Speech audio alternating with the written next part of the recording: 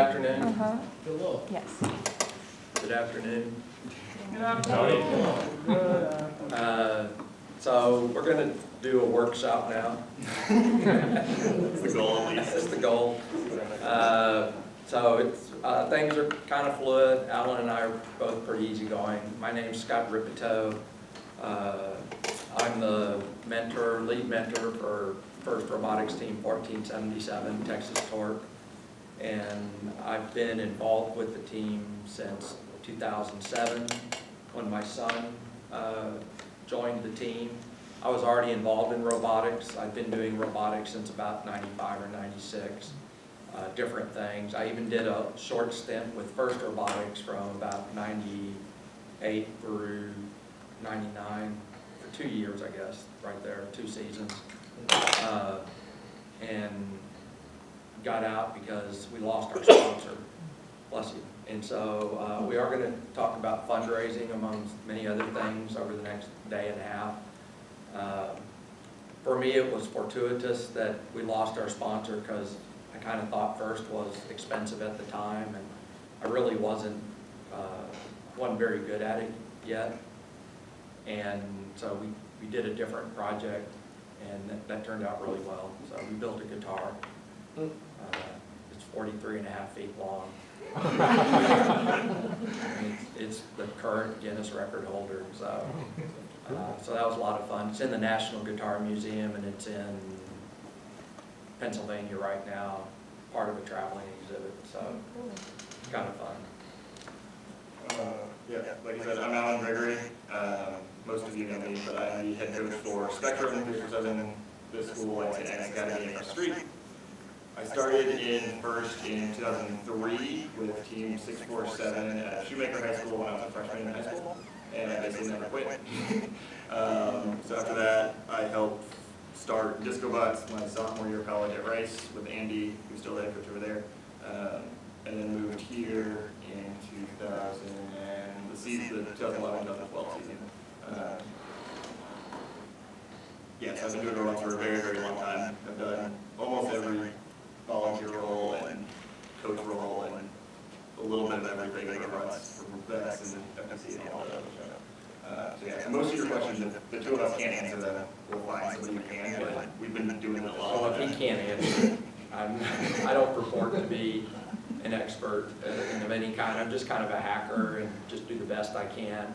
And one of the things I hope to do through this is kind of show you how it is that I figure out the things that I need to figure out. I even brought something that I kind of just recently got. I'm just learning how to use it and just kind of share with you some of the frustrations that I've had with it and what I'm doing with it with our programmer and stuff like that. So you have the name cards. That's for me because Alan remembers names and numbers and everything, and I don't. And so this is like association. I get to look back and go, oh yeah, I've seen this person a bunch of times, but now I've got a number associated with it. We also, about questions, and it's also for y'all to get to know each other too, the cards. So we also have questions, so if you've got questions, and I mean this is really, for me, it's kind of like a discussion format. So if you've got something to say or a question or what have you about what we're talking about, well, by all means, you should jump immediately in. But if it's something, like you just had a thought about, oh, I'd really like to know more about encoders, so then you could jot a note down, or you want to talk about UIL, because right now it's not on the agenda, but sometime when you're not looking, I'm going to add it. So that's kind of the idea with that. Does anybody need a pen or pencil, or has everybody got something they can jot? Okay. And then, yep. To extend on that just a little bit, especially if we're talking about something and if there's something that your team does or that please interject and help. Like there's no one way to do robots, so we're not like, this is the way we do it, this is the way you have to do it. Please add your ideas and stuff. A lot of you have been doing this for as long, or learn different things in different teams. So. And yeah. And then as far as breaks go there, I know Alan showed some of you already where the break room is, the snack room. If you, I mean, you just take care of your own needs. There's nothing in there formally scheduled other than eating. So if it turns out, you know, we finish something and we decide, oh, we need to take a 5 or 10 minute break, or you think we need to all take a restroom break or something, or just need to, you know, it's been 2 hours of electronics and you've had enough, just let us know and we'll take a break there. And then we kind of want to know, everybody to know who's in here, and for us to know who's in here. So we just want to go around and maybe kind of tell us, kind of like we just did, about ourselves, kind of what, who you are, what team you're associated with, maybe what your background is, how you got involved, what are you hoping to get out of this, that kind of thing. So I'll start right here with Brad. I'm with the Team 2335 Saturday Metropolitan team. My first year with them. Before that, I was on Team 967 out of City Isles, Iowa. I was in high school and kind of through college and all of that. So they're the, I don't know what they call themselves now. It's, well, the Linmar Lions is our name, but I think they've had a lot of different names. They keep changing. This is the one in Cedar Rapids. Yeah. Yeah. And you said 3335? Yeah, the one here. So cyborgs, right? Yep, cyborgs. And, so I thought someone from my team was going to be here. They may. He said he had to come in a little late. So yeah, we good year, but I've been doing it for a little while, kind of off and on. It seems to be good friends down there. My name is Chad Robertson. I'm with Panther Bots from Lufkin, Texas, team 2582. I've been helping with them since probably 2010 here and there.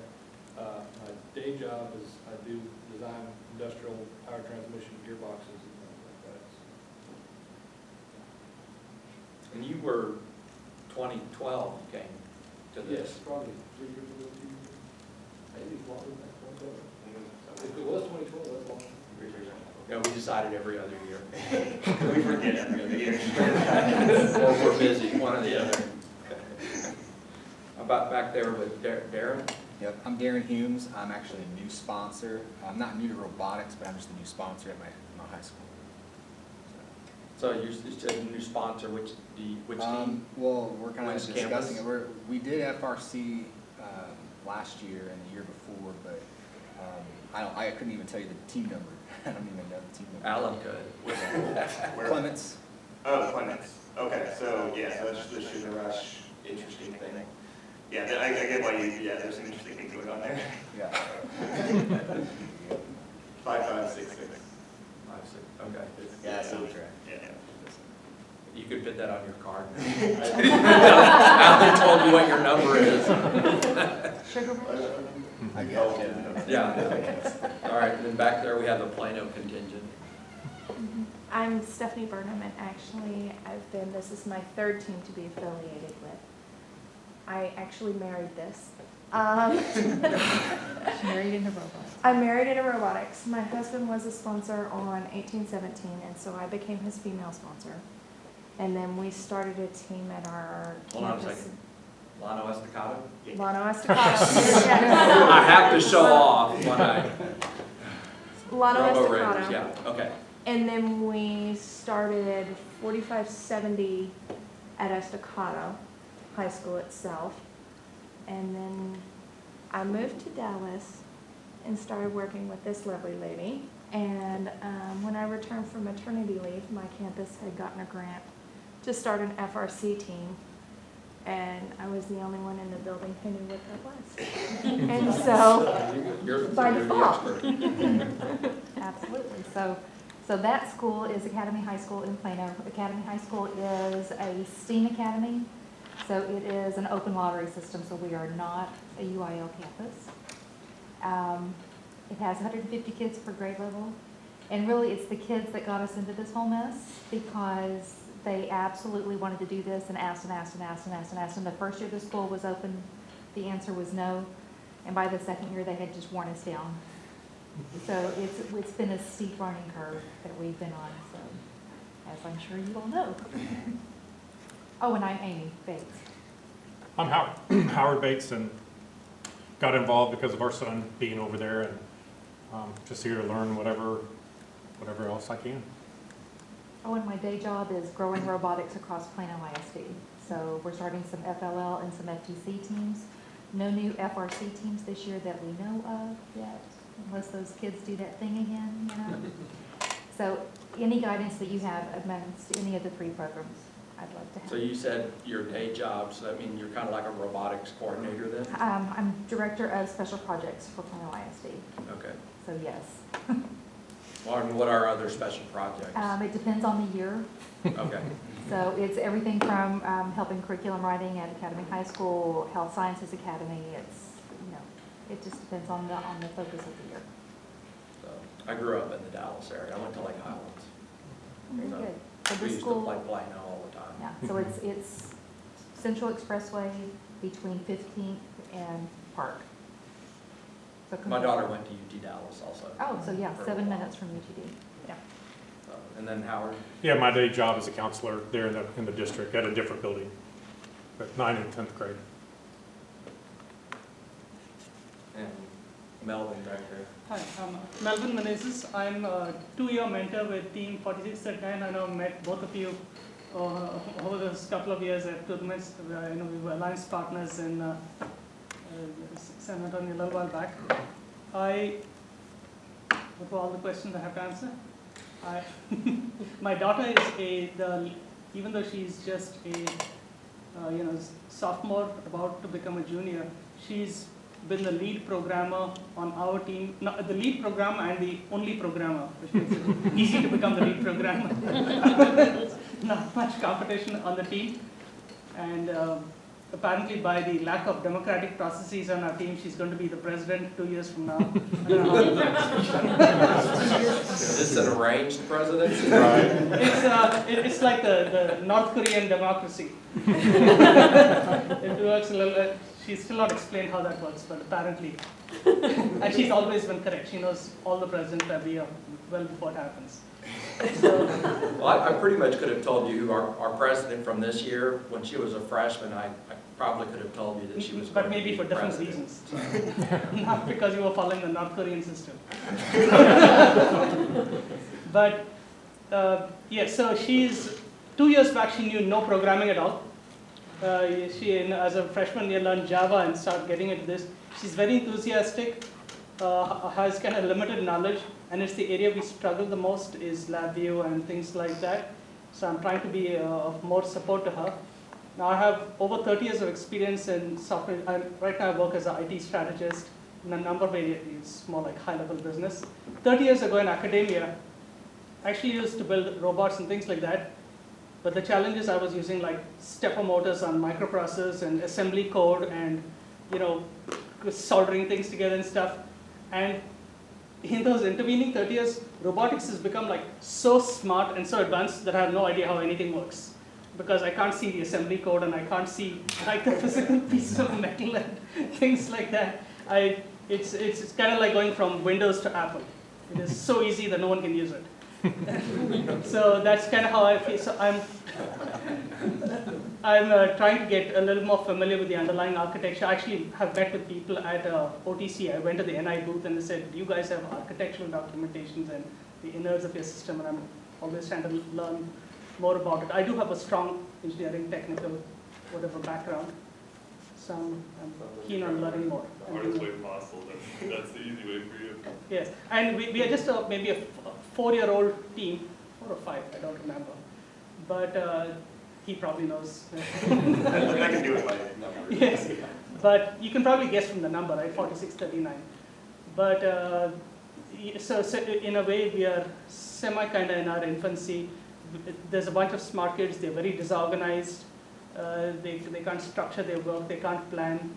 And it doesn't help to have only one programmer because she's trying to learn a lot of very advanced concepts in terms of testing. And so just yesterday I was trying to help them debug a problem. So I'm kind of keen on learning best practices and how you structure things to make them more efficient. How do you pass knowledge between people? Last year we had a really good programmer and he passed on 0 of his skill to the rest of the team. We can talk a little bit about how, because we have In fact, maybe I'll take this opportunity, well, yeah, I will take this opportunity to kind of show you what I meant about how fluid things can be or what have you, but we had that problem. And so what we did was we created a team wiki. And so right here is our team wiki. And this is kind of our, in a way, it's our collective knowledge of the team. And so there's things in here like when we get a new scout on the team, so scouting sub-team duties, there's a list of what the scout is responsible for. And when we were replacing our scout, the person who's currently the scout has moved into a different role. And so he had to write the job description, and then we took from his job description and added to this. So it's a living document. It keeps changing, which I think one of the things about wikis is that it's always evolving, but you got to spend a little bit of time keeping it up, and we do that with, we have like teams in here, so this hasn't been updated in a long time, but I'm sure, see, there's Spectrum. And so I can click on Spectrum, whoever wrote the Spectrum entry, and see what they thought of Spectrum at the time. And this is kind of risky, but I'm going to go ahead. Played against 38-47 in the finals of the 2013 Razorback Regional. We won the competition at Robot Remix. And great friends, and there's a great sense of mutual respect between the two teams. So this way, I mean, because we have new students come in, they don't know what our culture is. And we try to convey that information just by talking to them, but every year it's like we've got new students. Who's Spectrum? Well, I have to let them know because we have a great friendship with their team, and we have to remind people that we have that because it's they age out and they're forgetful. So let's continue with the people from Mickey Leland. Okay, I'm Don Pryor. I'm kind of unique because, well, back in 2000, you know this already, we won the national championship in FIRST Robotics. It was actually a team that was backed by NASA. The school was Foothill High School. We're out of California, Northern California. So although I was born in Baton Rouge, Louisiana, I'm a transplant in a way, as in I was on the West Coast for a very long time. I lived in Northern California where my wife went to Stanford. And at the time I was working at NASA, and also I was a school teacher. And we got lucky, I ran into some guys that were working at NASA at the time I was working on a solar car. And they said that, hey, look, we could use some of your expertise since you used to work for the government and national labs. It's okay. So I went as a mentor, not a coach, and we worked with a bunch of kids that had to basically take a robot, fill it up with balls, and do a pull-up and dump the balls. And it was kind of very simple compared to most designs, because most designs, once you saw the fancy wheels and all that, we had caster wheels in the front, and we had these big wheelchair, not wheelchair, but you ever seen like the scooters you see like in Walmart, those big rubber wheels? We had that for drive wheels. And, but yeah, in the end, our robot just wound up cleaning up locally, and then went off to the national championship and we won, because it could do everything. So after that, let's see, I stopped out for a while and did other robotics competitions. I went and did, I did a lot with Buena High School, because that was where my home was, which is also in California. But after working with Foothill for a while, I did volleyball for a while, and then after that I left and went to Washington State and started a couple of teams there. I got lucky and worked with a guy that I had competed against once before. The guy's name is Eric Stokely. I don't know if anyone sounds familiar. He's team 360. My team was 255. And so So yeah, he and I actually had competed once before, and he's out there too. He's with First. He actually has his own facility in Northwest now. It's pretty neat. But yeah, so he's with Bellarmine High School, and it was funny because we beat them, but then in the end, when I started the teams up in at Lincoln High School, which is team 22-22, that's all about the game. He got to mentor my team, which actually did pretty well. We almost beat them, which was pretty funny. But then, let's see, after 22-22, then I did another team, 26-60, which was the ping bots out of like Marysville Arts and Technology. That was a successful failure. I don't want to elaborate, but they were a really good team when I was there. We got some big money from them. Then from there, I went to where? Another school, oh, 25-17, which is, they had already started, we had competed against these guys back in 07, 08, I think it was. I think it was a competition where you had to pick the rings up and put them on the moving structures, kind of. But yeah, I went and mentored there and coached for a while too. This is my daughter went to school at Evergreen High School. It's in Vancouver, Washington. So I did that for a while. And then, along with that, I did a lot of FTC teams, and also Sea Perch. So, and I got lucky because I found a really great school with kids that are really serious. I was impressed. They pulled me out of Ollie Middle School, and yeah, we actually had a tournament and everything over there at LL, but still, it's just that this school is this new school. I'm at Mickey Leland, actually is middle school and high school. I'm working with this gentleman here who will tell you about himself. This guy's awesome, so I'm really looking forward to working with this guy, with your guidance, of course. And but I don't want to say too much, because I'll let you. Okay. Well, I don't have that much to say. My name is Paul Lafayette. This would be my third year at Mickey Leland College Prep. I started off just teaching middle school science, and then moved to computer science for high school, and I'm sort of still in that role. We did have another robotics teacher who was recently left, gone to another school. We had a first team. And by the way, Alan, what was our first team number? Do you know? Because I don't. But we don't want to use that number. Yeah. Well, yeah. I'm disappointed, you're supposed to know.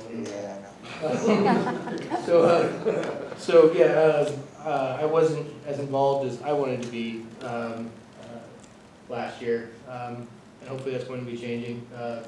We've got this great guy here that can bring a lot of knowledge as far as first goes. I've taught everything from 3rd grade to 10th in robotics. I started my first robotics club when I was 19 as a teacher's aide with 3rd, 4th, and 5th graders. So I've done Lego. I've taught Raspberry Pi and Arduino last year. I've kind of done the spectrum, but haven't really done that much with first. So it's certainly a new learning experience for me. So there you go. Mark Smith. I'm with Kleinbots 3735. We're a team that represents all of Klein ISD, which is, what is that, northeastern? Whatever, we're just south. Northwest. Northwest. We're just south of the Woodlands, so we're close to 1477. We've been around about 6 years. I've been with the team 4 years. I got involved. I work at Energy, and we've become very involved with First. We sponsor First Chance, and our CEO is on board.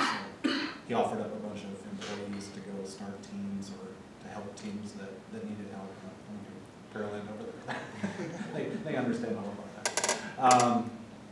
So I've been with the team 4 years, and I'm trying to learn how to get to that next step. We're just getting to a point where our robots can somewhat compete, but it's the other stuff. It's chairman's and being a sustainable organization that I think is our next step, because it's difficult without a lot of mentors and a lot of parent involvement. And there's struggles there. So that's the area I'm interested in. I'm Tracy Weisling. I'm just the parent of a Spectrum member, and I just want to know the foreign language that he speaks. And now you're a mentor. Well, not quite. I do want to help out with the World Festival next year in some capacity. I mean, not on a huge that I need to know what I would be doing, so. He's involved in that well. Yeah, he was on the FLL team too, so I'm a little bit familiar, but not quite. All right, and we had a couple of people join us from, I think, both from Team Paradox. Introduce yourselves and. Hi, my name is Daniel Lee, and I was a member of Paradox. So I'm Xiaoqing Yuan. I'm parents mentor. The year before the last year I couldn't get much involved, so the next year I want to get more involved in there. And I'm also a faculty at the University of Houston. And since our program have this kind of scholarship opportunity, I really want to share this with you so that you can share with your students so that they know. It's like we're here. We want to get more students getting into the STEM field and robotics. From my perspective, it's more engineering and technology instead of just a biologist or physicist kind of thing. So yeah, well. I'm pretty excited because we get a few students that come to the team and they're in the biology area when they first start, and by the time they get out, they've decided to be mechanical engineering or go into like biomedical. Bioengineering, biomedical, yeah. Yeah, exactly. So, shall we go to the first topic there? Yeah, does anyone have any, speaking about introductions or brief stuff about the whole, what we're gonna be doing, workshop, things before we move on? Okay, so we kind of put this in a sequence that made sense to us. So I was sitting here and I was trying to figure out, okay, starting a first robotics team, I kind of need to know this because in my neighborhood, there's 3 teams starting. So Caney Creek High School is part of Conroe ISD, and they're going to have an FRC team this upcoming year, and then Magnolia High School and Magnolia West High School are each going to have teams. And so there's going to be 3 teams within like 20-minute driving distance of our team. So I've already been meeting with them some to talk about some things, and so I'm going to share a few of those things with you. But it's kind of like, okay, what if you were just starting? So what should you know? And so I Googled starting the first robotics team. Because this is how I do most things. And so I went here and I found, oh look, there's all this good stuff. And so it turns out a lot of these things, this is exactly what I've been telling them what they need to do. So I didn't have to create any new documentation because somebody's already done it. And so one of the things that we've been talking about all this stuff. So my question is, do we need to talk more about that stuff? Because for the most part, everybody here has team experience except one person. So is that something, do we need to talk about, like, showed up on all, finding support resources. So if you kind of look down, let's look at item 1, and we can check it off and say that we did it if no one has any questions. So how to start a team, contacting local support, FRC team, email blast, and FRC blog, so supporting resources. I'll say something about FRC, but yeah. So I'm curious how this works in Houston in general, in terms of like sponsorship and local support. Do you all have any kind of a unified understanding about which companies sponsor which teams? Well, in general, like, I'll give you an example. Subsea 7 is one of our sponsors. They approached me about doing scholarships on our team. And so we have 5 $1,000 scholarships, and they sponsor them. They're Beam 7 awards. So Team 624, Subsea 7's in Katy. Team 624 is in Katy. It's on the west side of town. They contacted Larry Gross, he's one of their mentors, contacted Subsea 7, started talking to their director of engineering, and at some point, finally, the director said, oh yes, I know all about FIRST Robotics. My son's on Team 1477. Now you know how we got this, scholarship. And,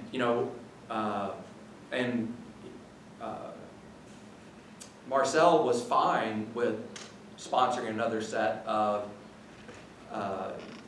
scholarships for Team 624, which they do. And so now it's 5,000 for us and 5,000 for 624. But Larry Gross, I mean, the moment, like, he probably did it the moment he got off the phone, is he called me to tell me, you know, Scott, I didn't mean to do this, you know. So it was just kind of, you know, that out of courtesy that he didn't want to be taking from my sponsor.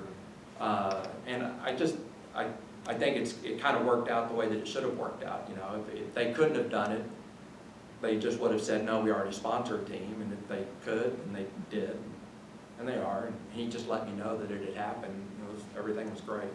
So that's another thing. I think in general, the teams in Houston are real, kind of very friendly with each other. So. Houston's big enough to where most of the time you're not pulling from the same groups. A lot of times they're pulling from smaller places anyway. It's not like NRG is the only sponsor. If they are, they have big enough programs where they're sponsoring multiple teams. And like other big companies can do that too. The smaller ones, a lot of them are in your area or you know somebody. Most sponsorships on teams are somehow family connections or friends or something like that. A lot of times anyway. We did have that happen with one of our sheet metal sponsors. We have a company in Tomball called Crowcore, and was it, oh, y'all? Okay, I couldn't remember if it was y'all or Jersey Voltage. Anyway, approached them about doing some sheet metal work, and so they're doing sheet metal for both of us. We have a second sheet metal sponsor, and so we use Crowcore for certain items, and then if it's got to be powder coated, we use the other one. And so Crow does a lot of our practice robot stuff, and NEMA Enclosures does the other. But again, he talked to me, you know, he let me know that they've been contacted by another team. They didn't have any problem, you know, doing the additional work and stuff. So but we're, like I said, we have a second sheet metal sponsor. I wouldn't get angry anyway, because I'm just glad people are out there. And there's other sheet metal places, so. Yeah, well, and the Houston team especially, we had our sponsor, who's been great for the last 3 years, does our sheet metal stuff, their laser went down in the middle of the when we needed stuff. And I was on the phone, so I had to go back and place that up, we probably do it for us. But then, within a couple of days, other teams were like, hey, our sponsor has time, they can do stuff. Like, people in Dallas, I'm going to send them a chassis, like teams are pretty cool. So, like, they're pretty nice about it. If something falls through or something like that. What kind of, not kickback, but what kind of payback do the companies get besides goodwill from helping the teams? Because I know that this is a very expensive thing, and one of the initiatives is to try to get this into more public schools. So we have different levels of sponsorship. Funny story, one of our... Your team or? Our team has different levels of sponsorship. So you can be sponsor, bronze, silver, gold, or platinum. Well, one of the kids thought that was like, you know, like there were different levels of team membership. So he was like, I said, yes, I'm black. We don't even list that one. You know, it's like, you have to ask. But we have those different levels, and so for all those levels, there's different things that the teams get. So sponsor level, they get a T-shirt. Bronze level, they get a T-shirt, and they get a letter and something. And so all the way up to where we're doing platinum, and they, we go out and we do a demonstration for the place. And then when we were doing a summer camp, and the school wasn't running it, because now the school runs it, but when the school wasn't running it, we would let the companies sign their kids up at a discount as part of the fact that they did a sponsorship. Now the school district runs the camps. They charge less than we did in the first place, and they wouldn't do that discount part. But anyway, that's what we do. So we kind of formalized all that, and we have a brochure that lists all that stuff. So the kids, when we do fundraising, the kids, this fall, there'll be a meeting where every kid's going to get at least 5 of those brochures, and then they have access to our sponsor letter, and so they can go to companies and seek sponsorship. That's how we've grown our sponsorship, is through doing that. But it's just listed it. It depends on the company too, so we've had, so some companies they'll sponsor and they will do internships and they get good kids for doing that kind of thing. We do tours with them, or demos with them, they get their names on the robots and t-shirts and website and all that kind of stuff too. A couple of years ago when we did the remix, which is our off-season event, Baker Hughes was the sponsor for the remix. That's kind of how I got them to up their amount, because we needed so much, we needed a certain amount of money. And so they came in for that amount. Now they keep doing that amount. They don't do it just for the remix, they just give us more money now, so I'm happy with that. And we're gonna talk about fundraising, how that all happened later. The other thing up there about support resources, when I saw FRC blog, there is kind of an FRC forums thing of some sort. I don't know anybody that really uses it. We all use Chief Delphi, so that's where we discuss things. I had a question when you're done with this subject. Okay. But it's related to this. I have three questions actually. The first one is, because I've been out of this game for a while, what are the entry fees for getting your team registered and with first an FRC team? What is it going to rate this year? So a rookie team is $6,500, and then a veteran team is $5,000. Yes. So it hasn't gotten more expensive, but it hasn't gotten less either. Right. So it's still $5,000 for a veteran team. It has been since as far as I remember. So with inflation, it's gotten cheaper. Now that 6,500, assuming we went down the road for more than a rookie team. Well, and so there's a very clear definition. So like one of the first things you guys should do is email first, tell them your situation, and they'll tell you whether you meet the definition of rookie. And because you're at the same school, you probably don't. No, we're not technically at the same school. We're moving. I got this. Email them everything because it's very important. Like, it's very important that you get it right. Yeah, you're right. Okay, so my other question is, does the 6,500 does include the basic kit? Yeah, it includes the kit of parts, Which has more stuff in it than the veteran teams get. Right, so you'll get your basic control system and everything and all that. That's what the extra 1,500 is for, is basically you get the Robo-Rio and some other things like that. But the kit of parts includes all the digital kit of parts, so all the sponsorships for software, the vouchers now. There's a lot of like things where you can go on and put in your coupon code and you get $50 and so it's a site or whatever. So like DigiKey and some other ones do that. Yeah. Yeah, I had that in And the they're parts. all, once you log into Tim's, unless they've changed, how badly have they changed So the it's not format of Tim's anymore. Yeah. So you log into the First Inspires website, and I honestly don't know where they are because they're not there yet. So Yeah, They are. I tried to get on. the codes and stuff. Oh, once- no, No, you can log in, but I don't know where they're going to put any of that stuff. Right. It Yeah. used to just be on the sidebar. But yeah. They've changed what the format looked like, but used to, when you logged into Tim's, all of your codes were on that side. Yeah. But I don't know what they're going to do this year. It seems The right to be side. working-ish as far as I can tell so far. But Yeah, they just sent out, they say email blast, so, first send out email blast periodically, and so the one that just came out said that, I don't even know if they call it Tim's still. Yeah, pre-registration at. But anyway, so I went in and I updated our information. It was interesting because some of the stuff in there, like, we had about 13 sponsors listed last year. There's only 5 listed. So I had to go back in and add a bunch of them. So I don't know, that was kind of weird. But, so anyway, the email blast. Okay, so enlist coaches and mentors. So the new teams that were starting, that was the biggest thing that I was recommending to them, was about trying to get more help. Because they were, like at Caney Creek High School, it's a single teacher right now. And I know how hard that is for someone who has experience and a lot of students that know what they're doing, to come in there and try to do it without a bunch of help. So I just told her, you contact the companies around you and stuff, and that we're a resource. And so that's what I think we heard that conversation happening over here a moment ago, that Alan's willing to help people. I'm not. No, I love to help people too. I just know that my plate's going to be. I'm hoping my plate is full this fall and in January, because last year A&M Consolidated started the team, and I tried really. I told them, contact me. I want to help you and all this stuff. It's like I never heard from them. Yeah, any young team, please accept help. Like, the biggest thing I think people miss out on how FRC works is how much help happens between the teams that you think are the top teams. Like, we're messaging each other and talking to people constantly, so do the same.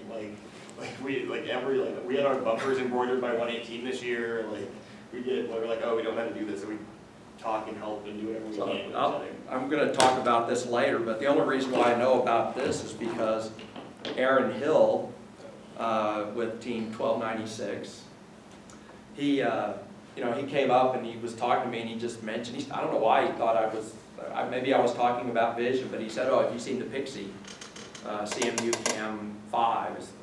It's an old camera that First used to do, and it's like Rev 5 of it. And he started talking to me about what it would do and everything, and I went, wow, that sounds really cool. And so I bought one, and I've been playing with it, and I gave it to my programmer. He's been playing with it a little bit, and the only reason why I know about it is because I was just kind of almost like casual conversation. But largely, most of the people who do robots like talking about robots, so Facebook message, whatever works, ask for help. Did you guys use that camera system like back in 2013 at shooting with the frisbees? Yeah, there was an original version of it. I think they gave it to us all the way back in 05. Was the first time I played. Well, this camera's been part of the kit. Yeah, Or original. like in 97, 98, I remember this CMU cam being in there. What did they look at? All right. Yeah, it was, In 97? yeah, Okay. because I had the little, I think so. Yeah, I'm almost. Well, you know what? Okay, I'm almost I'm certain it came wrong. out in 5. I know. Yeah. It was before This 5. guy, so, those kits blended together at some point, so that's probably what I happened. think in 05 when they gave us, they didn't have autonomous mode before 3. Yes, I know you would use the camera 4. Yes, that's right. Because that's how I know about it. It was autonomous. Yes, that's right. I'm wrong. I'm okay with that. I just don't admit that in front of the students. I do. All the time. Okay, so you already asked about registration, pricing, structure, grants.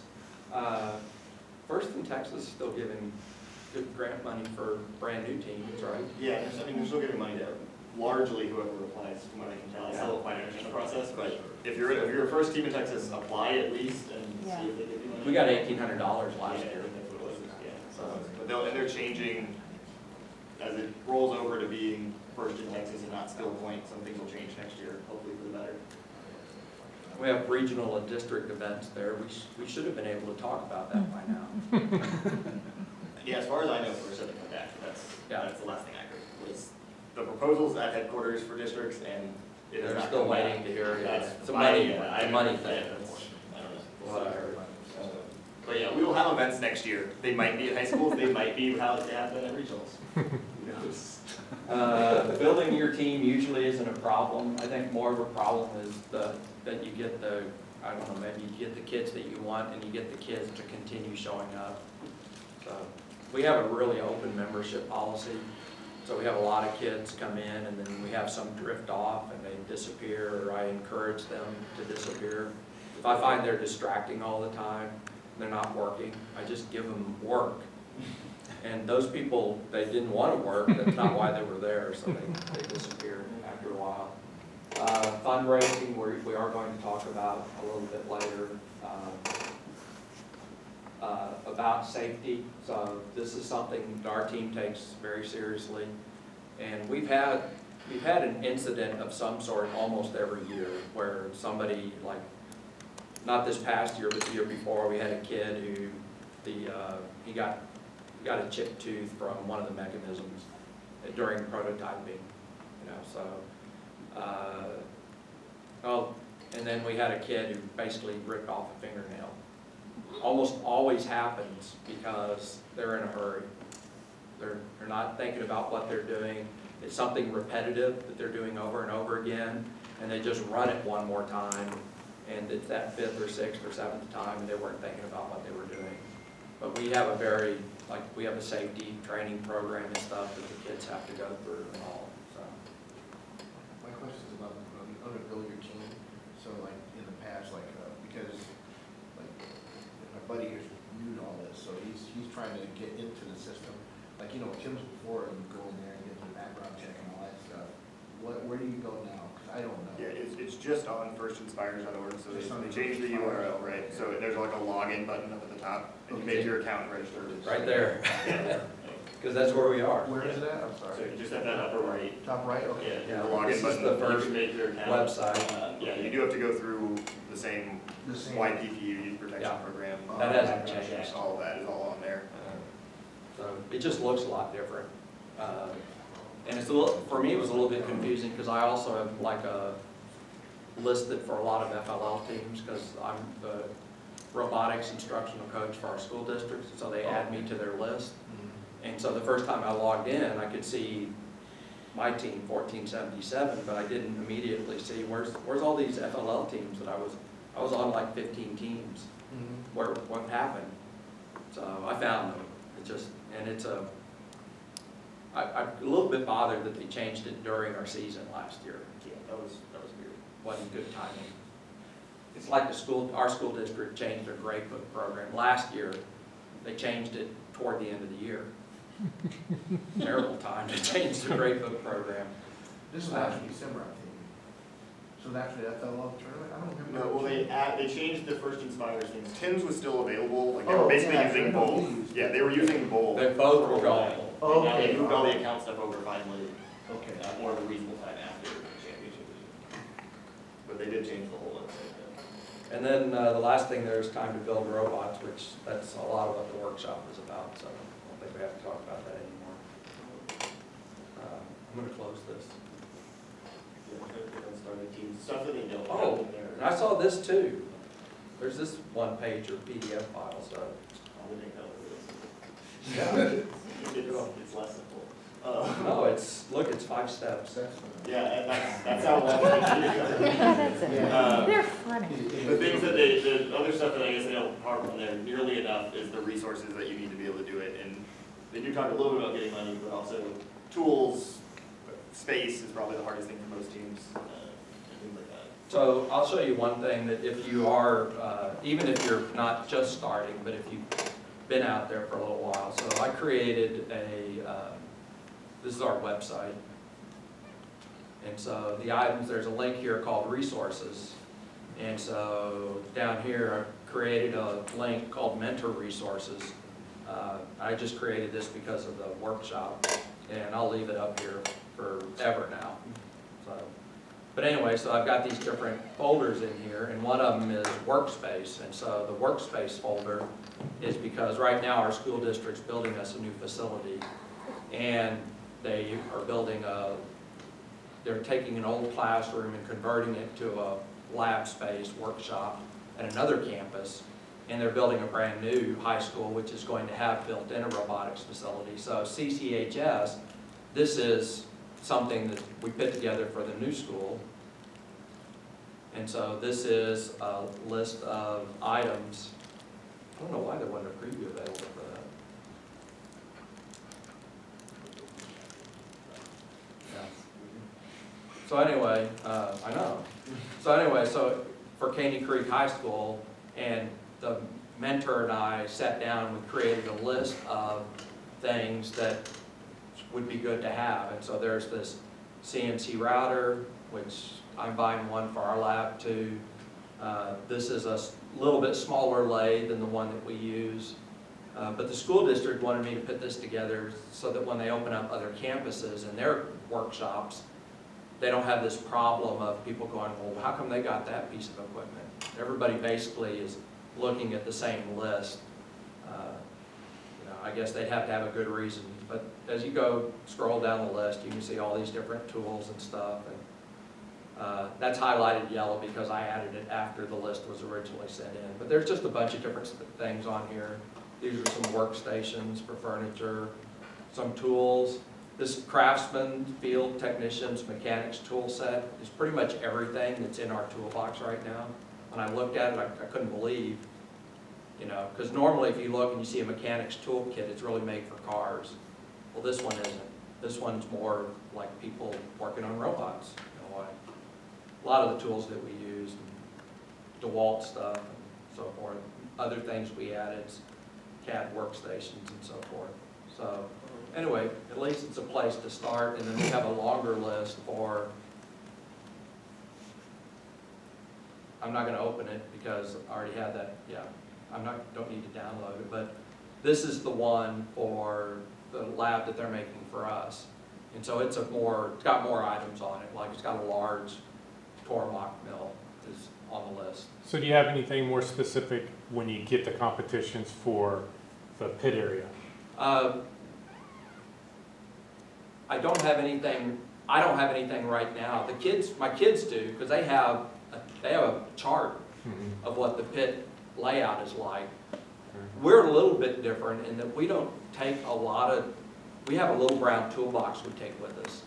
And then we have a big workbench which has a lot of our parts and stock material in it, but we don't take a lot of, like, there are teams that they'll bring band saws and sanders and drill presses and stuff like that. And we try to just do repairs, and we're not really making brand new parts. At least that's what we've been doing. Yeah, so we're one of the teams that normally has the bandsaw and stuff, and a lot of that is because we use it sometimes, but we loan it out to more people than anything else. So we take the effort, and it's a burden, but it helps so many other teams that it depends on event to event. Like we normally don't have it at champs because it's less needed, but if we know there's an event with a ton of rookie teams that we're going to be making them stuff, then we'll make sure to have it. And also, while we're doing this, if there's some resource, so if it's from these links or whatever, he's going to show that. But if there's something that I pull up, write it down, because I'll forget to add it to whatever we're going to give you all. Because just like he said, he has one for his lab. If I can figure out. I can't. So this is basically the same thing, except a year older. So when we built, this building got built and was complete October of last year. 2014. Yeah, I should have asked him for that. Yeah. So I was in there coveting some of this equipment. So this is literally everything. Some of it we didn't buy, so like the green stuff I think we did buy. Other things I think we didn't, or we changed, or some stuff, I don't really know. But yeah, that was mostly everything that we had. And I mean, this goes into all the small stuff too. So this is literally, what do you get here? Like scribers and scales, and the router parts and bits, lathe parts, like everything you need to completely outfit it. So like tooling, everything's on this. This was basically my life for like a summer. Yeah, so this has a lot of stuff in it, and there's probably more than that. In terms of pit stuff, yeah, we always make a packing list for every event based on what we know we need, because it changes based on what we know we're gonna have to do with the robot. If we know we're gonna go in and make big changes, so like last year, in 2015 at Arkansas, we completely redid our robot. Like literally it was gone, and then we built it again. Well, we moved a different one. So that one required a lot of stuff to get brought in very specific orders of like what got brought in first, because we knew we had to get started that quickly. We do kind of the same thing where we have little Sterilite containers, and so those get made over the course of the build season. So like we know, okay, we've got this shooter on the robot, so all the parts for that shooter go in that Sterilite. We have brakes. We had brakes on the robot that didn't get used after the first regional, but there was a Sterilite container that had the replacement cylinders in case a shaft got bent or something like that. And then they just get labeled on the end and had the same thing. Electronics does the same thing, and programming just has a large code. So, but each sub-team is responsible for making sure they have all their supplies. We have a new position on the team this year. It's kind of an old position that's just been formalized a little bit, but we call it the shop manager.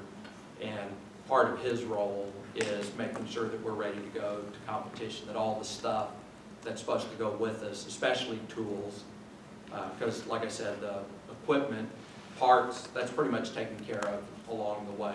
We know we need these, so we create the Sterilite. At the end of the season, we empty most of them into one container and label that, 2016 robot, because we keep spare parts, not necessarily like the cylinders and stuff, because we just restock those. But sheet metal and maybe specialized parts that we had to make, so. What'd you call that position you said? Shop master. Shop manager? Shop manager. Yeah, I'm going to show you our team organization a little bit later, Okay. and that's pretty sure that if that's not shared, it will be, so. And the other place, when we're talking about tools and just starting teams in general, so I can't find this year's, there's a 15 written somewhere. But basically every year right before the mock kickoff event I put on in Houston, where we have sort of like this, where we bring in a day and we just have the students from different teams and we run through an old game, kind of brainstorming and everything. But I also give this to new teams, and it's basically just the guide that Spectrum, myself and students wrote about what you should do as a new team. So it runs through a little bit of everything, inventory, kit parts, all that. But the reason I bring it up now is it has our kind of old now, probably needs to be updated, pit design guide, which literally goes through our pit, like what's in it on every single shelf. Bring a printer. I don't like people that have printers. It's so easy. I literally, we forgot our power cord to the one at Champs, and I just like had a parent go buy one because I wasn't going to go through a whole event without a printer. But this is a full tool list as well, so like kind of broken down to what you absolutely have to have, and then things that are kind of helpful and then optional. I've started redoing this summer. I haven't finished it. I need to finish it. It changed a little bit of like prices and where you can get stuff. But that's on Chief, and there should be a 1561, but I haven't uploaded it. Anything else before we go to drivetrain? Yes? On the part list, I find that we need lots of the same tools, so wrenches. Do you have a resource to buy single wrenches without having to buy a set? I can't find that. Okay, so there's two ways to do it. One is eBay, which if you do it at the right time is very useful. So at one point I found somebody who was selling just tons of 3/8 ratcheting wrenches for like $3 each, and I was like, this is the best day ever. I think I'm up. The other way, and my dad does this better than I do, so I just tell him to do it every once in a while, is he just goes to pawn shops. And they'll sell you whatever they have, because they just get people who bring in whole like tool sets and sell it to them, because they're trying to get, they need the cash. So then they'll sell you whatever you want. So you just go through and you take every 7/16, and they're like, hey, this is for a school, and they'll give you $10 for as many as you can grab, basically, or whatever. Pawn shops are really a cheap way to do it. Like I've had him do it because he lives out in Fort Hood, which really, I guess when you have a bunch of young military guys, they sell a lot of stuff at pawn shops. So they're really well-stocked pawn shops out there. Road trip. Yeah, eBay works. Then if you want to get, there's other places, like if you have to do it through like big sources, they're more expensive, but Master and Zorro and other places will do it. They're just $5 or $6 a range. Yeah, we do it for McMaster. And we standardized our fasteners so that, we use, in fact, all our fasteners are, not fasteners, but the tools are color coded. So we say we need a black, we need a blue, we need a red, we need a yellow polka dot. There is one. Do you use heat shrink or tape? We just put electrical tape on them. Electrical tape or not gaffer's tape, just regular duct tape. Because it stays on there for a while. Well, we used duct tape, and then like 2 years after we tried it, all the tools just got really gross, and the duct tape melted into it. So I banned duct tape from the tools. So anyway, they're color coded for that, just for that reason. But heat shrink would be a good way to do it, especially on the Allen keys. That's what we tried to do, and then it's kept slipping off still. So now I have the new system that I'm going to force all the kids to do at some point. We're going to sit down, and we're going to take heat shrink, and then we have to put glue under the heat shrink to glue it to the Allen wrench. He did it all last year, and then they kept pulling. I had a veteran kid yesterday. We're meeting during the summer, 2 days a week. And so we had a meeting yesterday, and we were building a versaplanetary gearbox. And the kid went to go get a wrench for one of the fasteners, and he grabbed this one, and it didn't fit. And I said, why did you grab this one? He goes, well, it looked like it was about right. He's a veteran on the team, so he should have known. It's either got to be a black, a blue, or a red. And so, I don't know. I don't understand.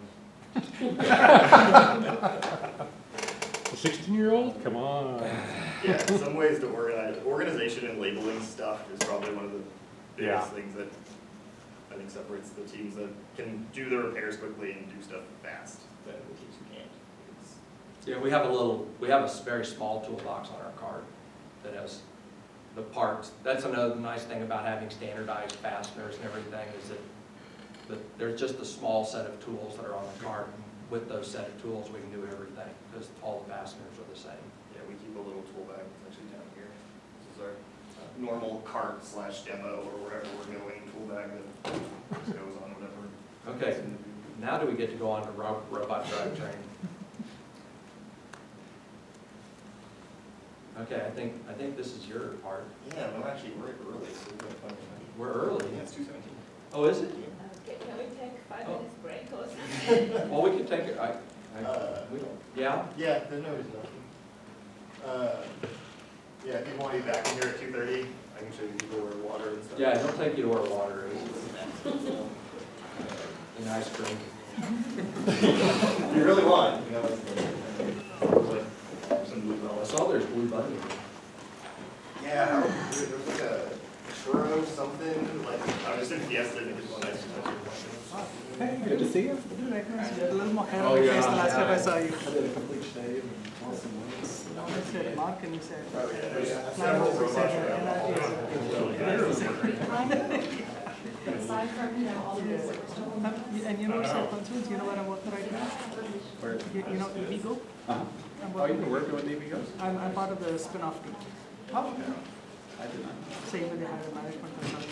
It's spin-off. pretty similar. Okay. No, I didn't. Ours is just a sterile. Are you working with, Jeff. on the IT side, Jeff? Yes. Jeff knows me really well. Oh, there you go. Yeah, Yes. Noe Castro. You know, You have to do it You're certain mostly times working during on the build IT season, side or but what? I know Until, the business But we side can't, too, that that's is- Glenn Stansel. until we had a kid who just, he finally labeled all the drawers. yeah, we have. Mike. Well, that was a big thing for us. We gotta put it back. We emphasized that, when it's time to clean up, don't just throw things in a drawer. Exactly, yeah. Because that's what they were doing. Said if you don't know where it A lot goes, of the people you that have to started ask this so that, we were smart. said it, because what happens Started is, looking at it. we're looking for something later, we can't find it. You're saving a few seconds right now, but you're costing us, it could be 30 minutes or an hour as we try to find some They lost tool like one of the architects. that, we times. put away. We had the same thing happening with So Jeff is kind of. parts that Jeff could order. We were ordering parts that were Yes, coming he's staying with in, NRG. and So kind of for 1 year. somebody he's with EVgo. would just It's unpack 1 it year, but and they have put the it away option somewhere to in the stay. cabinet. In fact, I'm puzzled that they didn't Inventory check and it. We didn't know where it was. Like, no one They understands. didn't know how much where they it use needed to money. go, and so we just, I started where anything that's coming in for the No, no, robot but- stays oh, on. We've got like Yeah, so I four don't know, tables in the middle of that's the true, I room. don't know. Oh, okay. It's all those parts stay TSA there. thing was driven Okay, more by. that's fine. They're VC for the firm, robot. more by There's NRG. no reason for them to be put away. We ordered them special to be able to make Stencils. to the robot together, so. Stencil's So not. during build it's season, TSA, you have one area. No, he's part of EVgo. Yes, Yeah. it's TSA. Anything that comes in that's for the robot That's stays good. there. I like that. He's actually Yeah, not completely happy right now. Like I I said, think, they were from getting- what I can tell, because- Yeah. It was so frustrating because we had to order stuff a second And time also, I think because he had a we lot couldn't more find it. independence and creative control. And then just like And on always Tuesday, like this clean big it up, boss it's out like there, someone like, said, Yeah, you got the new. Yeah. Yeah, and the VC firm, a VC firm always comes in with like a picture. The other thing that helped This is when very we got good. organized And you was, just like fit into our picture. As and one of opposed the to kids having talked to about it create just a few independence days of ago, like- he was talking about, you know, So- you really need to inventory all the stuff that we have. Silicon Valley. Yes. You know, like all the fasteners, all Yeah, this they're stuff. all I different. said, you know, Yeah, it's a little bit different than that. everything that we have is in, like, we have a So, red what's your container, location? these red, like plug boxes. We open them. I'm down. And there's places for everything, they're all labeled. So when you look in there, you can tell whether the inventory is low. Right. There's no reason for us to count how many fasteners. No, exactly. So, because the problem is, once you start doing an inventory system, you have to keep it up, otherwise it doesn't do you any good. Every time. you So take somebody's something- gotta have, so now you just like, you look in there and you go, oh, look, we're missing, we don't have any 1032 half-inch fasteners, or we're down to 10, we need to order some more. So, it just requires the students to, we have a purchasing list that they go to, and so we try to make it easy for them to kind of record that we need those things. If nothing else, they could always just send me an email that says, we need some more of these, and then I can add it. but several of them have access to the purchasing list, and so they can put on there that we need it. They can't order it, but they can put it on there that we need Yeah. it.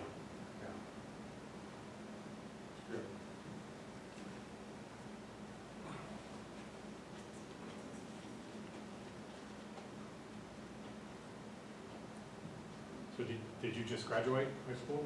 I'm still technically in high school. Oh, okay. Yeah. I'm moving to a different area. I'm going to Dallas, that's why I was. Oh, Can't gotcha. really Yeah, yeah. okay. We're at Dallas. Denton. Okay. I'm going to Oh, Tams. Tams, yeah. We got a couple kids going there. Yeah, one of ours, you'll probably meet her, Lamb, is her name or something? Oh, I don't know.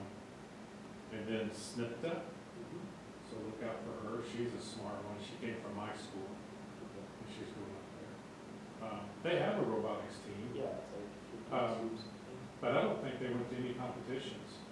I don't think they did the Dallas Regional last year. I know that they did the 2014. I don't Yeah, think they did anything. in no, 2015. yeah, it was kind of odd. I don't know what happened to them, but. Oh, cool, yeah, that's a fun thing. So what's your long-term, goal? What's your, ideal career and stuff? My parents want me to be engineering. I don't know. Probably engineering. Yeah. Well, yeah, that's a good head start up there, man. That'll be fun.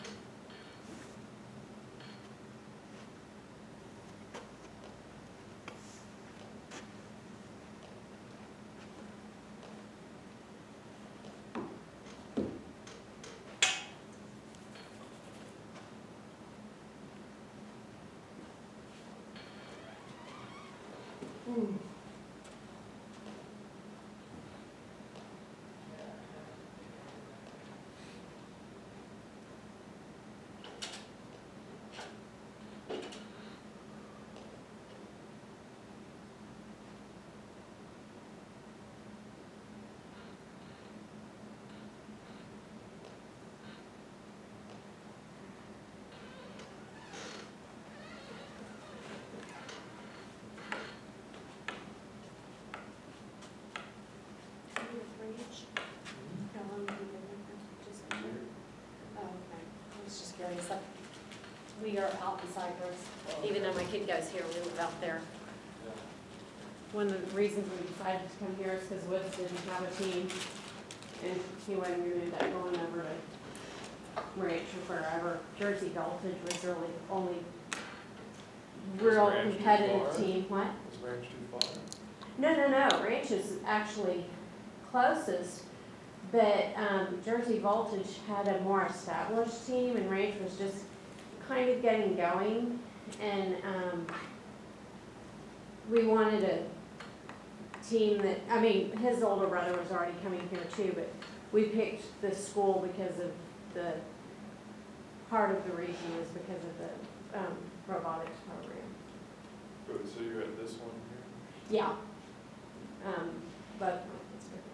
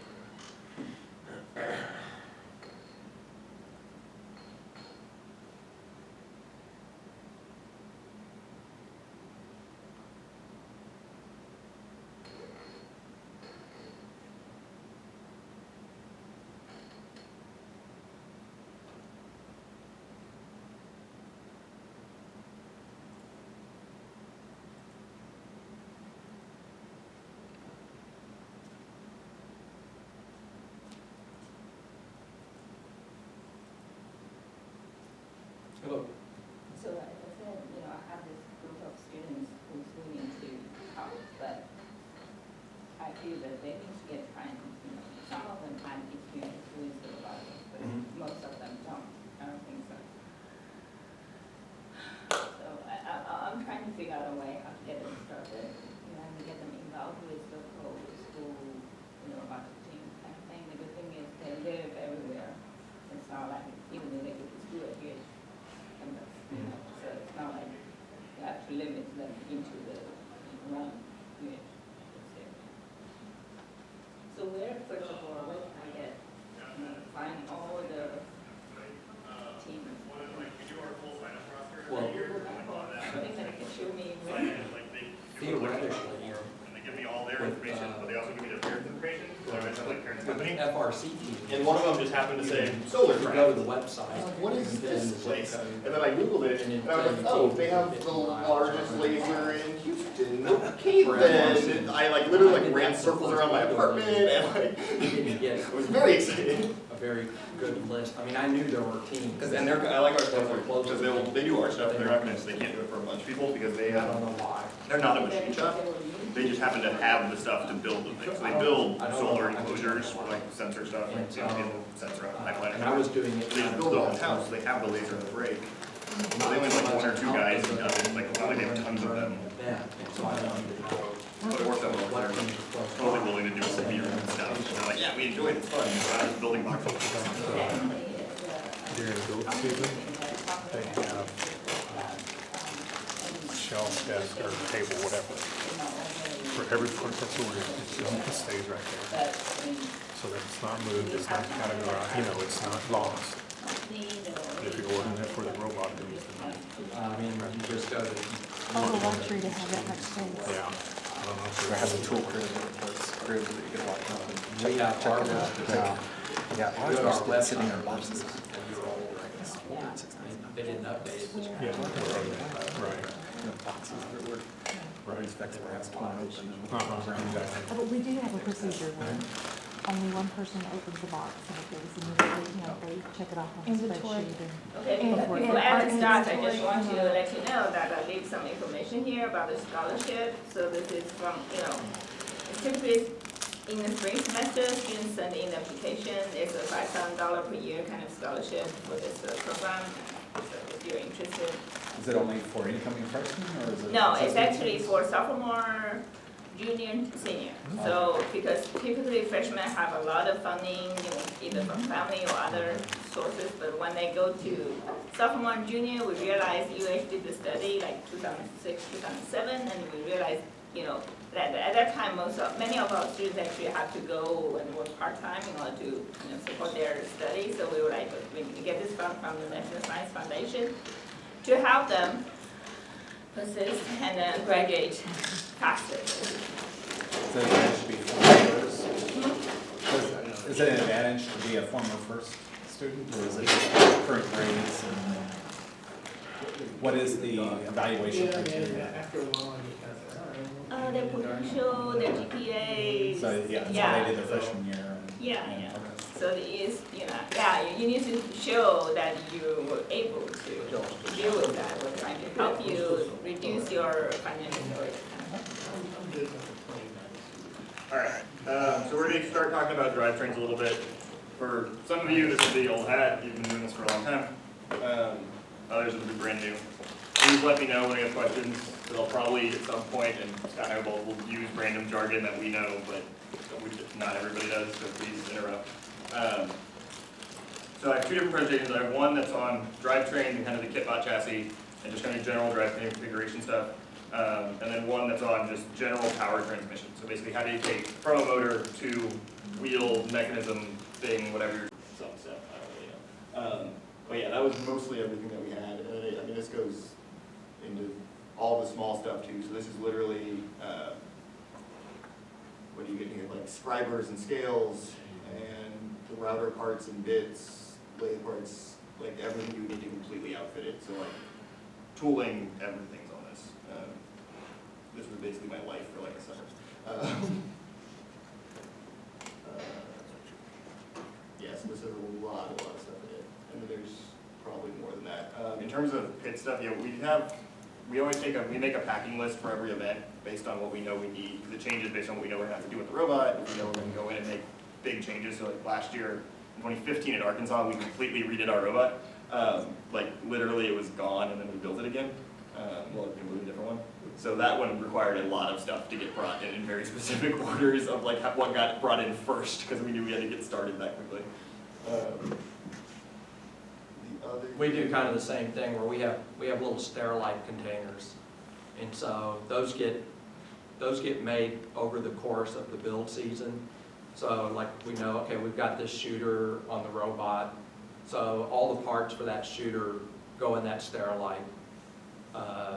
We have brakes. We had brakes on the robot that didn't get used after the first regional, but there was a Sterilite container that had the replacement cylinders in case a shaft got bent or something like that.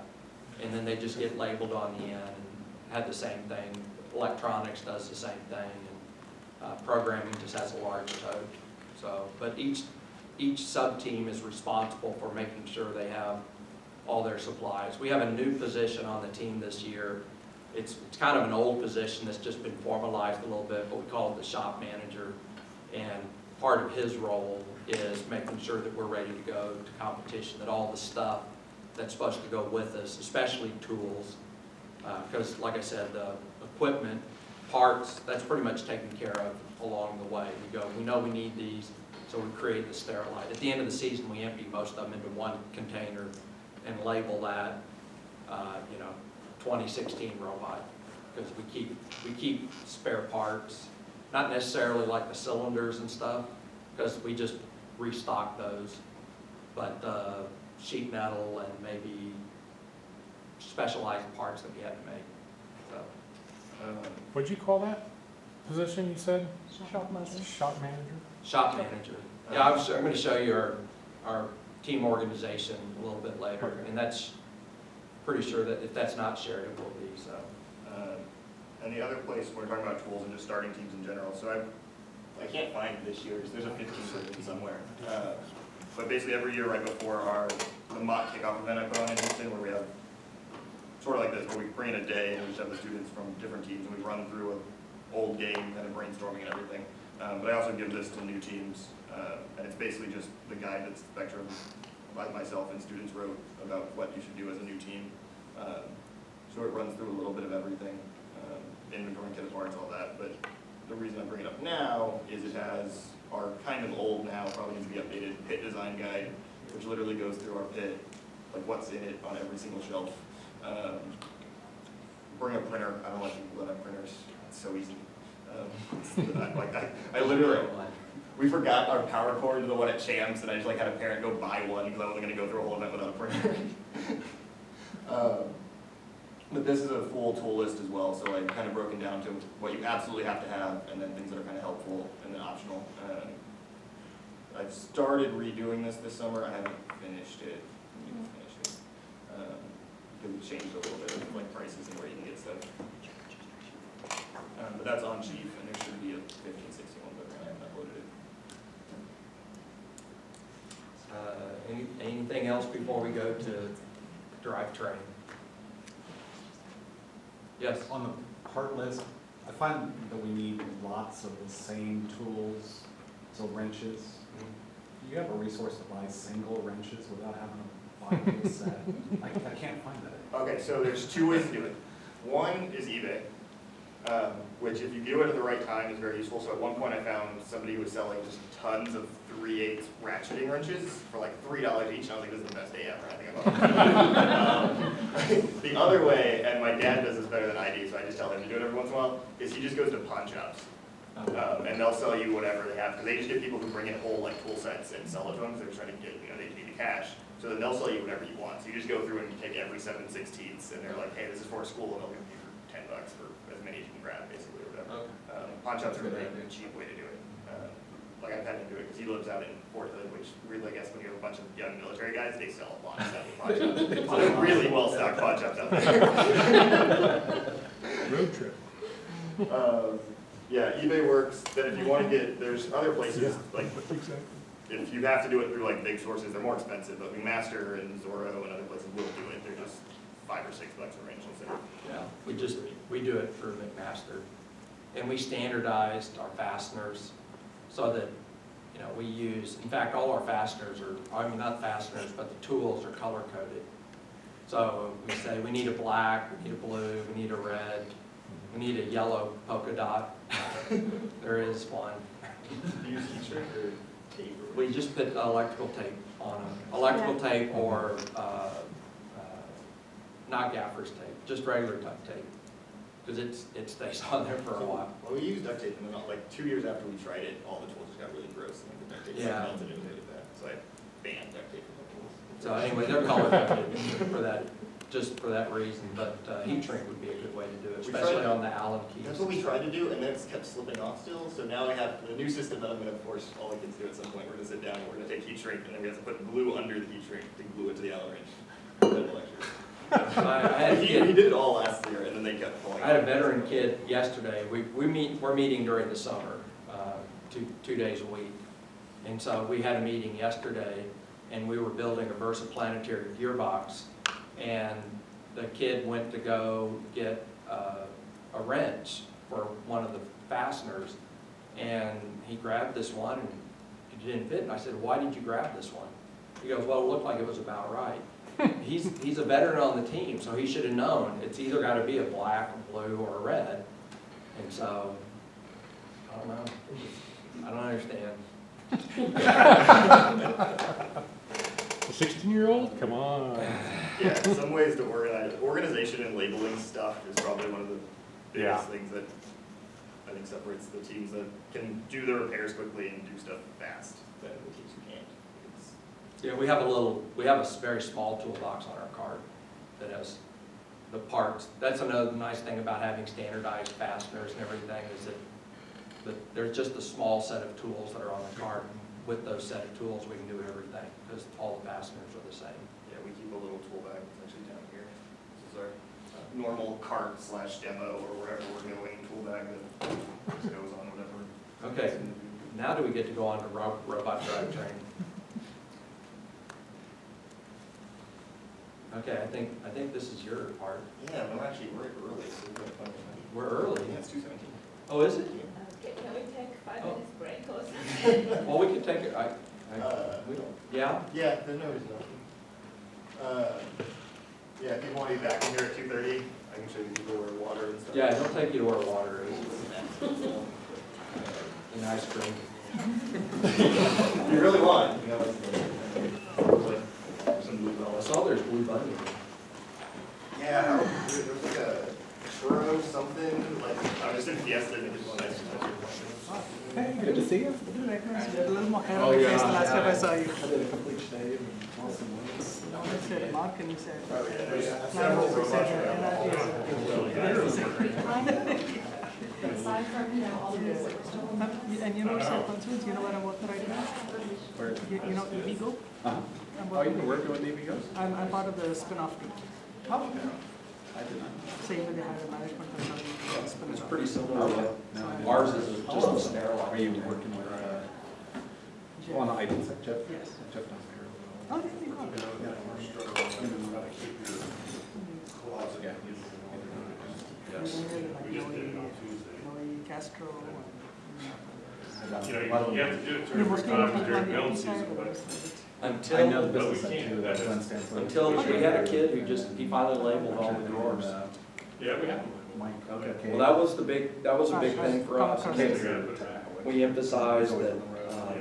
when it's time to clean up, don't just throw things in a drawer. Exactly, yeah. Because that's what they were doing. So if you don't know where it A lot goes, of the people. you have to started ask hikers so that. so we were smart. Said it, because what happens Started is, looking at. we're looking for something later, we can't find it. You're saving a few seconds right now, but you're costing us, it could be 30 minutes or an hour as we try to find some They lost tool like one of the architects. that you put away. We had the same thing happening with So Jeff is kind of. parts that you could order. We were ordering parts that were Yes, coming he's staying with in, it. and So kind for 1 year. somebody he's with EVgo. would just Like, unpack it's 1 year, it, but they have put the it away option somewhere to in the stay. cabinet. In fact, I'm puzzled that they Inventory and. We didn't know where it was. Like, no one They outside. didn't know where supposedly it used needed to go, and so we just started where anything that's coming in for the No, no, robot but- stays oh, on. We've got like Yes, so I 4 don't know tables in the middle over. That's true, I don't know. Oh, if okay. It's all those parts the that TSA they're, thing was driven Okay, more by. that's fine. they're for the VC robot. mobile There's app. no reason for them to be put away. We ordered them special to be able to make Stencils. to the robot together, so. Okay. Stencil's So not. Darren builds these, TSA, you have one area. No, he's part of EVO. Yes, Yeah. he's taken. Anything that comes in that's for the robot That's a stays good idea. there. I like that. He's actually Yeah. not completely happy right now. Like I I said, think, they were from getting- what I can tell, Yeah. It was so frustrating because we had to order stuff a second And time also, I think because he had a we lot couldn't more find it. independence and creative control. And then just like Now on there's Tuesday, like this clean big it up, boss it's out like there, someone like, said, Yeah, you got the new. Yeah. Yeah, and the VC firm, a VC firm always comes in with like a picture. The other thing that helped This is where when we we got are. organized And you was, just like fit into our picture. As and one opposed of the to kids having talked the about it creative just a few independence days of ago. like- He was talking about, you So- really need to inventory all the stuff that we have. Silicon Valley. Yes. Like all the fasteners and all Yeah, this they're stuff. on He the said, you know, Yeah, it's a little bit different than that. everything that we have is in, like, we have a So, red what's your container work with location? these Yeah, red, because- like What's your bug boxes. I'm down. Right, So And there's places for everything, they're all labeled. So when you look in there, you can tell whether the inventory is low.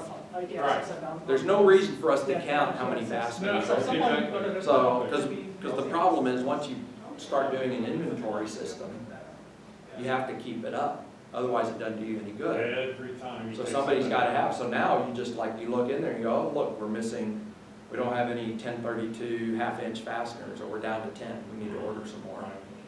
So, it just requires the students to, we have a purchasing list that they go to, and so we try to make it easy for them to kind of record that we need those things. If nothing else, they could always just send me an email that says, we need some more of these, Right. and then I can add it.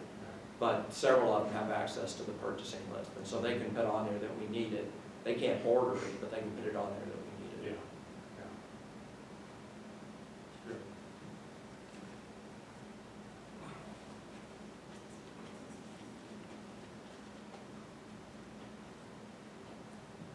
So did you just graduate high school? I'm still technically in high school. Oh, okay. Yeah. I'm moving to a different area. I'm going to Dallas, that's why I was. Oh, Can't gotcha. really Yeah, yeah. okay. We're at Dallas. Denton. Okay. I'm going to Oh, Tampa. Tams, yeah. We got a couple kids going there. Yeah, one of ours, you'll probably meet her, Lamb, is her name, or something. I don't know why, and then Snipta, so look out for her, she's a smart one, she came from my school, and she's going up there.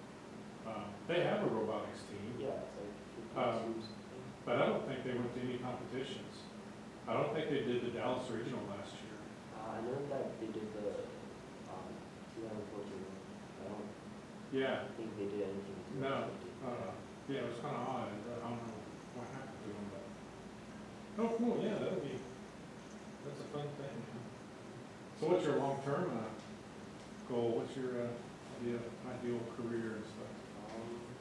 My parents want me to do engineering. I don't know. Probably engineering. Yeah. Well, yeah, that's a good head start up there, man. That'll be fun.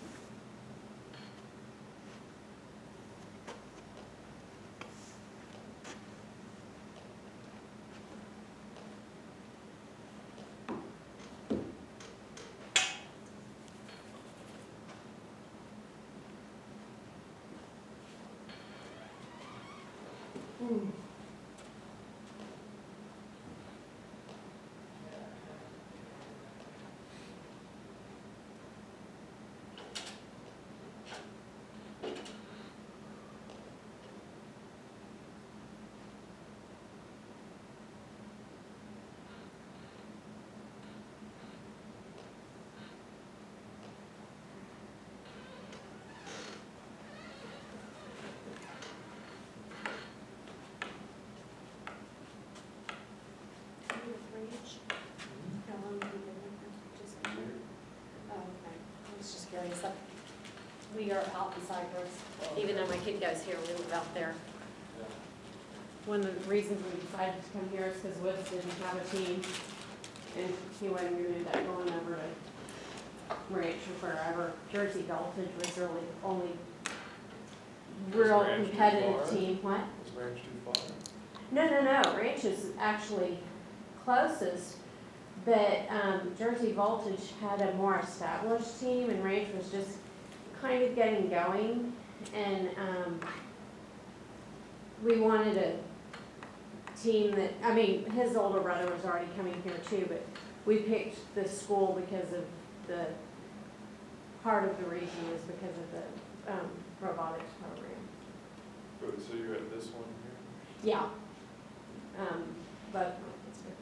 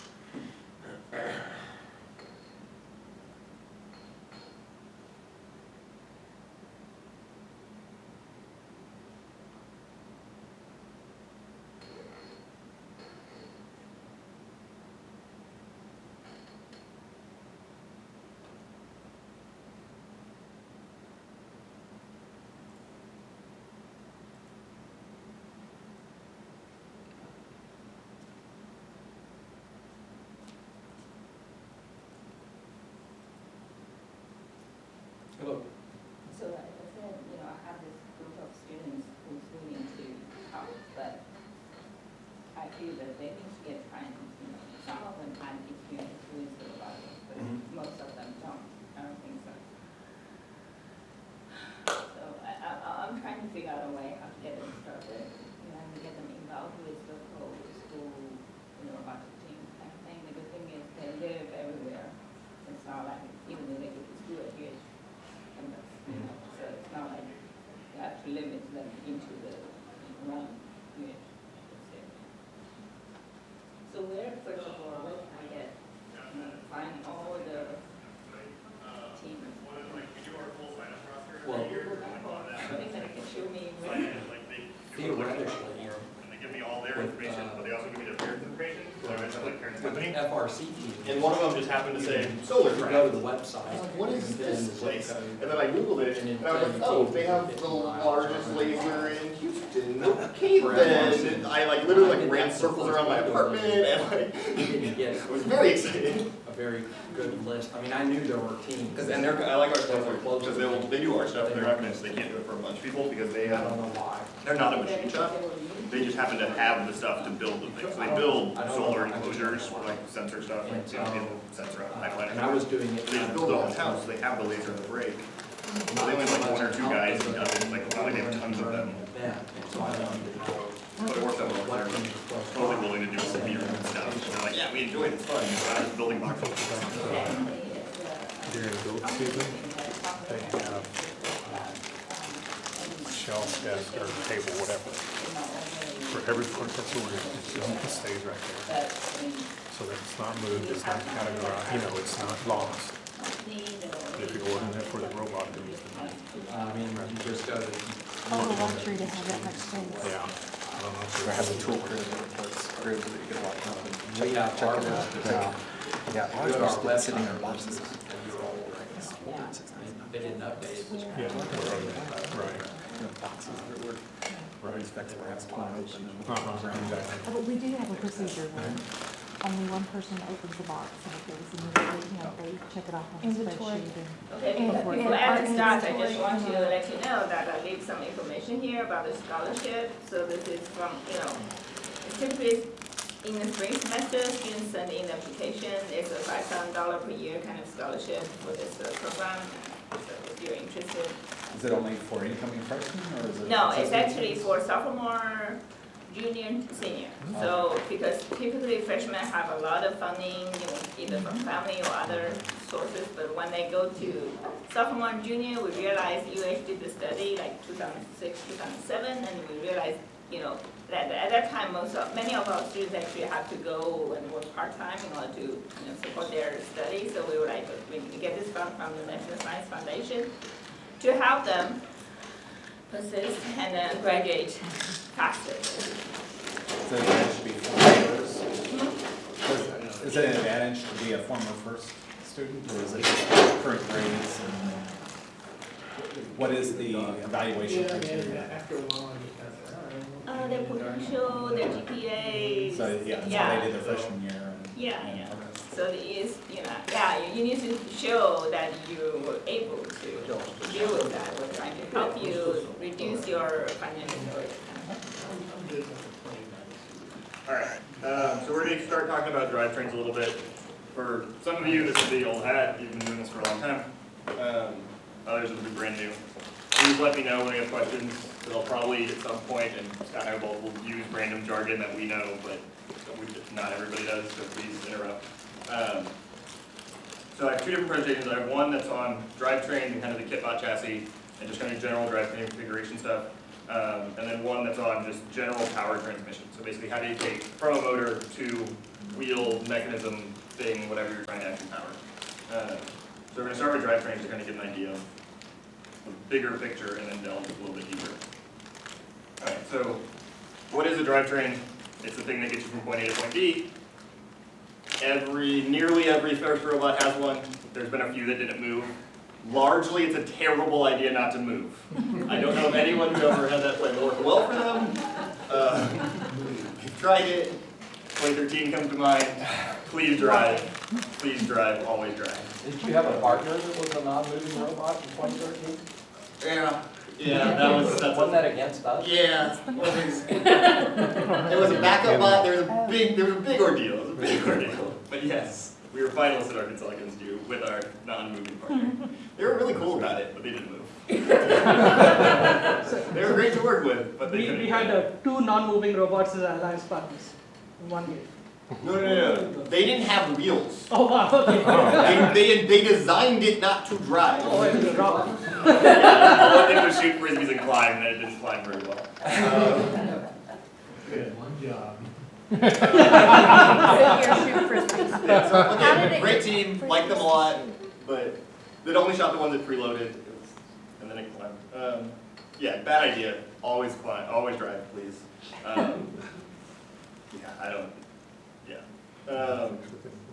The drivetrain is by far the most valuable part of your robot. If you don't get anything else right, get your drivetrain right. Like, ignore everything else until you know you can build a drivetrain that's going to last you for a season. It's not that difficult anymore because the kit one is pretty good in most games. This was probably the hardest drivetrain year in a long time because you couldn't just put a kit bot on the ground and succeed. Yeah. So a lot more people should have spent a lot more time on the drivetrains. And I think a lot of teams did, but they still didn't. It's hard to test, it's hard to do these things. And if your drivetrain fails, that's the worst way to be a partner. Because at least if you have a drivetrain, you can do something, you can push game pieces, you can play defense, you can do something if you have a drivetrain. It's important to make sure your drivetrain is applicable to the game. We're going to talk a little bit more about brainstorming and how to decide what to actually build. But that's probably one of the biggest things people have a problem with in teams that fail in seasons, is because they build a drivetrain because they think, oh, this is the one we prototyped in the fall, this is the one we have to use, or this is the one that we think is cool, this is the one we have to use, and not, this is the one that meets the game challenges. So if you happen to prototype some really advanced swerve, crab, omnidirectional, whatever you want in the fall, that's fine, but if the game doesn't allow for it, don't build it. Yeah, anyone who tried to be omnidirectional this year, I don't know what they were thinking, other than we want to do it and we've done it before or something like that. Like, there's nothing in this game that allows for drive robots moving sideways when you're trying to jump over things instead. 16 had. Right. Yeah. Oh, well, yeah. There are a few exceptions to those rules that are don't build swerve unless you're bomb squad and things like that. But they've literally been spending decades getting it right. Yeah, most teams get it wrong, and some years they still get it wrong. So, yeah, things that people forget about are how fast you need to be able to fix things. Even on our drivetrains, like there's stuff that we built in the, originally it was fine, it would have been fixed really easily, but then we added something else to the robot, and that made it near impossible to fix the other thing now, which we ran into at our demo at Comic Palooza right before TRI. Luckily we didn't run into it at TRI because that was bad. So we were able to fix it beforehand, but we had a gear that originally in the design, it was really easy to pull out everything and swap and everything was fine, and then we added some stuff and made it where you basically disassemble the robot to get to that part. This is basically I use for my kids. Reliable, repairable, relevant, and reasonable. Basically don't make it overcomplicated, make sure it meets the game requirements, make sure you can repair it, and make sure you hopefully don't have to repair it very often. The robots take so much more damage than they used to a while ago. I mean, for most of my FRC career, if we played in 2 events, we were really happy because we basically went to a regional and went to Worlds, and that was it. And you just demoed. Now you're playing, what are we doing this year? 3 in season and at least 4 off season, so we're closer to 7 or 8. Yeah. So the robots have to take so much more damage. We have bumpers now at least, but it doesn't help that much. Your drivetrain's gonna get hit, it's gonna get beat. Make sure to keep it repaired, keep it running as well as you can. We go over it ever so often and see if there's anything you need to change out, grease everything, keep it maintained, things like that. Clean it, because the robots get really dirty. This is what the 2016 kit bot looked like. This was a problem because this doesn't go over rock walls or anything. So this is probably the biggest problem that we've had in a long time in FRC. I would be willing to bet we have a flatter field than this year, because it's hard to not be flatter than this year. Well, the kit-bot chassis are on sale too, so that makes me kind of think that. Well, they've been running them every year. Yeah. So this is AM1U3, and then we'll probably have an AM1U4 next year, which will have minor tweaks to it. So yeah, so this is basically what you can build if you just get the kit parts directly as a rookie, follow the videos and follow the instructions, you can put this together. It requires a little bit of cutting metal in some way. So normally these end caps or these rails, depending on which way you're trying to configure the robot, have to be cut somehow. And then the internal shafts here have to be cut. But otherwise, everything basically comes ready to go, you bolt it all up, and you can get a drivetrain. This was probably the biggest benefit to FRC when we started having kit parts drivetrains. The first one technically was 03, but it didn't really count. The first real one was 04. And that helped a huge amount. Before that, you literally had teams that just never moved. Like, they would try to build a robot, but couldn't get something that drove ever. So it was very difficult to tell teams, here, spend $5,000 to register a team and then not drive ever. That problem's been largely solved nowadays. Motors. Sims should be your drive motors. There shouldn't be much debate about that. There are a few teams who have tried a couple things recently to not use Sims as their drive motors. They normally have bad problems. If you can do all of the math and figure out exactly that you're not going to ever stall your motor or break it or whatever, it's fine. But Sims are the way to go. They're the most powerful, mostly the most powerful robot motor in the kit. The 775 Pros that were introduced this year are up there with them.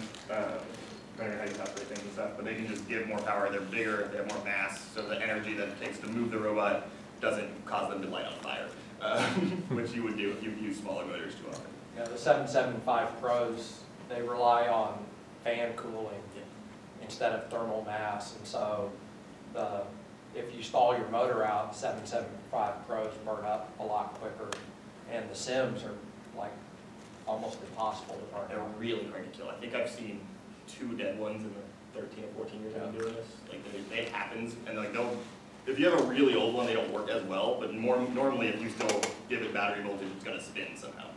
They're very hard to kill. Most of the time, the default should be 4. I wouldn't put any less unless you have a reason to. So like last year's game, the 2015 game, there was a reason to. You never had to push anybody. So a lot of teams took the weight advantage and had much less motor power on the drivetrain than they needed to because you never had to push or jump over anything or anything. You were just moving stacks of bins around. In any game where you really need to push hard or accelerate or something, 4 should be your minimum. You can go way higher. Our 14 robot out there is 6 sim, 2 mini sim on the drivetrain, so you can put a lot of power on the drivetrain if you want to now. Because we have way more motor options than we've ever had before. Okay. Basic motor stuff really fast. So every motor has a spec sheet, and you'll get, first publishes it every year for like the motors that you're allowed to use in the kit of parts. Vex Pro last summer went through and did a bunch of tests on them too to verify the manufacturer numbers, which are very useful. They're roughly pretty close most of the time on the ones we're allowed to use now. Free speed is how fast the motor's going to run, and when you give it whatever the applied tested voltage is. I hate this one. This board is smart and it touches and things happen, but never when I want it to. Stall torque is how much torque it applies when you have the motor completely stopped at its applied voltage. All of these tests are 12 volts. Stall current is how much current is drawn through the motor when you stall it, when you're completely not moving at full voltage. Free current is how much current it takes when it's just free spinning, so when it's spinning at its free RPM, when there's no load attached to it, it's just spinning a shaft. Then you get power, current at max power, and power at 40 amps, which are just kind of generating how much watts the actual motor can output. And then you also get the motor curve, which kind of shows you how all of these things are related based on load and based on speed and power. Looks intimidating. Most of the time you don't have to worry about it too much. There are a few different Excel calculator things you can use that you can basically say, I want to select 2 sims and I want to move a thing this far. Does this work or does it fail horribly? And we'll talk about those in just a minute. But just know that those exist for every motor and you can do all of the math. A lot of times you can overpower most of your mechanisms and be all right. General, when I'm designing robots, I try to apply too much motor power and rather than have too little. Too much, you can always just lower the voltage. You can tell it to not drive as hard. If you have too little, that's when you start causing things to stall too much, get too much heat, mechanisms don't work at all. We have so much power allowed to us now. Since basically the last 2 years, the motor limits have been, the only limits have been 6 of the sim motors, and every other legal motor we've been able to use unlimited of. Which at that point, there's no reason not to just have the motors that you want to actually solve whatever the problem is. You shouldn't just think that means you should have 20 motors on your robot. You still have limitations in how much current the battery can provide. You still have limitations in a lot of things. But there's no reason to have to sit there and make this little tiny 20-watt window motor do something that would be far easier with a big mini sim or 775 Pro or something else like that. Too much. Yeah, we can do basic gears here. We'll do this a second time when we talk about mechanical transmission, but it's useful here too. Gearing is normally the way that we're going to reduce motor free speed down to something that's actually usable and has torque and has power. So in this little graph, the stall torque is very low. That's not a lot of torque that you're actually using on just the motor. If we were to like put a wheel on the end of that free spinning shaft, that's far too fast for anything usable. There's no way your drivetrain's even going to move the robot at all. She has no way to produce enough force to do that, or torque to do that, sorry. So gears are the way that we actually go down and reduce that speed and we generate more torque. Spur gears are our most common way of doing it. They're very efficient. What is this, gears? Gears.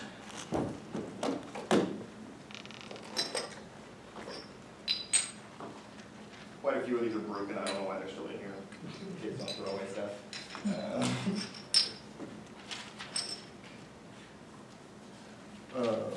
So those are a couple of Pro gears.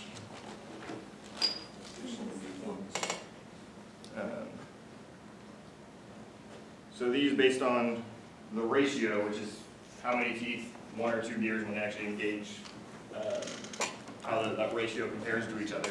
You're able to change their free speed and you're able to change their torque.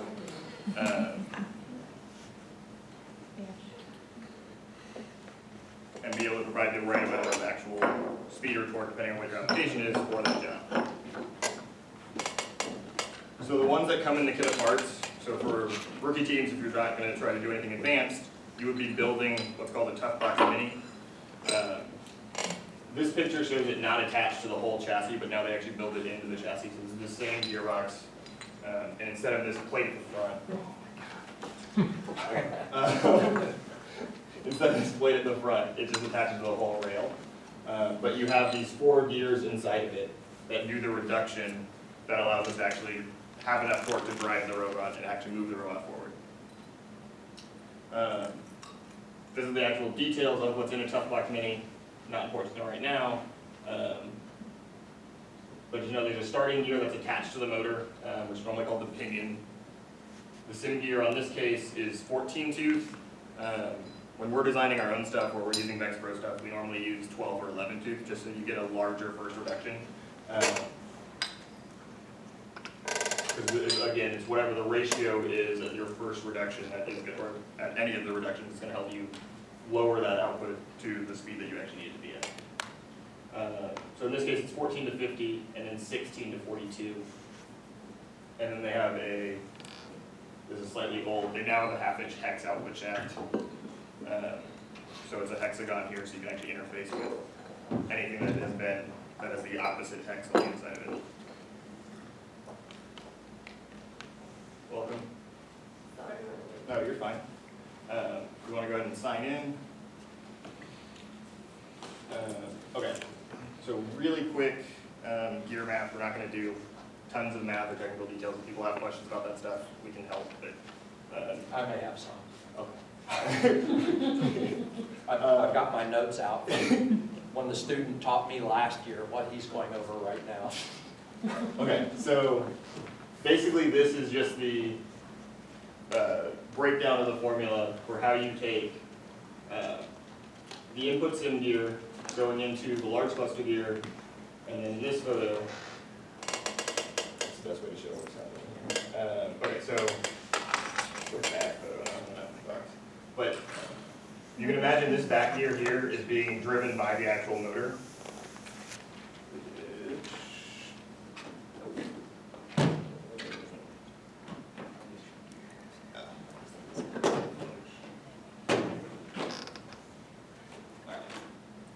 This will work. Okay, so this is a mini sim. It's slightly smaller than a real sim. This is a real sim. They look the same. Don't confuse them. But this one has its pinion on it. So this is the pinion, which is the first gear that's going to be mounted on the actual sim itself. So this is how all of the power transferring out of this motor goes through this gear. And then in another transmission, you would have it attached to another gear here. And then in something like this, you would actually, there'd be another gear on that same shaft, then drives another shaft. So this would all get mounted up and done like that. So then when we spun the motor, this shaft would eventually turn in the backside. So it has 2 reductions. The first is, Sorry. it has 2 reductions. The first is from the motor pinion to this big gear in the back. first is from the motor to the big gear in the back, and then since those are on the same shaft, this little gear is spinning at the same speed as the big gear. The little gear then powers this gear down here, and that's what actually is powering your wheel, or at least the output shaft of the gearbox. A lot of times you'll have another reduction from here that uses chain or something else to be able to actually get it out to where your wheels are, right? Because you need to transfer power over a distance, which is easier with things like chain and belt. We're going to talk about in the other presentation. Okay, so the way the math works is it's your large gear over the input gear. So in the case of the Tough Black Minis, it's 50 over 14. You multiply that by the large gear over the other output, or the other small gear, which is 48 over 16. And you get your overall ratio, which is 10.71 to 1. So for every 10.71 times the sim shaft spins, the output shaft of that gearbox is going to turn once. And the way that that works out for the math is that you now multiply the stalled torque by that 10.71, and you divide the free speed by that 10.71. So that shaft is going roughly 500 and something RPM, and has 25 Newton meters of torque now. Okay. We're not going to do this because I don't have all the parts set up, and there's a lot of you. But we can kind of go through the video really fast. It'll give you a better idea. In this video, we're going to walk you through assembling a Tough Box Mini AM20. So for the young teams and rookie teams, this is Brett. He's an Andy Mark employee. You may see him at events. He's a really nice guy. But Andy Mark is the people who make the Kitbot gearbox and the Kitbot chassis. And they provide a pretty good video series for most of them every year. This one is the 2013 one, but they haven't really changed that much. So they literally go through everything you get.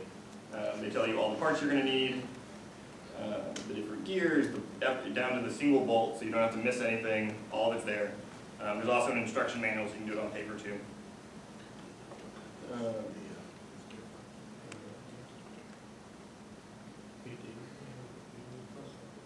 so you can see.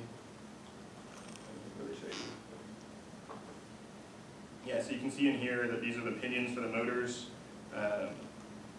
They have what ends up being an 8mm diameter and a small keyway right here. So that's how it actually transfers the torque, because you have to have a small little piece of metal that's the key that fits onto this end motor.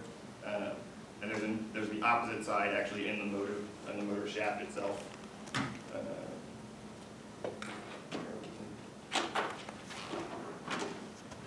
couple motors too, and people can see what they're talking about. There's a little groove cut into the motor that the key seat will sit in, or the key will sit in. Just trying really hard not to do that. All right.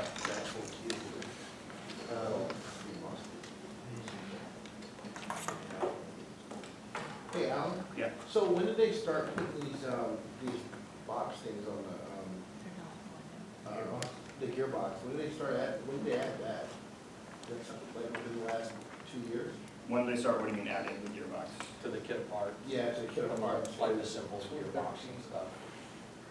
Yeah, we went to the AM1 for You in 2013, but they've had, it was a Tough Box regular all the way back to, what, 8 when Andy Mark started doing it? I think it was the original Tough Box. 05 was when we first got the first ever kit gearbox, which Paul Copioli and JVN actually helped design In a 05? long time ago. Yeah. Oh, but it was, wait, no, it wasn't part of basic kit. Yeah, it came in the kit, but yeah, you wouldn't have, it doesn't look anything nearly as nice as that. It was like this big 4x4 piece of that aluminum extrusion, and it had these 2 plates that you mounted to. It looked kind of like the original Tough Box. Was it like a box? Like a regular Yeah, it literally was like an aluminum box. Okay. The 05 one was pretty old. Okay.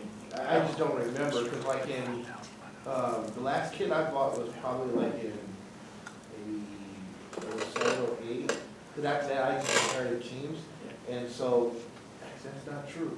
Back in, no, 07, 08 is the last time.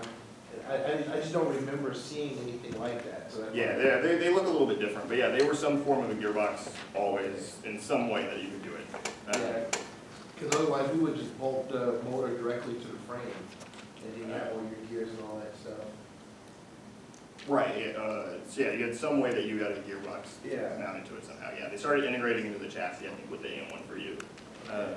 So this is a good picture that shows a couple different of the output or the ways that you can mount a gear to a shaft. So this is a 1/2 inch hex. So it's a 1/2 inch from one of the side faces to the other one. This one is a very similar gear, but it's a 3/8 hex, so it's only 3/8 of an inch from one face to the other. The difference between them isn't too important. What it allows you to do is the 3/8 ones allows you to use smaller bearings most of the time, which is why you end up using them in gearboxes. And the shaft isn't as strong into like bending loads or anything because it's not as thick. But what that allows you to do, most of the vendors sell gears with either one cut into it, so you have to know what you're buying. We normally are on 1/2 inch gears for most of the stuff we do. We have designed a few gearbox things for like our actual drivetrains that have 3/8 gears, but we buy those specially. The ones if we're just gonna buy gears to possibly put into a mechanism are almost always 1/2 inch now. Just because it's easier to standardize on that. Hey, Alan? Yep. Okay, so that gear that's over there on the left, is that the one that's gonna go on that shaft for the motor? I don't I'm just don't. No, it's fine. So these are the ones that'll go on the actual motor shaft. Okay. So these are what are called pinion gears, and they have an 8mm diameter. Yeah, no, I got that part. I'm talking about the gear that had a hex in the middle, because you couldn't put a bearing, or the one. Yeah, so these are gonna go on shafts, and the bearings are gonna be on the outside of the gearbox. No, the one on the left, that one. Yeah, so this is a 1/2 inch hex. So this has, so this is basically the output. So you have a shaft That's got a 1/2 inch hex, it's a hex shaft, and then the bearings have hex cut into the bearing itself. Okay. So that's how we mount everything. That way you don't have to worry about the keyways. And they also make shaft collars that are 1/2 inch hex. Okay. And so to hold your gears and your sprockets in place, you can just slide a shaft collar to a certain place and tighten it down. Okay. So it's how like on our shooter hood, we needed the sprockets to be in just a certain plane, and that's how we controlled that. Okay. The shaft was basically fixed in place, and then by shaft collars. Okay. There's so much stuff now available from like Vex Pro and AndyMark, and it's a great equalizer, because if the team kind of knows how to use all that stuff, then it's a lot easier for them to build a more complex mechanism Yeah, than right, it used to be. This was actually built wrong, sorry.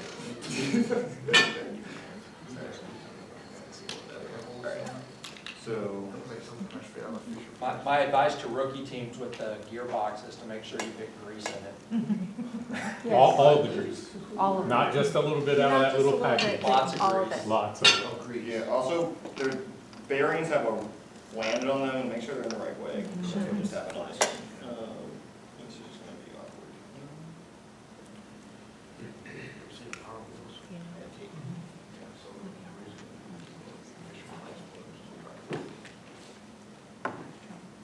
Okay, so I'm gonna pass around a gearbox. I would recommend not touching the gears unless you want grease in your hands. But one of the bearings in the back is not in it right now because whoever built it, this was the drivetrain that I think Robot in 3 Days had or something. I think that's how I got it. But they did not assemble it properly the first time, so now the bearing is gone. We'll talk about Robot 3 Days, but basically there are a few different groups around the country who do, basically right after kickoff that Saturday morning, they'll start to actually build a full robot in the first 3 days of competition. So there was one that started in 2013, 2013? No, 14. 14, I think. They started out they were doing it out of Rice in Orion Labs. But they had to move out of there this year, so they did it across the hall from our lab in the classroom there. So we had some of their stuff look over. But those groups publicize everything. They're trying to get there to give everybody a jump start in the competition. Okay, so this video goes through kind of everything pretty well, so it doesn't help to necessarily do it now, because by the time next season comes, you're building it, you're going to forget all of it. But there's a bunch of little tiny things. So like this is an E-clip that goes on the shaft to make it so that shaft can't be pulled out. these are the bearings I was talking about, which are ball bearings. The flange down here allows it to not be pulled out through one way of the holes. So he's about to be pushing it in. And you largely, whenever you're putting a bearing in, if it's flanged, know that there is a right way and a wrong way on most components that are built. Not everyone, you can design it where they're not, but most things have a way that you should be putting it in. If you're not sure and you really want to guess that the flange goes on the inside of whatever it is, because if not, you can just pull the bearing straight out because the flange, nothing else is stopping it. And that's what happened on that gearbox passing around, because the bearing just fell off the bottom because it wasn't put in the right way.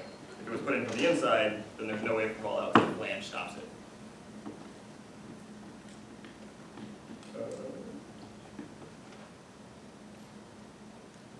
Actually matters, yeah, so they're just fully assembling it. Here you can actually see them, they're putting on the pinion. So that's the key, the little piece of metal that goes inside the key seat. And then when you push the gear over it, you line it up with the keyway that's in the gear. And that little bit of metal is the only thing transferring all the torque.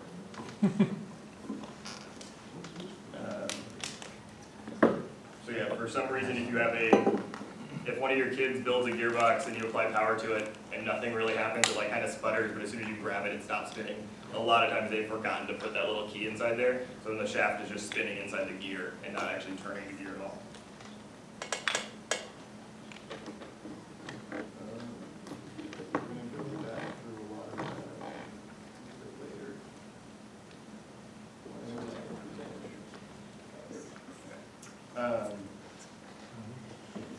I'm going to touch really quickly on belts and chain here, but I have more to talk about it later. But basically, belts and chain, they all the same principles that gears work. All the math for like how you do the reductions and things are the same. Use whatever the tooth is on each of the pulleys or on each of these sprockets. Pulleys are for belts, sprockets are for chain. But the direction doesn't change. So that's one thing we actually didn't really talk about in gears. Is if I turn the blue gear clockwise, the green gear is going to turn counterclockwise. With belts and sprockets, they don't. That direction doesn't change. If they're turning one clockwise, they both turn clockwise.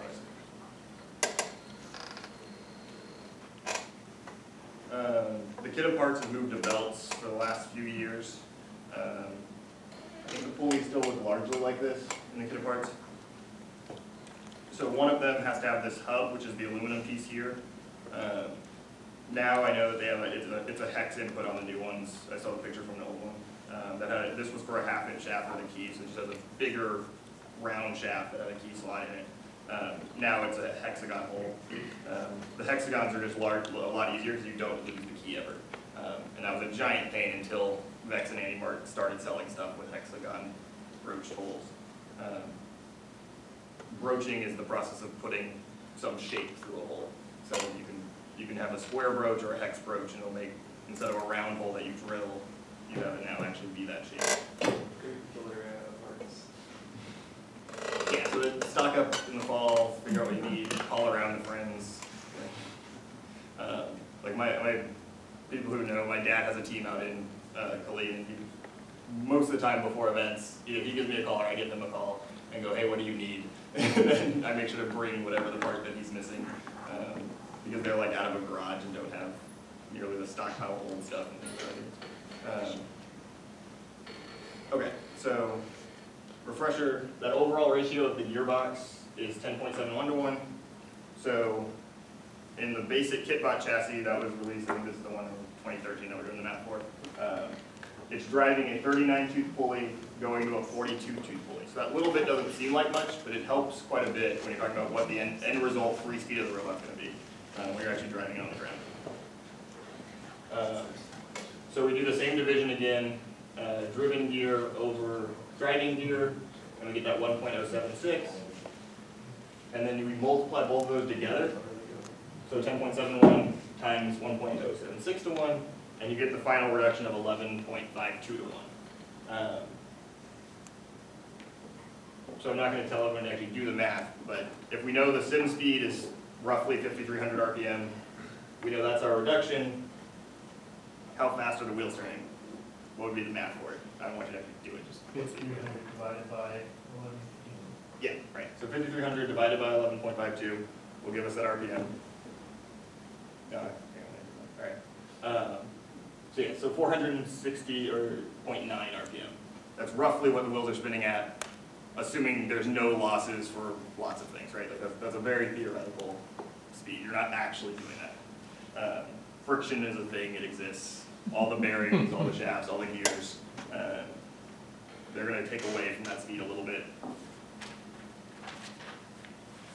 Okay. The final gear reduction that a lot of people forget, and it's the worst thing to probably forget, is that the diameter of your wheel is basically your last reduction. So if you have a smaller wheel spinning at the same speed, you're gonna go a lot slower than a bigger wheel spinning at the same speed. So teams will be like, oh, the kitbot's great, its speed is fine, and they'll, instead of using the 4-inch wheels that it's designed for, will slap 6 or 8-inch wheels on it, and now they don't have nearly enough torque to be able to even like move themselves or start up or anything. One of my favorite fixes I had to do I had to figure out for another team in a competition was they built a robot that had these big 8-inch wheels in 2012, I think, and it was just geared way too fast, like just insanely fast. They couldn't turn, they couldn't do anything. And they we ended up figuring out a way that they could make the center wheel that was coming straight out of the gear output not actually power that wheel, but like go back to another chain reduction and then come back up and power the wheel. So the shaft that the wheel was on was spinning way faster than the actual wheel itself. Because they had to do something. They literally couldn't turn the robot. Because it takes a lot more force to turn your robot than it does to go drive straight, because you have to scrub your wheels on most of the tank drive systems, which we're about to talk about in just a second. Okay, so kit wheels, depending on the year, this kind of changes. In 13 at the time, they were 6-inch diameter wheels. The last kit, I think this year was 6.2. Before that, they were 4-inch.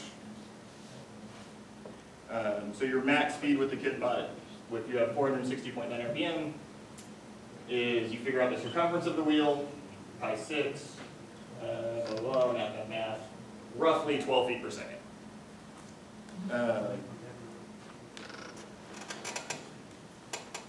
Before we're doing any drivetrain, we kind of figure out what our target speed is going to be. A lot of that comes from a little bit of, not necessarily guesswork, but experience and just kind of what we think is going to happen. There are a lot of better ways to decide exactly how you want to calculate it. So some teams just think about their max speed, which isn't necessarily the best thing to think about because there's a bunch of trade-offs there, right? So you're trading off how much torque you have, which is how much you can push, how much you can push other people, but you're also trading off acceleration. It takes you a lot longer to get to that max speed because you don't have as much torque accelerating your robot. So quite a few people, if you look through cheap Delphi and threads and things, have started figuring out a better way to calculate things, which is basically time to distance. So if you know in a game that says, like this year's game is a relatively good example, there's not a lot of room to get up to speed, right? You're going to be hitting something in 12 feet no matter what direction you drive, basically ever. So having a really high-end top speed doesn't help that much, and you can never actually accelerate to get there. So if all of your tasks are from a dead stop to 8 feet away or 10 feet away, you can do all the math to figure out how can I accelerate the fastest and actually get to that 10 feet the quickest? What's the shortest amount of time I can get the robot to move from standing still to 10 feet? And that's probably a better way to go about figuring out your gear ratios than just concerning yourselves with, can I get the fastest max speed, or how much torque do I need, how hard can I push? Because most games are point to point, not spinning circles, right? 08's a totally different story, because the 08 game was literally how fast could you spin in circles, or how much could you drive around in circles. That's how you scored points in that game. Being really fast helped. I mean, this was a decision, like early on, we talked about how fast we wanted our robot to be, because we were used to the speed we were talking about the speed from 2014, and comparing that and thinking about, what our top speed would be. What our top speed would be, but it didn't make any sense to have a really high-end top speed because what you just said about the acceleration. So we knew we'd be spending a lot more time accelerating than driving at top speed. Yeah, and if you're not, this can sometimes be a little bit of guesswork where you're not sure what's going to work.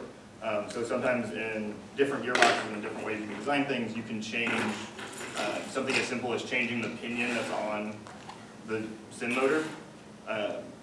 If you design it right, there's a couple different kind of trick things that they do to where they keep the center distance the same, which is the distance between the two gears, while allowing you to go between a 12-tooth and an 11-tooth pinion. And that little bit of a difference, like you don't think that single tooth will change much, but it can dramatically change the handling of the robot, how fast you turn, and all sorts of things like that, just by going from, say, 12 feet per second to 10.5 feet per second or something like that as your top speed. Most of the time in first, people talk about drivetrains as top speed. It's just kind of a simple way to give a number for what the gearing and everything that's happening inside the robot. But it really doesn't tell the whole story. It gets you kind of close.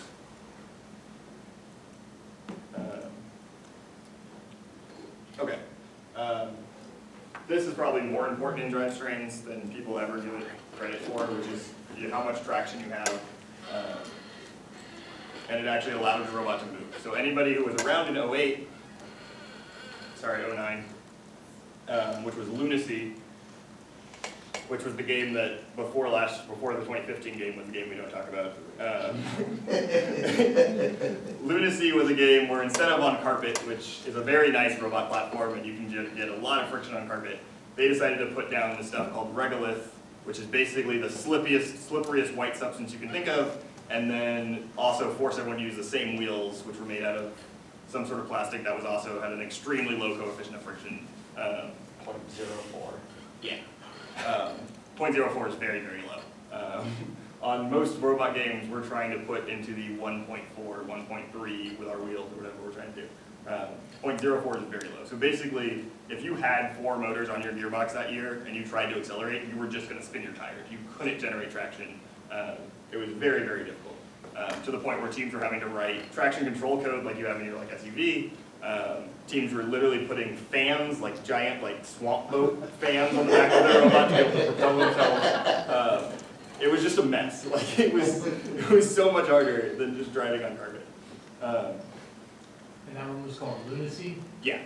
Because the idea was that you were driving with the same amount of, if you reduced your weight to be on the moon, that was the idea. There was a whole story behind it. There were moon rocks and you were moving stuff. And I don't know, I have a bunch of the game pieces in the back and pull out. I actually like the challenge of the regolith, so. I love Lunacy too, because we won Lone Star. Disco Bots when I was that there. Yeah. But as an overall game concept. Yeah. I didn't like other aspects of the game, but I did like the surface. What largely happened was basically no matter how good your robot it was, it doesn't necessarily mean you won. Because you could just be pinned in the corner for the whole match. Right. That's what no one liked about it. Yeah, it was rough. But it was interesting to have a different surface than carpet. I don't necessarily know if I ever want to have them to force the wheels again. But, okay, so back to what we're actually talking about. Traction is the same basically function, the same idea as friction. You remember from high school physics, weight times mu being your friction coefficient, which is some value that you're calculating in some way. It's just that ratio. So a couple things that this basically will tell you is one, if you want more traction, your robot should be heavier, which there's a weight limit, and depending on what you're trying to do, if your goal is to have a bunch of traction, you need to be very close to approaching that weight limit so that no one else can be heavier than you and no one else can have more traction than you. Then you can also change your friction coefficient, which is how you change basically your wheels and materials the wheels are made out of, and the design of the wheels, tread patterns, that kind of thing. This is really simplistic and not how reality works, because carpet isn't an ideal surface, neither is your wheel, so there's much more properties happening than just friction. You actually can dig into the carpet, you can push a little bit. Things that are outlawed now include metal cleats that you used to be able to literally just grab the carpet with. One of the more famous robots was the Beast in 2002, right? Yeah, I think so. They won because their robot was the entire goal was to drive out at the beginning of the match, grab these 3 giant goals, and then instead of using wheels to drive backwards into the scoring zone, they had what are called file cards, which are little metal things that are basically like metal Velcro that are used to clean the grooves inside of a file. And they walked back, literally with a walking motion, but you could not move them. If you moved them, you moved the whole field. Because they were just attached to the carpet. So they had a lot of traction, and more so, they were literally attached to the field. Not allowed to do that anymore. But you are allowed to do a lot of things, so there are teams that still build plates and things where they will drop down and friction-y material onto the carpet and give them big surface area where they're engaging the carpet. and make it very hard to push them because you're not pushing against wheels anymore, you're pushing against this flat, rubbery traction material. So depending on your goal in the game, there's lots of ways to do that. But when we're talking about drivetrains, it's largely, if you want a lot of traction, your weight should be higher, and whatever your wheels are should be the highest amount of traction you can get on your wheels. Is the limit still 120? Yeah, so the weight limit in FRC for the last while, they haven't dropped. The 120 change happened in 06, I think, so that's basically been there for a long time. And as far as I know, it's because there's some safety standard of what 2 people can lift. Because it's 120 for the robot, then you get your battery, which is, depending on the battery, why it's removed from the weight limit now, is between like 11 and 13 pounds. And then your bumpers, assuming it's a year with bumpers, are allowed to be up to 20 pounds. So the total robot by the end, if you're building the heaviest you can possibly be, is between like 150 and 153. Okay. One year they had, I don't remember which one it was, but they had, The scaled weight? yes. Yeah, it was 8. It was over your head. Okay. Yeah, If you were below a certain height, your robot could be heavier, I guess it was. Yeah, but I think it was still, wasn't the max still 120 or was it up to 130? Well, so there was, if you got up to a certain height, you had to be Yeah, less it weight. had to be really light, yeah. Yes, you had to be less weight. Yeah, so they have changed it a little bit, but they haven't played with it much in recent years. They've played with size perimeter and how big your robot can be at the start a lot more. That's basically changed basically every year for the last 3 or 4. What do you mean? Well, it's been hadn't it been like one? No, so it was 120 this year, but then last year it was whatever the starting configuration was, right? And before that it was 112. Right, it was the starting configuration. Yeah, so there's always some starting configuration, and they've changed that number of what it, like it's still measured the same now, which basically take a fabric tape measure and wrap it around your robot. We used to actually literally have to put it in a box, for people who don't remember, but there was actually a 38 by 28, and before that 36 by 30 box that you had to fit your robot in. And if it didn't fit in for any reason, you weren't allowed to play. That was far more annoying. This way is much better. All right, drivetrain power. Power is determined by your motors. Everybody is playing with the same battery. It's one of the ways that we level the playing field. Everyone has the same spec battery. So you're not generating a bunch more power, not generating much more electrical power at least. So no one else is out there, if you're at 12 volts, no one else is out there with 24 or 48 volt power systems. So power at the motor is speed times torque to get you rotational force or something like that. Coefficient of friction limits your maximum force because of the robot weight limit. So assuming we're at the heaviest we can possibly be, 150 or so pounds, there's only so much power we can generate and actually move the robot across the ground before we start slipping, and before the tires start slipping and actually break coefficient of friction. That's not necessarily a bad thing. If you're power limited, which is what a lot of robots are, which basically means if I put that robot up against one of the driver station walls or against a wall in the field, and I gun it as hard as I can, and the wheels don't move, that's not necessarily a good thing. Because basically you're stalling your entire drivetrain. So you're generating all that current, and you're stalling it, and you're generating a ton of heat throughout your wires, throughout your motor, throughout everything. Your battery's generating all that current. And that's normally how you end up burning something. Wires start melting, breakers stop popping. You'll probably blow your main breaker, which is the 120 amp breaker that we use for the power switch. If you design it the other way, where you're traction limited, if you go up against the wall and you start pushing, instead of everything just stopping, you'll eventually be able to slip your wheels. And your drivetrain will keep moving, but you'll basically, you won't go anywhere, but your drivetrain will keep moving.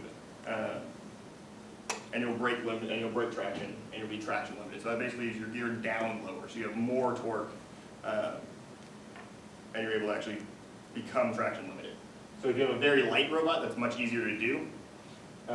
If you're heavier, it's a lot harder, and you have to have more power in your drivetrain to be able to do that. If you're choosing between one or the other and you're not sure, most of the time it's better to be traction limited just because it's going to avoid problems when you're just in a complete head-to-head pushing match with somebody. If you're traction limited, you'll start slipping your wheels and won't break something while you're trying to move them. Okay, wheelbase. Wheelbase is the same type of thing that we talk about in cars all the time. where like you'll have some commercials that are like, oh, we have a wider track for better handling, that kind of stuff. We're basically determining the difference between, the distance between your furthest contact points from side to side and front to back. The wider your drivetrain is, the easier it is to turn. Adding more wheels, this is a weird bullet point, I don't like that, I'm going to change it. It's true, but I just don't like the way it's worded. Basically what it's saying is if you can shorten your wheelbase, whatever's actually contacting the ground, if you can make the ratio between your width of the points contacting the ground and the length smaller, you'll be able to turn easier. There's a graphic that shows that somewhere, but not here apparently. So you're saying like you can have more wheels, smaller wheels, so if I get smaller wheels and I have more of them, I'm better off in terms of controlling my driving? Is that what that's saying?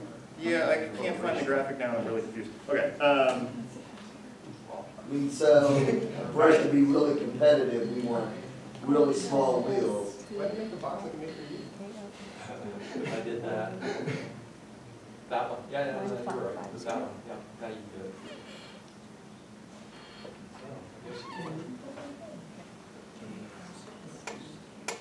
It made it like a nice box. All right, I'll just draw it down here. Okay, so if we try to build this robot, which is basically a four-wheel drive robot that's long, so these are the wheels. All right, so it's a relatively long robot, and we're trying to drive here. It's very hard to turn, because we're trying to spin here, and it's literally just a torque problem, because your lever, sorry for our dash line, is this length now, and we're basically having to make these wheels slide sideways across that, across this big lever arm. If we shorten it and have a wider robot,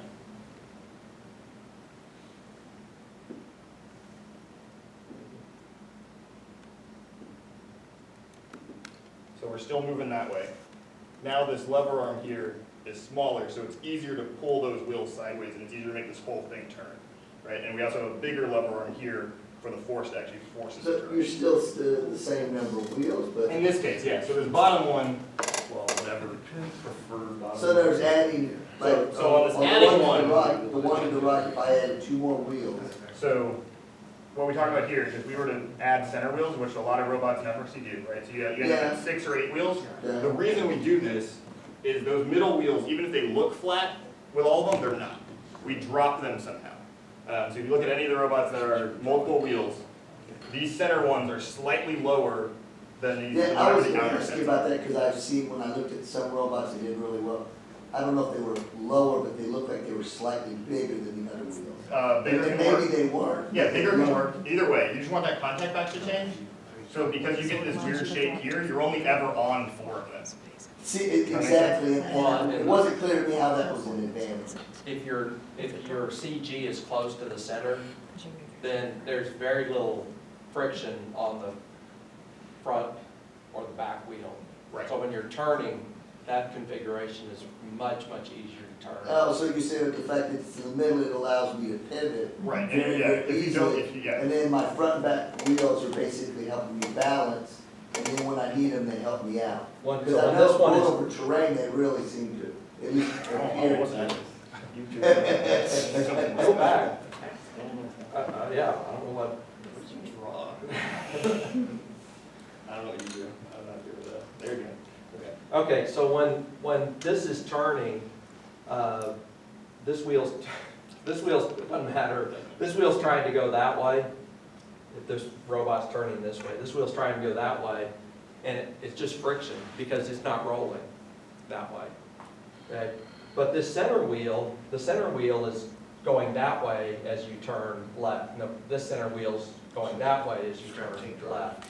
There is no friction. I mean, the friction is in the direction of motion, so there's no slipping. There's a small amount of scrub because it's still having Very little. Right, it's still crossing an arc, so Yeah, there's very there's little. still a small amount of scrub. But there's a lot with this one. So you want those wheels maybe an inch bigger? Now, what the, almost, so many of the, like the Andy Mark chassis, that's maybe a 1/4 inch lower. No, it's not. It's just It's- lower? Maybe an I 1/8. think it's 3/16 of an 8. Yeah, so you can actually notice here. So that would be where one wheel is, and these would be And where the, the and other the two wheels are. are actually physically the same size. Right, they're still the same size, but you drop it down, and there's a little bit of, you end up with a little bit of a rock, right? Like you would see it like rocking back and forth, and that's not a problem. If you want to eliminate the rock, the other thing you can do is go to 8-wheel, where you basically do the same concept, except the middle two are lower, and the wheels are all the same size still. This is drawn for exaggeration of the height difference. It's very, very small.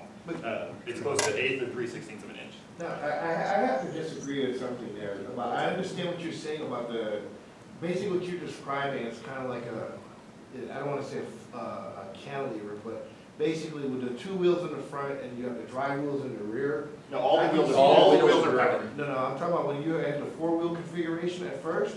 I can understand what you're saying, but if you had the drive wheels in the back trying to get the front wheels to turn, there'd be a lot of friction. It's difficult to turn. But you can get around that by putting Omni wheels on the outside. Oh, yeah. Sure. We're not to that point yet. Well, the reason why I'm bringing that up is because there are gonna be coaches in here that may not wanna go with a 6-wheel configuration. We'll get to We'll get to that. We're just talking about how the wheel based up. Yeah, The whole Omni thing is coming later. Yeah, That drivetrain, you can look at it right now. It has 2 front traction wheels and the other two Yeah, is long and I got that. The reason why I'm bringing that up though is because I understand the purpose of this class, but it's kind of like you don't wanna give a new coach an impression that 6 wheels is the way to go or 8 wheels. 'Cause no, for now, in FRC nowadays, it is. Like, there's very few reasons why you wouldn't be 6-wheel, because the kit apart chassis is gonna make you 6-wheel. Like, the base kit apart chassis is 6-wheel. So like, if you go away from it, you're having to literally choose to not do it. Like, that's what you get in the kit, is a 6-wheel drop robot, with the center drop already. Okay, but you can have 6 wheels, but not all those wheels are drive wheels, because you know. No, they're all drive, they're all, They don't have to. So you go. Yeah, that's where I'm You going. can do the center You don't have wheel. to do that. But You can run 6 wheels with Omnis on the front, on both ends. And Well, then the you Omni should, wheels can be right? drive wheels too. Yeah, here's the thing, Right, you but should, yeah. any wheel that's gonna touch the ground should be powered. If you're not, there better be a good reason.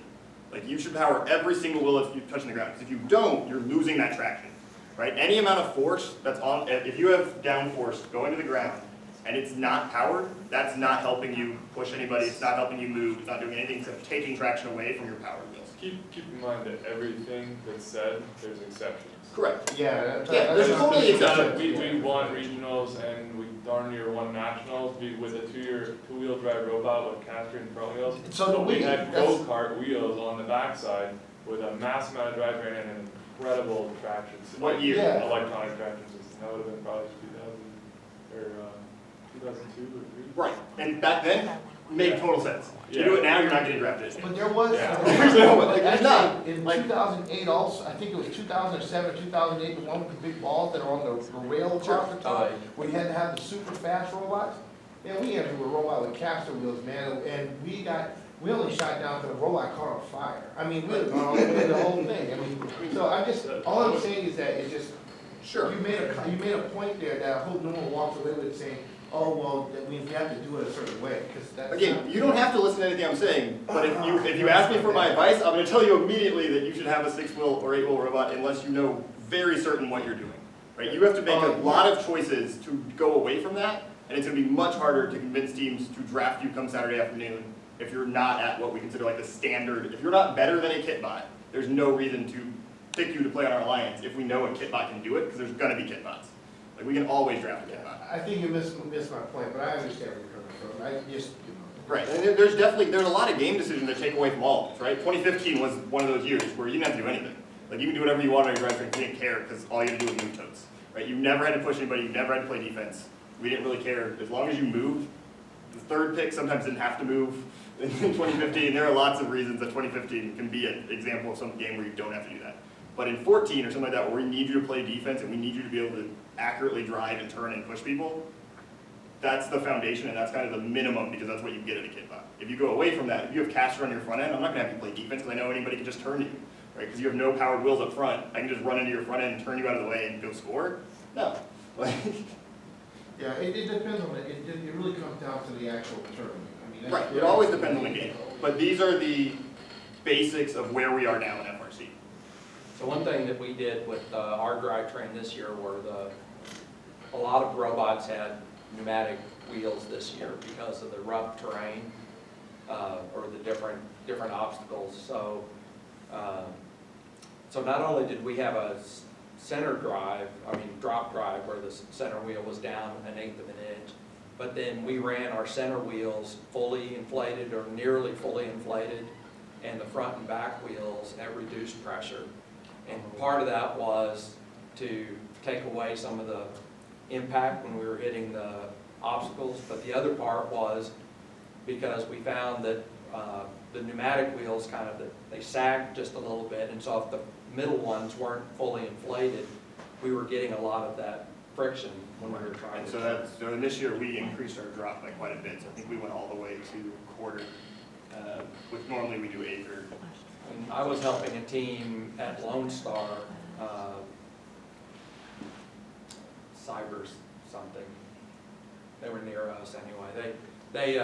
So they couldn't figure out why they were out on the field and they were trying to turn their robot.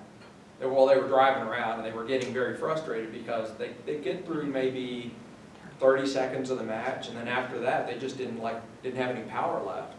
And so they were trying to find all these different problems on their robot, and when I looked at the robot, I saw that they had different wheels on the ends and in the center, and in the center they actually had like hard wheels, and on the ends they had pneumatic wheels. Well, it turned out that their center wheels basically weren't touching the ground, and so they're trying to turn, and it didn't take very long for their battery voltage to get low enough that they didn't have any power left, and so it was killing them. So the way their robot was built, there wasn't a lot they could do as far as changing out the wheels or something. Plus, I think it was the size, so we just did gaffer's tape around the center wheels until we got them up to a point where they were a drop drive, and they thought I was a genius. So the robot suddenly, they're like, "You can't believe what you did to our robot." So Yeah, preferably you don't have to put tape on your wheels. It does happen. that was the only thing they It did. works. They were so happy. I've had to zip tie people's wheels to try to reduce traction on certain ones of them because they didn't have it geared right, things like that. Like there's lots of little tricks you can do. The end goal should be to design your robot so you don't have to do this. Right? If you get it right the first time or close, or at least make it where you can change things and work it out. You were talking about the Omni wheels. So in 2014, our robot, it had, I guess they called it a butterfly drive, where it would shift from one type of wheel to another. But we spent pretty much all our time on the Omni wheels. So it was 4-wheel Omni wheel drive, and our driver just got really good at kind of drifting and so forth. But our goal was we should never be in contact with another robot, because if we were going to lose. And it just depends on how you're doing it. So the newer Omni wheels now are pretty good at straight ahead traction. Yes. You can train your drivers to always make sure they're the ones doing the hitting, you're fine. You just don't want somebody hitting you from the side. But our strategy was we shouldn't be in, we built a fast robot, a quick one. We shouldn't be in a pushing match with somebody, because that's, first of all, it's just what we weren't designed for. But if we were, then we weren't scoring, and our robot should be scoring. Well, it brings up another question for me, is that, so the rules, I guess, have changed over the years, because in the past, after you get the gracious professionalism of speech and all that stuff, when they give you the video, they say, well, let's avoid having robots collide into each other because, you get penalty or whatever. So that's all changed now? There's rules for it, but the reason we have bumpers is so that you're allowed to hit. Right, we had bumpers back then too. But what I'm just trying to understand is, you would get disqualified if you purposely hit a robot. I mean, that's never been the rule set. If you purposely hit a robot, every year since we've had bumpers, you always allowed to have robot-to-robot contact. You can have contact, but it couldn't be intentional. No, it's always been allowed to be intentional. But Okay, you can go, if you want to go find me a rule that says otherwise, that's fine, but I can guarantee you it doesn't exist. So defense has always been a part of the game, and every year we've had bumpers. Basically back to the 4 version 0 in 2000 was the last time you weren't supposed to do it, but even then you could because you were on the same team. The hits have to be legal and intentional in a certain way, right? You're not allowed to intentionally try to damage anybody. No one's goal is to ever knock a robot out of the competition. That's not anybody's goal. But you're allowed to prevent them from getting to a spot. You're allowed to push them out of their spot. You're allowed to pin for a certain amount of time. Like every game, as far as I know, is at least a 5-second pinning rule or no pinning rule, like 2009. There's like no hit zones. Yeah. done that, or like certain areas. Right, there's fields where you can't touch people in certain areas. Right, there's protected areas, but there's always some amount of. Okay, so then you're basically saying there was a collision rule. Because I know for a fact that, because I work with people actually that wrote a lot of these games, and so I know for a fact. No, I understand what you're saying. I do pull them up. Believe me, I do too. I know Frank and all of them well. I've been to HQ.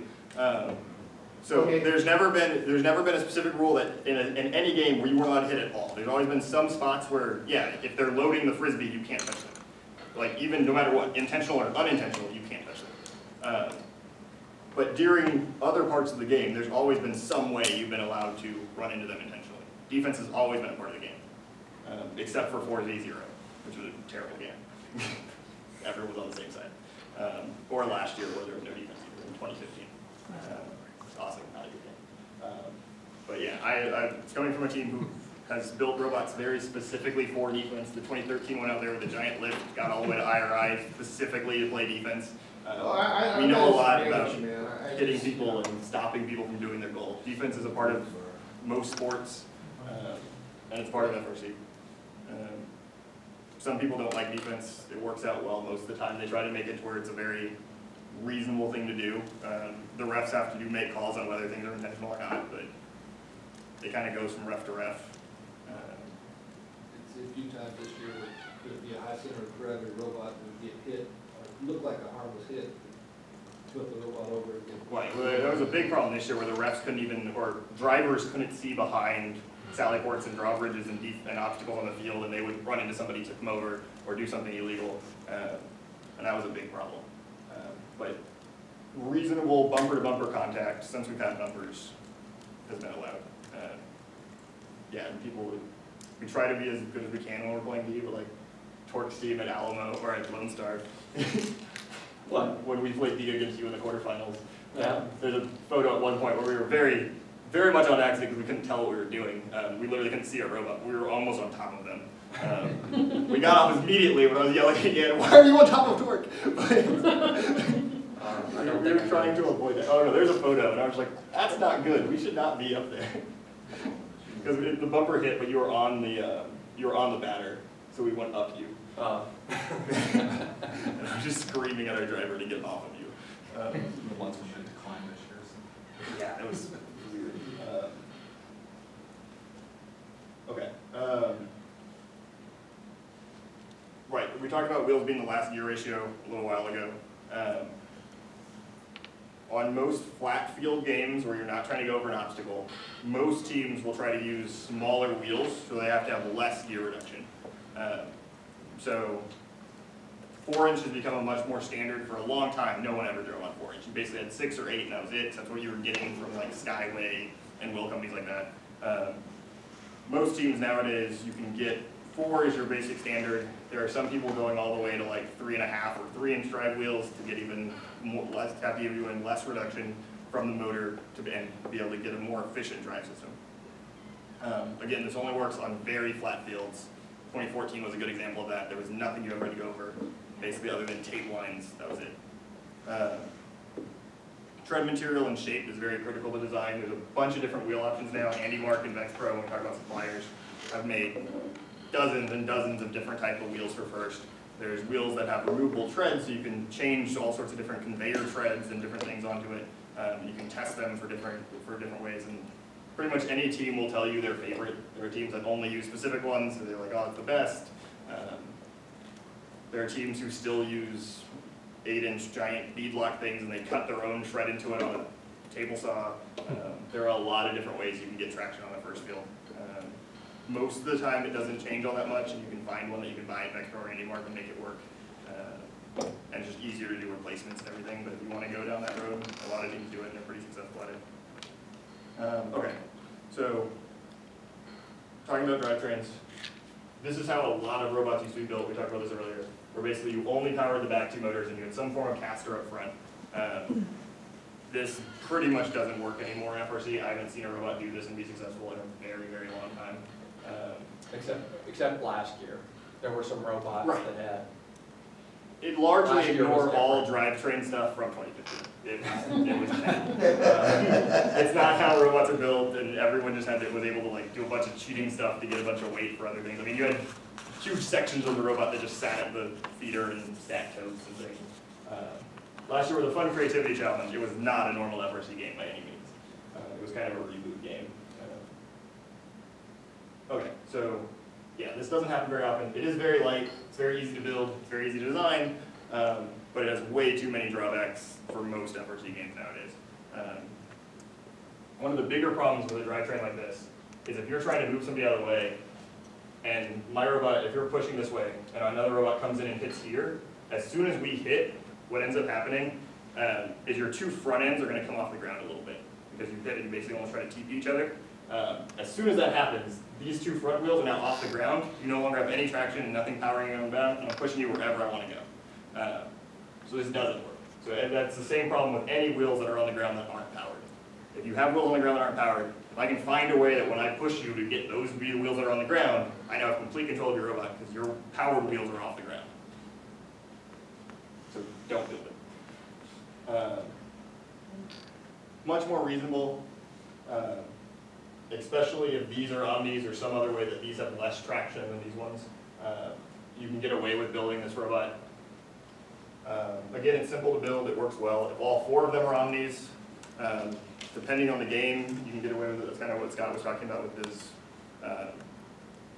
switching drivetrain that we'll get to in a second, which are more advanced. But basically, if you have all omnis, you can do things like slide sideways, and you can drift, and you can do a bunch of other kind of cool maneuvers. There's normally some way to transfer power from wheel to wheel, either chain or belt or something like that. It's very easy, it's pretty inexpensive.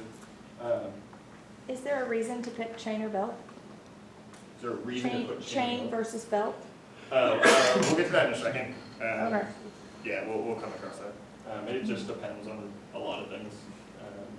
A lot of it's personal preference.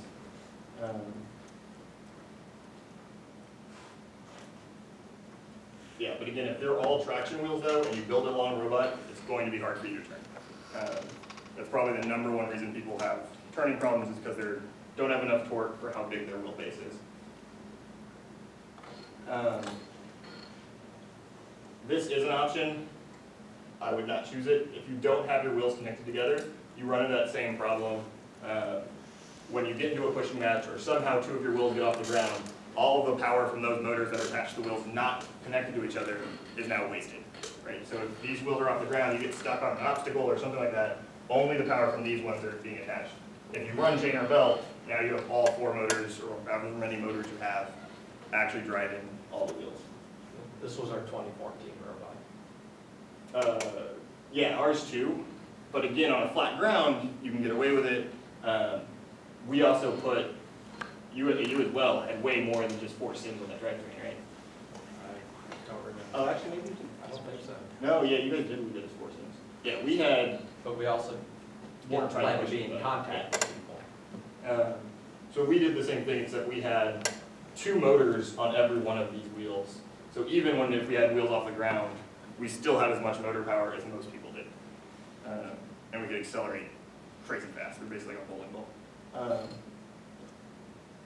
This is the standard kit drive.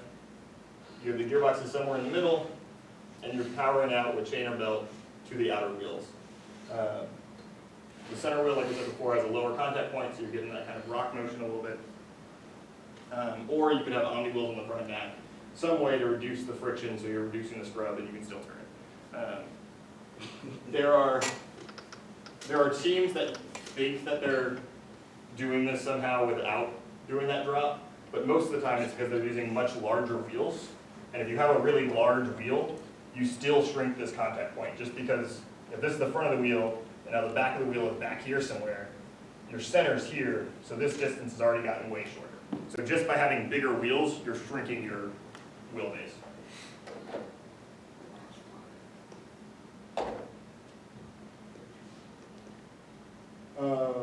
Some teams get a little crazy. 6 is okay, 8 is becoming pretty standard. Anything beyond 8 is kind of silly. There might be a reason to do it. This year was one of the few reasons where you could get away with it. That just looks painful. That one's really bad. I think that's 14. Somebody this year had, oh god, was it 22 per side or was it 22? There were a lot of wheels. there were a ton of wheels on some of these drivetrains. They were tiny. They were like little 2-inch. I don't understand what they were doing. It was very confusing. But 10-wheel drive was relatively okay this year. There were a couple teams who did it well. It ends up getting kind of heavy because you still have to transmit power to all those shafts. You still have to have all those wheels. You have to do maintenance on all of them. But it can be worth it, especially in a game where you have a lot of obstacles and you need to have kind of the advantages of tank tread without tank tread, which is another slide, but in general, don't do tank tread. There needs to be a very good reason, and most of the time there's not one. Yeah, in the same way, you somehow lower the contact point of at least the center some number of wheels so that your wheelbase is still wider than it is long, and you'll be able to turn.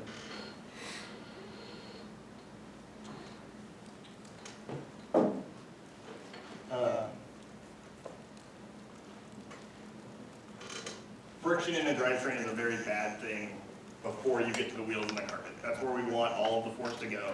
And if there's friction anywhere else, it's going to have to go to overcoming that before it actually gets to the drive base and before it actually moves the wheel.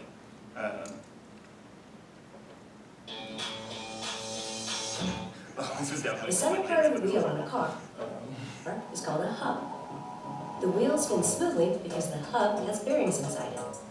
Bearings reduce friction, which is a force that resists motion. A common type of bearing has tiny steel balls that allow the hub to roll around the axle instead of rubbing against it. Rolling produces less friction than rubbing, so having bearings in the hub will make it easier to start spinning and keep it spinning. So yeah, so basically the point of that, ball bearings everywhere. So anywhere where you have the shaft going through something that needs to be supported, in your drivetrain it should basically always be ball bearings. You can kind of cheat in other mechanisms and use plain bearings, which are like bushings or just metal on metal contact, but kind of with lubricant. But even then, if you can use bearings, you're better off. Proper alignment is also a big thing. As soon as you start misaligning things and you start adding forces side to side, you're going to increase a lot of friction throughout your drivetrain. And you're just wasting that power and it's not going to the ground. And you're not going to be able to accelerate as fast, you're not going to be able to push on the robots, you're not going to be able to do all those things that you hopefully wanting to do with your robot. We talked about this briefly, but nothing should just be a press fit or a friction fit. Those keys and hex in some sort of positive way that we actually transfer torque is much better. It says set screws there. There's a couple places where that's okay, but most of the time it's not. You really want to be doing some sort of positive. If you can get away with hex shaft, that's the simplest thing to do nowadays, and it just makes everything easier. Support shafts in 2 places. This is a standard kit bot way to do it, where you have a bearing on either side of the wheel, or you have a bearing inside, or you have 2 bearings inside of the wheel on a dead shaft, which is like a bolt that some teams use. While this might look like what's called West Coast drive, where the wheel's on the outside of the robot, kind of like on that one, there actually are 2 bearings on the ones that do it for real. There's a bearing on this side of the tube and a bearing on this side of the tube, so the shaft's actually supported in 2 places. If you only had a single bearing, it'd be way too easy for that to cantilever and rock around, and it just wouldn't support well at all.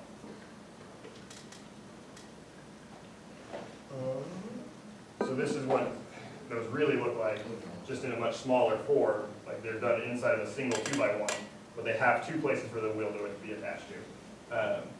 Also, you should not cantilever them very far. If you stick out the axle way too far, this is, again, we talked about torque and how you have your big torque arm. That distance there allows for a lot of force, and you're going to bend that axle eventually.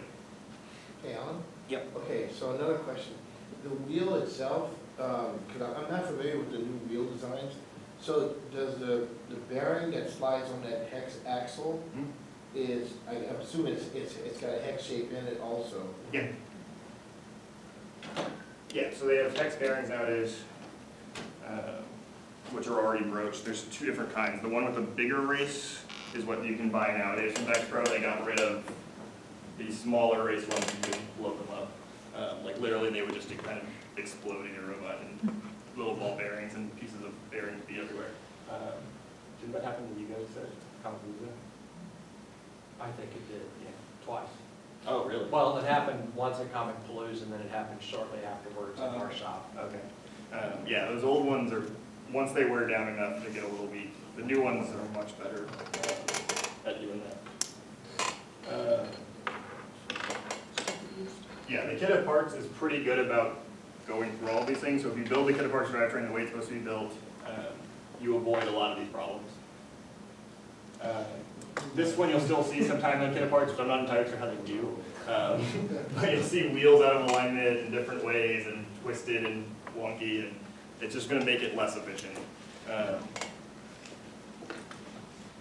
This one isn't necessarily as bad as long as the chain path makes sense. You can have wheels at different widths apart from each other.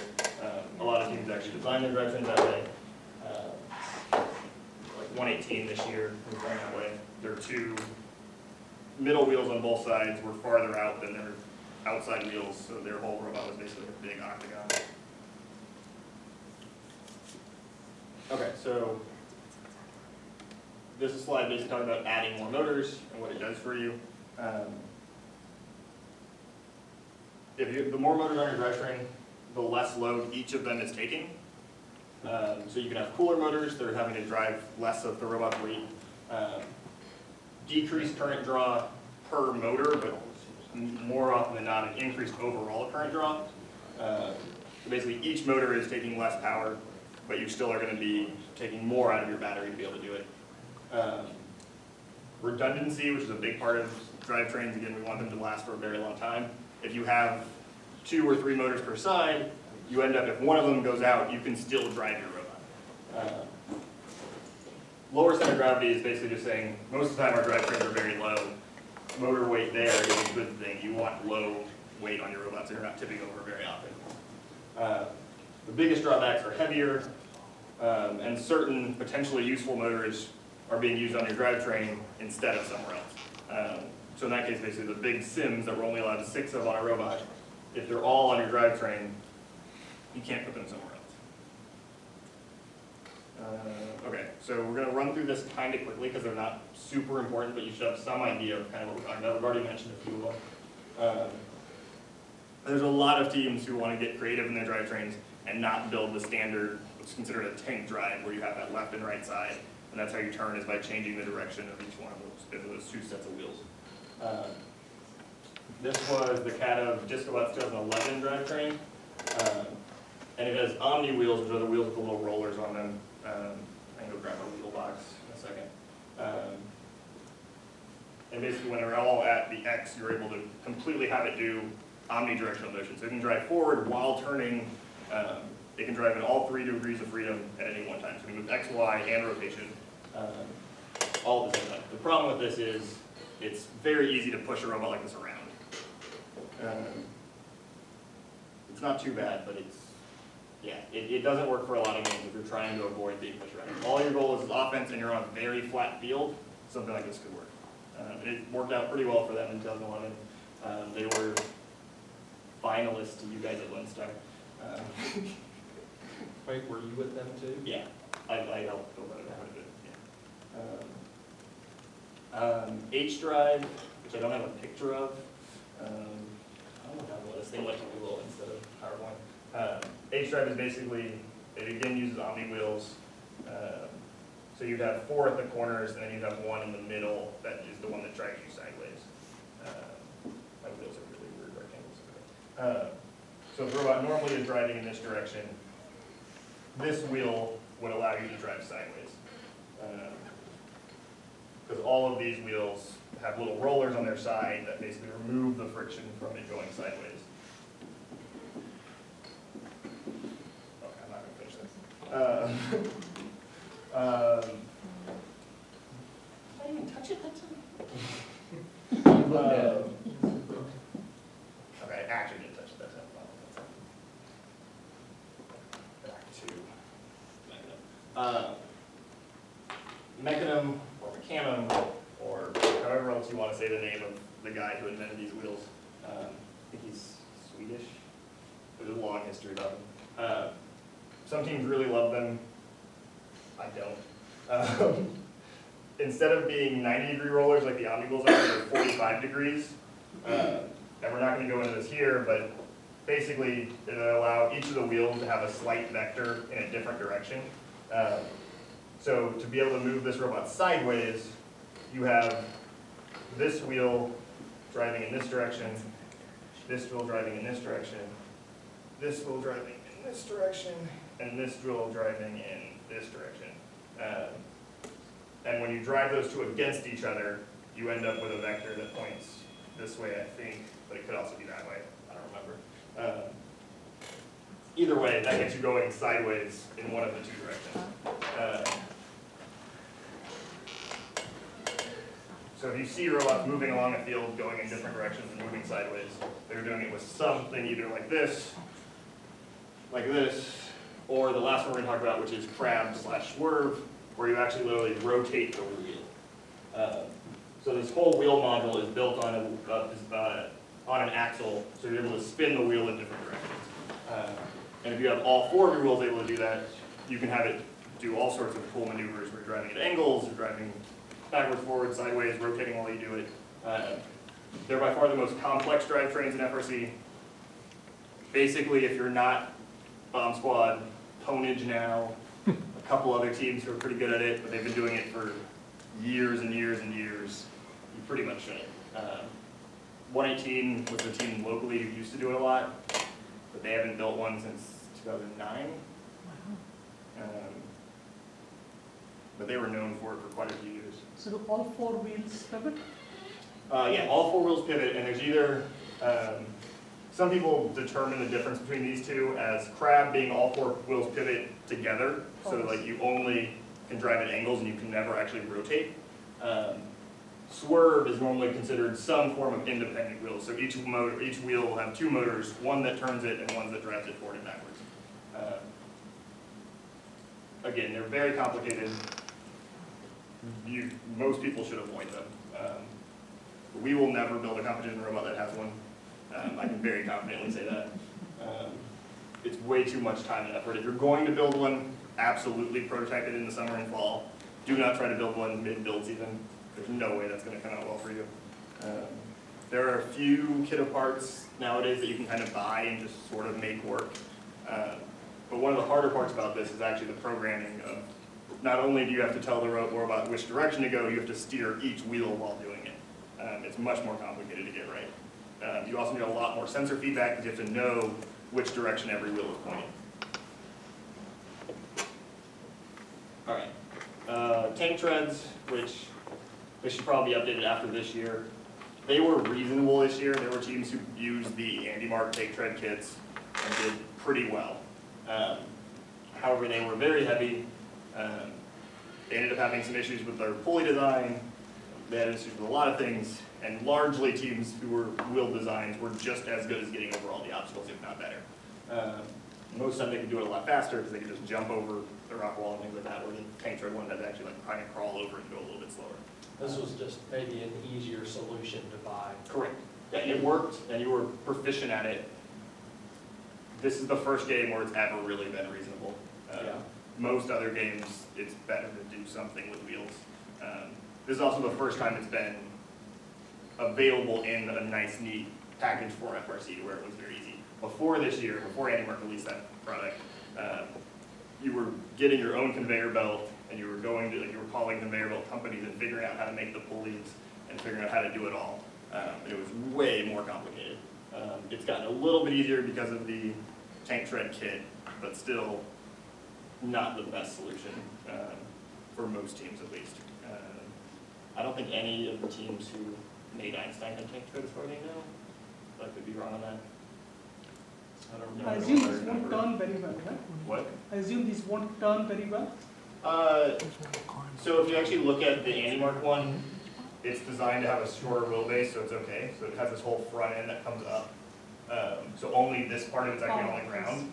And so it ends up with a wide enough wheelbase to where it's able to turn pretty well. If you were to put the whole thing on the ground, you have this big, long tank tread, yeah, it doesn't turn very well. Just because your points of contact are going to be way too far out. On tank treads, to fix that, you can actually do the same thing that we do on a sixth wheel and kind of have the tank tread get this kind of V pattern, and it does the rocking and all that kind of stuff too. There's ways to make them turn. Alan? If we ever have a sand game, tank treads can work. Any chance I can get you to use another color other than black? Yeah, on your pen when you're On drawing. your pen, Yeah. it's almost Yeah, impossible you to can. see. I didn't know I. There we go. Better. Thank you. You're welcome. Again, speak up. Ask So questions. start over again. Yeah.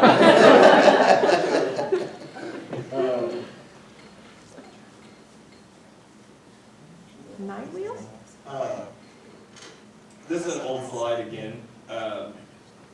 This is from, yeah, this was their 2010. Well, so, yeah, not actually. This is, they used it in 2010, and then 2011 is what the photo's from. It was 148 Robo Wranglers out of Greenville.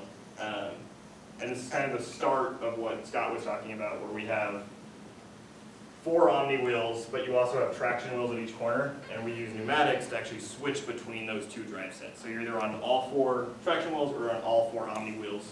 And what that allows you to do is kind of get the advantages of having a full traction drivetrain while still being able to shift to the Omni wheels and drive around. So if you just want to be able to push through somebody or move someone, you switch to all your traction wheels, you're not turning very much because it's very hard for these drivetrains to turn. And you have that traction wheels normally geared lower, so you're going slower and you have more power, and you can push through. Then you can switch to the Omnis, you're going faster, you can turn really easily because you have no scrub at all because the rollers on the wheels prevent that. And you're sliding back and forth along the ground. In 2010, they had a 9th wheel, which basically allowed them to push it up and down, and they could slide sideways. Octocannon's the same idea, except it uses mechanism wheels and traction wheels to flip between them. So you're able to push again while still using the the mechanism drives to move side to side. Okay, I think that's the end of that. Drivetrain questions?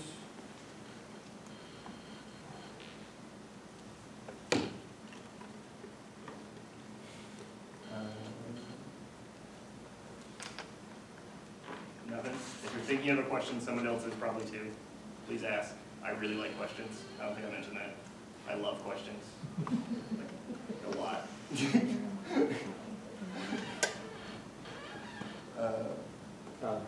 Yeah. Is it possible to simulate the behavior of these different wheel types before you actually go and make a purchase? Or do you have to just kind of, so in the sense that, you want to decide how you want your wheel to turn? I mean, is there any way you can predict in advance? Somewhat. A lot of that comes from the fact that we've built or played with a lot of the wheel types and configurations. But to just completely simulate, nothing a huge amount other than thinking through exactly what you want the robot to do during a match and how you want it to play. We'll sometimes build little test chassis that aren't necessarily fully powered that we can push around, but we still have the wheel most of the time. Yeah, we did that in 2014. Yeah, we did that this year. So we built basically a full plywood version of the robot that didn't have motors attached, but it had all the wheels, and we made sure that we could push it over every obstacle relatively easily. It didn't get stuck anywhere. So we built a full test bed that was just plywood and the wheels that we were planning to use and be able to push over and things like that. Alan? Okay. Alan? Yeah. So maybe kind of related to the purpose of that question, is there like a list of canonical questions or sort of scores you would ask? Say you look at a design challenge, and a set of questions you apply to say, well, for this particular problem situation, this is the right. Obviously, it's possible to do that. Do you need more lateral traction? Do you need more turning power? Do you need more climbing ability? And the set of canonical questions to say, well, that leans you towards this versus. I think that's going to come out a little bit and I think it's actually a little bit later today when we talk about brainstorming. Okay. That's going to come up because that's an activity that we go through because we try to visualize you know, what are the different players in this game? So Design what, objectives. what different roles will robots have? Yeah, and it's so unique that it's hard to just say, this is always better than this, right? Like we were saying, there's games where, you know, you throw out all of the rules or whatever of drivetrains. And it probably combines not just with the design challenge, but with driver strategy too, right? Are you Right, going to yeah. try and score more? Are you going to try and defend more? Are you going to? Absolutely. So yeah, when we break down a game, we're looking at all of these concepts, and we know we have all these options from what other teams have done. We do a ton of what helps me when I'm doing designs, and I try to get the kids to do a lot of too, is looking at past years and past robots and what has worked for other teams, what hasn't worked for other teams. That's where a lot of communicating work comes through, where we talk to other teams about what worked for them every year, and we go and, you know, I'll go to other teams' pits and say, hey, what did you like about your drivetrain? You know, steal from the best, then invent the rest type deal, right? We're learning. It's a pretty, what we do in FRC is very unique, right? Other people build robots. Very few people are building 150-pound things with football with pads on them and hitting each other and scoring game objects.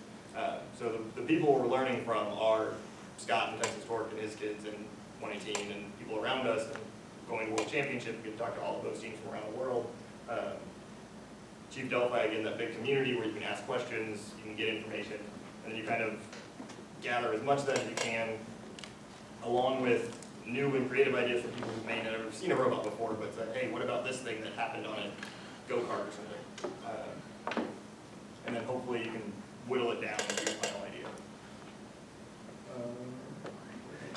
All right, so a lot of these slides are actually the same as the ones we already did, so I'm not going to hit all of them. Oh, you thought you were ready. Oh, I just wanted to go through belt and shifting stuff really fast. All right. Okay, so the last couple things. This will be online. Okay. This will be online. I'm not going to go through everything in this, so this goes through the gears a little bit more. It talks about gear pitch. Most of the time in first, if you're buying gears from Vexpro or AnyMark, they're 20 dp and you don't need to worry about pitch. They're all the same already. This has a little bit more of a gearbox stuff in it. This is the picture I was looking for earlier. So that shows it much easier where you can see the sim motor has a pinion to the driven gear, then the small gear to the output gear here. Okay, so things we didn't talk about is shifting. Until 6 or 7 years ago, if you wanted to build a shifting gearbox on an FRC robot, you had to be custom designing it all yourself. AnyMark started selling their Super Shifter and a couple other ones back then. And then 2 years ago, 3 years ago, whatever time frame, Vexpro started selling their ball shifter as well. And now West Coast Products has a dog shifting gearbox. So there's a bunch more off-the-shelf components that you can use to build a shifting gearbox now. And what a shifting gearbox allows you to do is just like in your car where you have multiple gears, you can have 2 to however many you really wanted if you want to build a really complex mechanism. Most teams settle with 2. You're normally pretty good. You have a high speed that allows you to go faster and a low gear allows you to push harder and have more force. And they allow you to shift. So basically, in this case, with like the AnyMark gears and dog shifting gears, you have this thing that's called a dog. It's literally mounted to the shaft, and it's what's actually attached to the output shaft. These 2 gears have bearings in them, so they can spin freely on the output shaft, unless you did not. I don't know how. Okay, so they're spinning freely on the output shaft, and then whenever this dog actually engages, so these little teeth here will actually sink in and seat into one of these 2 gears, into these pockets, and they choose which gear ratio is actually the output shaft is spinning at. So in this case, these 2 gears are always spinning at whatever their output speeds are, and then you have a pneumatic cylinder that's pushing this back and forth and selecting between the 2 gears.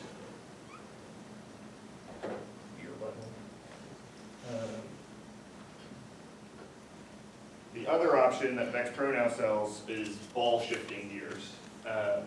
And instead of having a dog that would come and like engage into the side of the gear, there's literally little ball bearings on the inside of the shaft in here that would be spinning in here, and it pushes out little balls that engage into these little inlets. It allows for it basically to be more compact. In either case, most of the time you're not actually building the gearbox as much. So for Vex Pro, they ship you the shifting shaft already built, and you can put the little balls in and mount everything. Depending on which gearbox you buy, it may even come with the gears already mounted, and it's even So easier. do you need to slow down the robot to shift? So what, Do you need to slow down the robot, if it's spinning at high velocity? If it's spinning at high RPM, Yeah. can you just shift at that RPM, or do you need to reduce the RPM to shift? all the ones nowadays can shift on the fly pretty well. In fact, if you have the dog gear, you have to be moving. Right, you have to be moving somewhat, yeah. Balls like it as well. It's shifting completely standing still doesn't work very well. Shifting at your absolute max speed from high to low is not necessarily the best option, because you do have something is taking all that energy. But most of the time it handles it pretty well. Like, it doesn't break in the gearbox anywhere. You'll get a lot of shock load on your chain and other places on your robot. But they all work pretty reliably. Normally you're shifting the other way though. So you're shifting, as you start in a low gear, you're shifting up to high gear, or you're moving slowly in a pushing match where you started in high gear, you shift down to low to be able to push harder, something like that. You're only moving at some mid-range speed. You're very rarely gunning it, doing a 100-meter dash, and then shifting to low. We use ball shifters this year on our robot instead of adding more motors to our drivetrain, so that we have the high-end gear that we want to be able to move around the courtyard or move around our scoring area very easily. But then if we want to go over obstacles, we need to be able to push them the other way. We can shift to low gear and do that as well. We ended up using high gear most of the time and just jumping over the obstacles, but we didn't know that wasn't going to destroy our robot until we actually built it. So. One thing I was gonna ask is how often, we've always built single-speed gearboxes. I was just curious, how often are you switching? Is it common, or are you automatically shifting, or driver? We don't auto shift. It's always, and this year was always driver preference. We use low gear for a couple things. When we were going to line up for a shot, we would shift to low gear, because one of the things it gives you more control, because you're on the joysticks themselves. Now halfway, you have more precision control of that low end speed, so it's easier to align. We also use it to be able to stay on the batter, so if we shifted to low, we wouldn't roll off the batter. If we shifted to high, we would, because there's much less friction inside the gearbox. It took, the robot's weight was able to move the gearbox in high gear, but not low gear. This is the first year we've ever shifted in competition. We built shifting gearboxes for other things. We've never done the competition until this year. Why did you choose to shift this year? For those reasons. Well, one, we knew we needed to be able to stay on the batter, and I didn't really want to build a brake.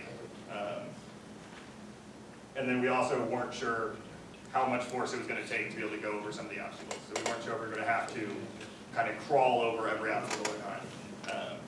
Most of the time, it turns out we didn't. I think we still most of the time crawl ramparts as much as we can, because it doesn't really like our undercarriage and bend stuff a lot sometimes. That's what happened at Bayou. Or at least don't take it as fast, at least. The other one, we can take it full speed and our robot doesn't break anymore. Or it never did. And also, because we also knew that anytime you want to do precision control, having a much lower gear is very nice. Something in the 5 feet per second range, 4 feet per second range. If you're doing autonomous, if you're trying to do aiming, anything like that, when it's much lower, you can do really fine maneuvers, because you can at a low speed, you can generate all the torque you need to be able to move and kind of very slightly turn your robot and twist to aim. If you're really high, as you're pushing the stick forward to get over that that initial movement to be able to turn, you end up turning too fast and swinging too far and spinning back.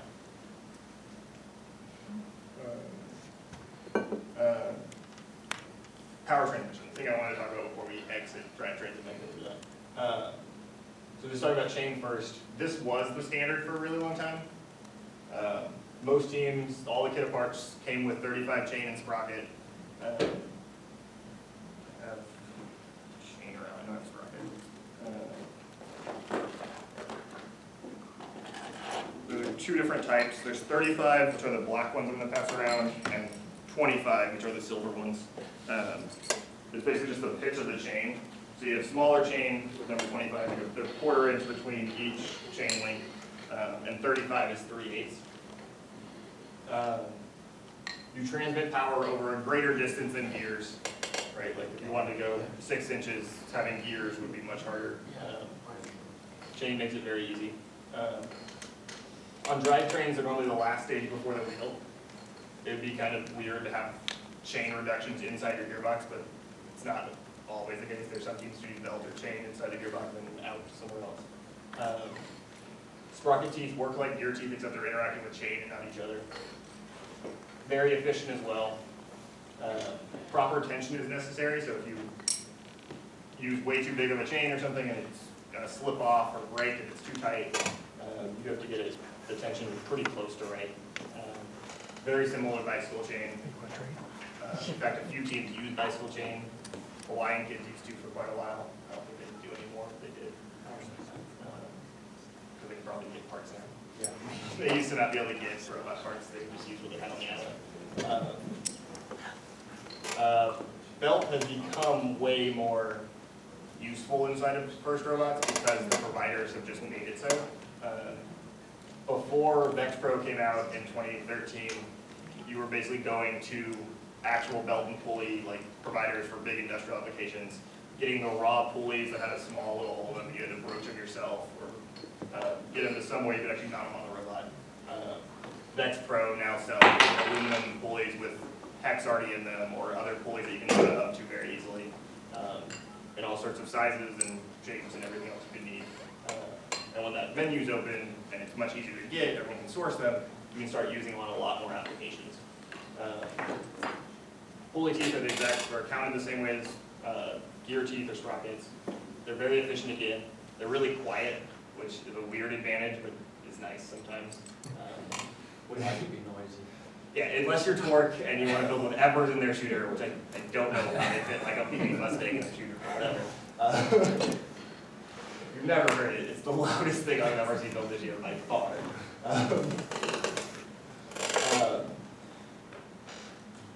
Yeah, the decision between belt and chain is largely personal.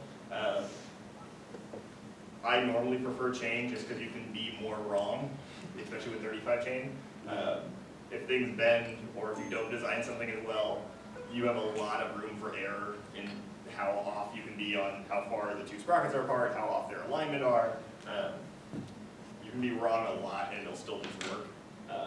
Belts, if you're too tight or if you're too loose, you can break the belt easier than you'll ever rip 35 chain. It's pretty much impossible to rip 35 chain. It's doable, but you have to be doing a lot of stuff very, very wrong and putting way too much power through it. Or we've had belts break. Our original shooter design from 2014, we ripped a couple belts. Belts will slip a lot easier most of the time too on the pulleys than a 35 chain will. 25 chain is very light. Belt can be as light as 25 chain or lighter. 35, you're taking a big weight hit for the advantage of just being able to be kind of sloppy with it. Well, plus 35, like you said, it's very hard for it to fail. Yeah, like you're taking the weight hit, but if you're not sure about something, if you throw a 35 chain at it and it works once, it's probably going to keep going. If it's way too loose, you can slip off the sprocket, but you can also over tension 35 and it'll run for a long time.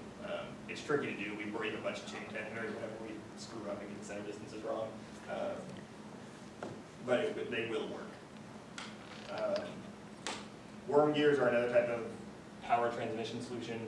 Normally don't use them in drivetrains. You need a really big gear reduction and you're not worried that it's really inefficient. 70%, sometimes worse than that. They're oftentimes what are used in garage door openers, some other things like that. You can get worm gear. The reason you get such a big reduction is the worm basically counts as a single tooth gear, depending on how many starts it has. Most of them are single tooth, so then whatever size gear this is, you can go from like 1 to 70 in a single reduction. Which I have been a part of robots that have made this work. Back in high school, our 05 robot had a big arm on it that was powered by a worm gear at the top. It doesn't make sense to do that anymore. Like that was back when we were still buying gears from probably MSC or somewhere like that.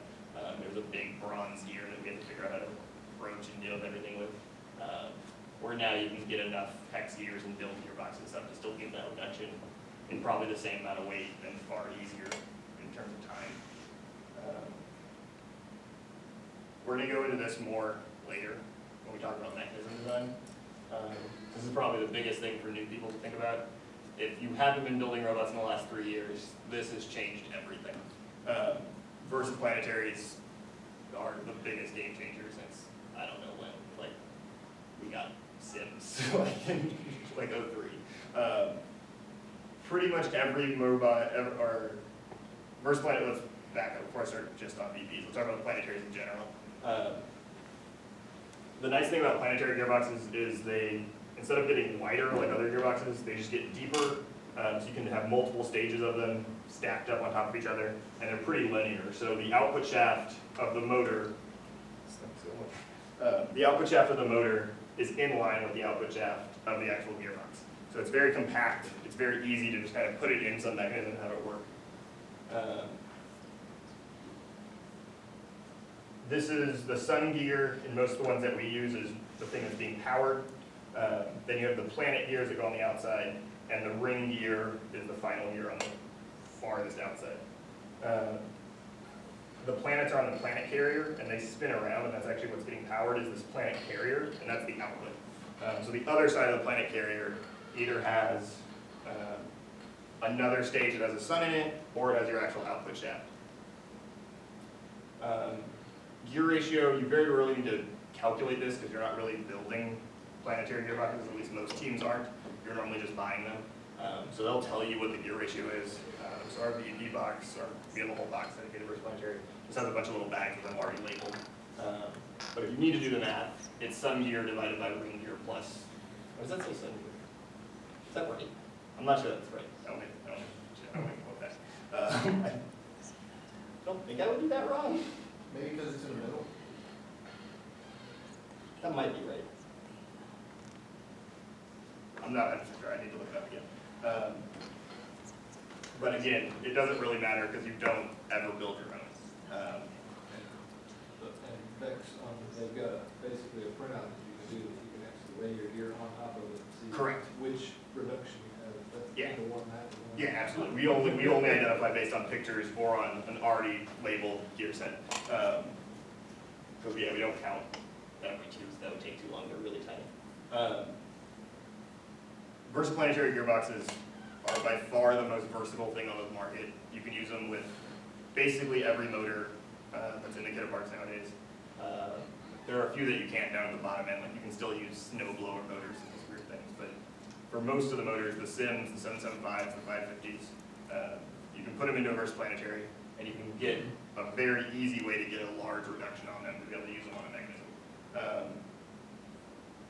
They're extremely easy to replace parts. One of the killers a few years ago in robots was if you burned a motor on your shooter or you burned a motor on your arm or something, it was normally a 15, 20-minute task that you had to do in 4 minutes before your next match. With Versaplanetaries, it's 2 bolts and you can swap the motor in no time at all. Like I've done it between matches multiple times nowadays. So it just keeps robots running that much longer. You don't have to ever miss matches. Well, we also find it helps a lot when you're prototyping because you can easily get any gear ratio you want. Yeah, so they sell, the way it works is you can buy different gear sets that all fit into the same ring gear. So you can do 3-to-1, 4-to-1, 5-to-1, 7-to-1, 9-to-1, and 10-to-1. So each one of those is a stage, and then you can stack the stages on top of each other, so you can go out to several hundred to one. They also have a big table that tells you what they approve of as the actual torque rating, because you can pretty quickly break the internals if you try to have too much torque. We've done that. Yeah, we have to. We'll do it at some point. So this motor can't be used. It can't be used to drive the actual robot. Yeah. You can. We don't, but you can. We did. So on our drivetrain this year, we had 775 Pros. We had 2 Sims and 2 Sims, and then we had a 775 Pro on each side that went to a Versaplanetary.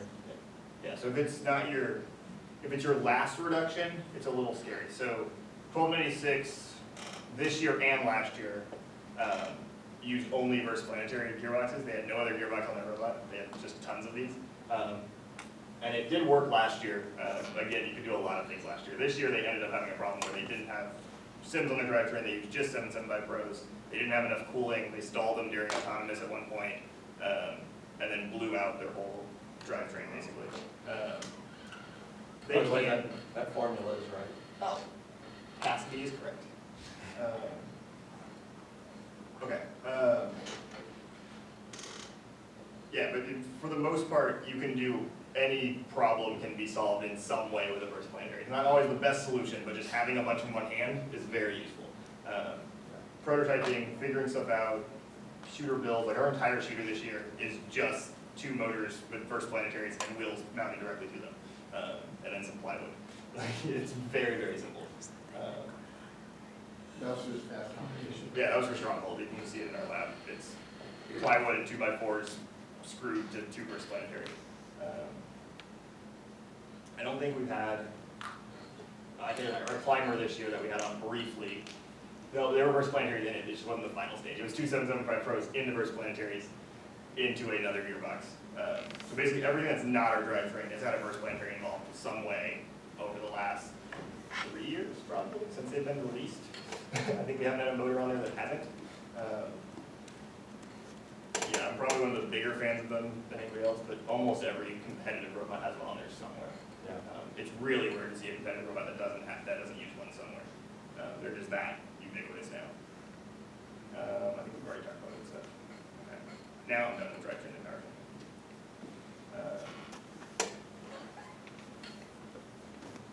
Do you want to go back to the schedule? I was going to grab wheels and VPs.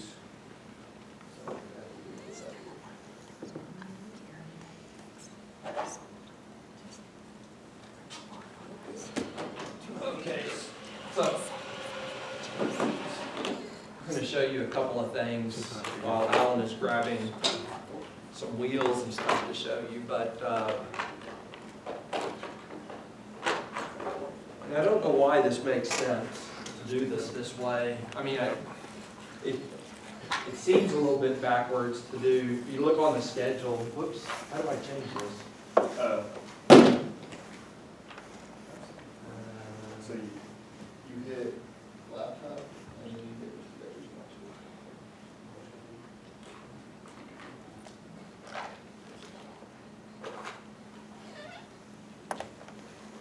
Okay. So, because on the schedule, next is design and parts and brainstorming. And I think part of the reason for brainstorming after design and parts is in order to understand what you can do, you kind of have to understand what do you have at your disposal to work with.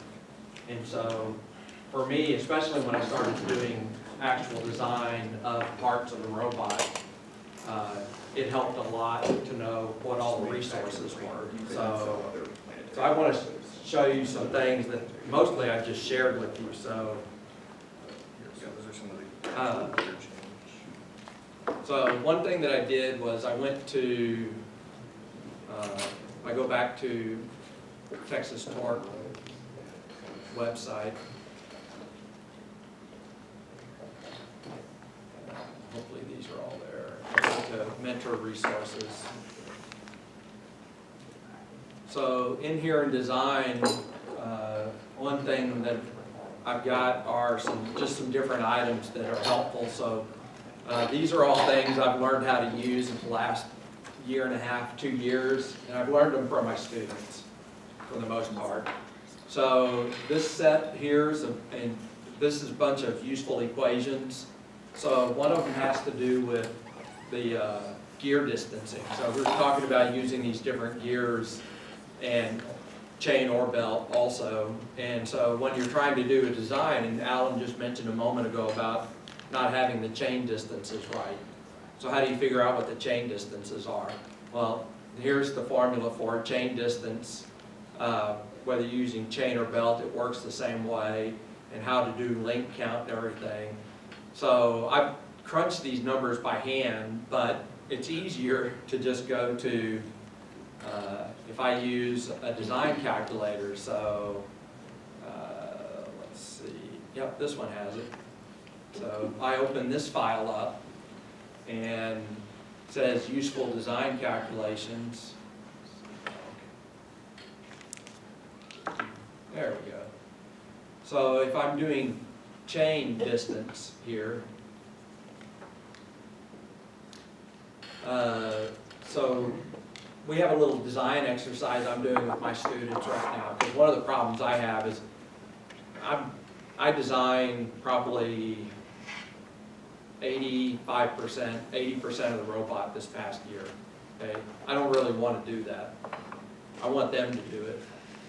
We had one kid who's good at doing drivetrain, and then after that, he kept focusing on drivetrain, but after that, I had to do most of it. So right now, we're doing this design exercise, and so it's a copy of a system that was on our robot from, let me see if I get this right.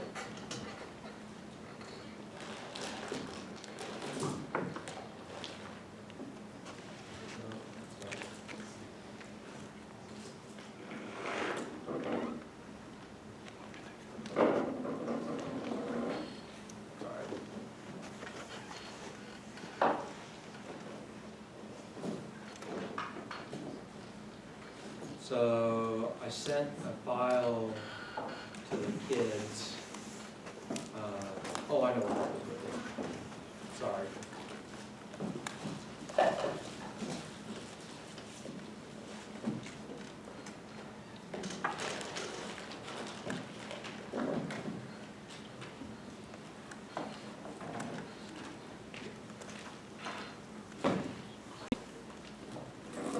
Okay, so anyway, so this is the design challenge that they have for this year. This is the intake system from our robot from last year.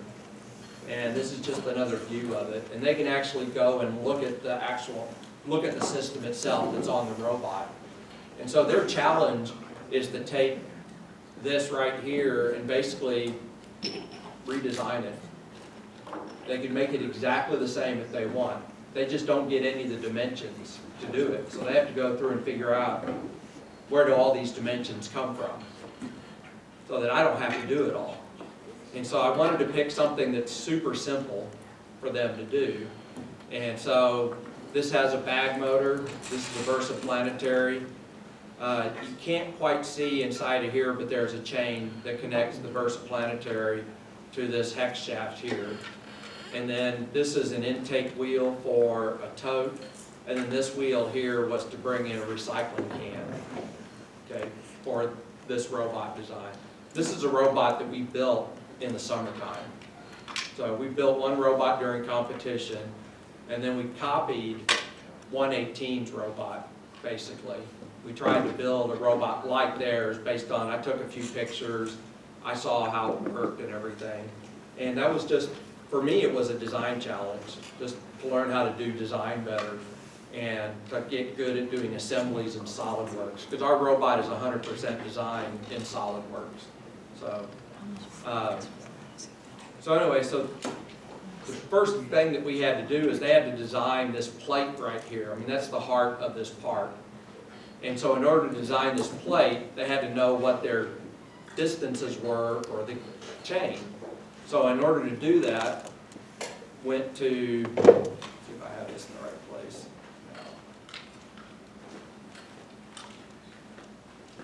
Yeah. Okay, so, well, I need to know what size sprockets I have at my disposal for the design. Well, I know what sprockets VexPro sells. At least I know the smaller ones that we use a lot. We use 16 and 22. Those are the smallest ones that they have. So, so if I'm going to use 16, and in the case of this device here, in the case of this one, these two sprockets were the same size. So I just put 16 here, I put 16 here, because that's the tooth. And then the CD here, that's the center distance, and it's in the number of pitches. So number 25 chain is 4 links to an inch, or 4 pitches to an inch. So if I had these, say I was gonna make them 4.5 inches apart, 4.5 times 2 is 18, so that would be 18 pitches. That tells me that it needs to be 52 links. That's how long the chain is.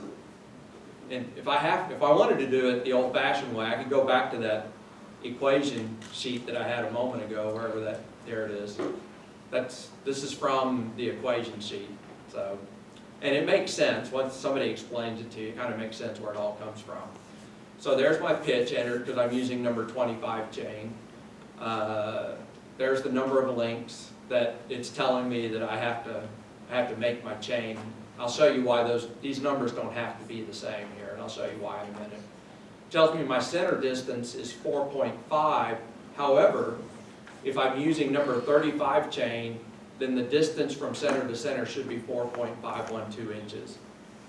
And that's going to give me the right center to center distance for the number 35 chain. If it's number 25 chain, it should be 4.518 inches.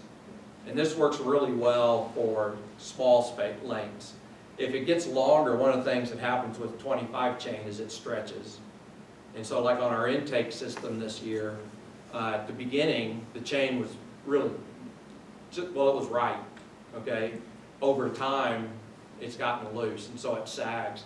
So the chain that's on there now, we took the old chain off, they built a new chain and put it on there. It's like a new chain as far as there's not the sag in it and everything, but the chain that we took off, they took a half link out.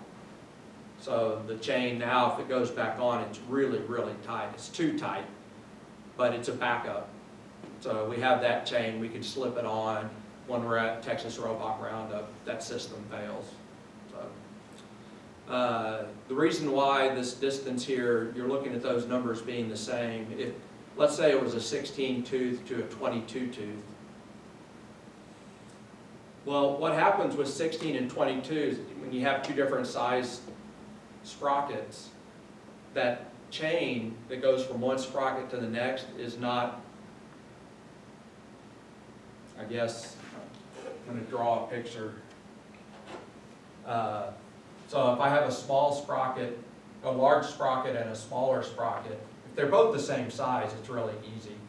Because here's like on a 16 tooth, here would be 8 teeth, here would be 8 more teeth, and then there would be the chain going from one to the other.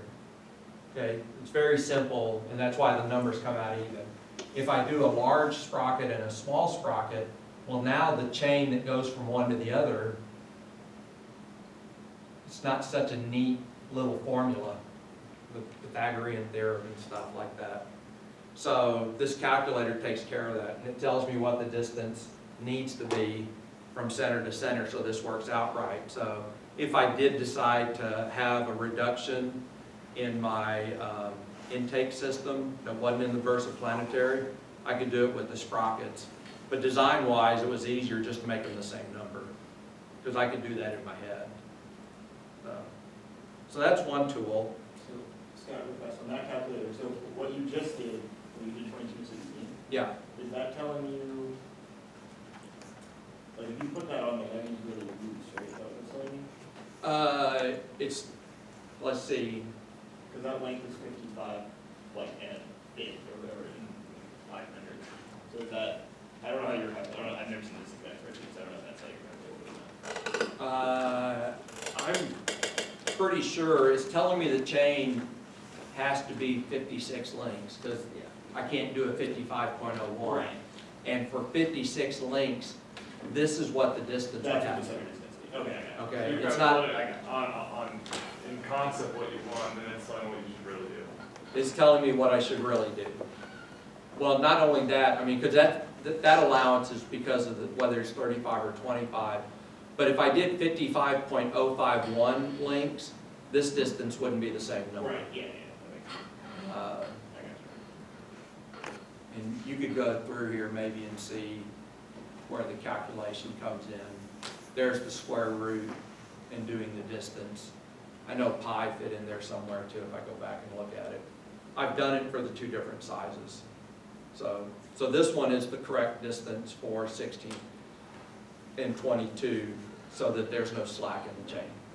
So Scott, if you're limited to a maximum of 4.5, you would reduce the number of pitches and then go through it from there? So if you Yeah, if I knew, like, yeah, if I'm looking at the design and I'm going, like, if I go back to this design, and this would probably be nice if I had the CAD up for this, because I could rotate it and show you different things. But I didn't want the students to have the CAD, because then they could take it and do the dimensions off of it and stuff. So, but if I looked at this from the top and I decided that the center of this shaft and the center of this, you know, that I need it to be, because the location of this shaft really depended on the size of the tote, and it depended on where this 1x2 was here. So in order to, so that determined the location of this, and then the location of this is set by what I chose my chain length to be. But this motor had to be outside the Versatube because the shaft sticks down. I didn't want it sticking through the Versatube or something like that. So maybe I'll call up the CAD maybe just for that. Versatube is just a product sold by Dexpro. Yeah. It's just a 2x1 aluminum rail that already has holes in it. Has holes and it has lines drawn on it in half-inch increments to help you with lining things up. So, but I'm calling up the CAD on this system anyway. So.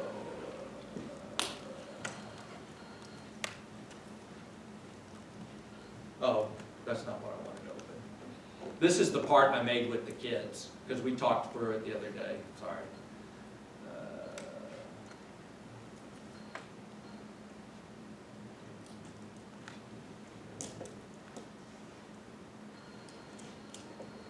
I'm just going to open it, go straight to it. Something else I'll talk about maybe a little bit later is we use GrabCAD as our kind of a repository for all our CAD files. Yeah, so should everybody at this point. If you're doing CAD, which everyone should be doing in some way, GrabCAD is a lifesaver for doing it as a whole team. Before that, it was transferring it on drive or flash drive or something. It was awful. Okay. GrabCAD does full version control on CAD, on the robot CAD. You can have multiple work on the project. Okay, so anyway, so this is that shape system. last year that worked pretty well. And so there's where the sprockets are inside. And so this is where the Versatube lays in there. And so that lets, this is what they're trying to copy. And so I'm just showing you how we came up with that value for that distance, to that distance right there. Other design aids in this very same one. Scott, real quick, what's the adders that you're putting on there? The 12,000, the 18,000? Sorry, what? What are the adders that you're putting on there at the end for the chain sizes? They account for stretch. Okay. Yeah, basically stretch. And I don't know where you got yours from, but there's, I think West Coast has it, that's where I pulled in. But I'm pretty sure they're just like values that people have tested over the years of using. Just a rule of thumb to add that much, yeah. That's where, yeah, these two values here. Yes. Yeah. And 35 you can be way wrong and still be okay. 25 requires much more exact spacing. But there's also, on this one, which I've been using, we've got pneumatics, and we're going to talk a little bit more about that later, but one of the things when you're using pneumatics is, do I need a compressor on the robot or not? How many storage tanks do I need on the robot? So this is a little calculator that lets you do that. So I found these two to be really useful. My students, and I haven't used these yet, my students use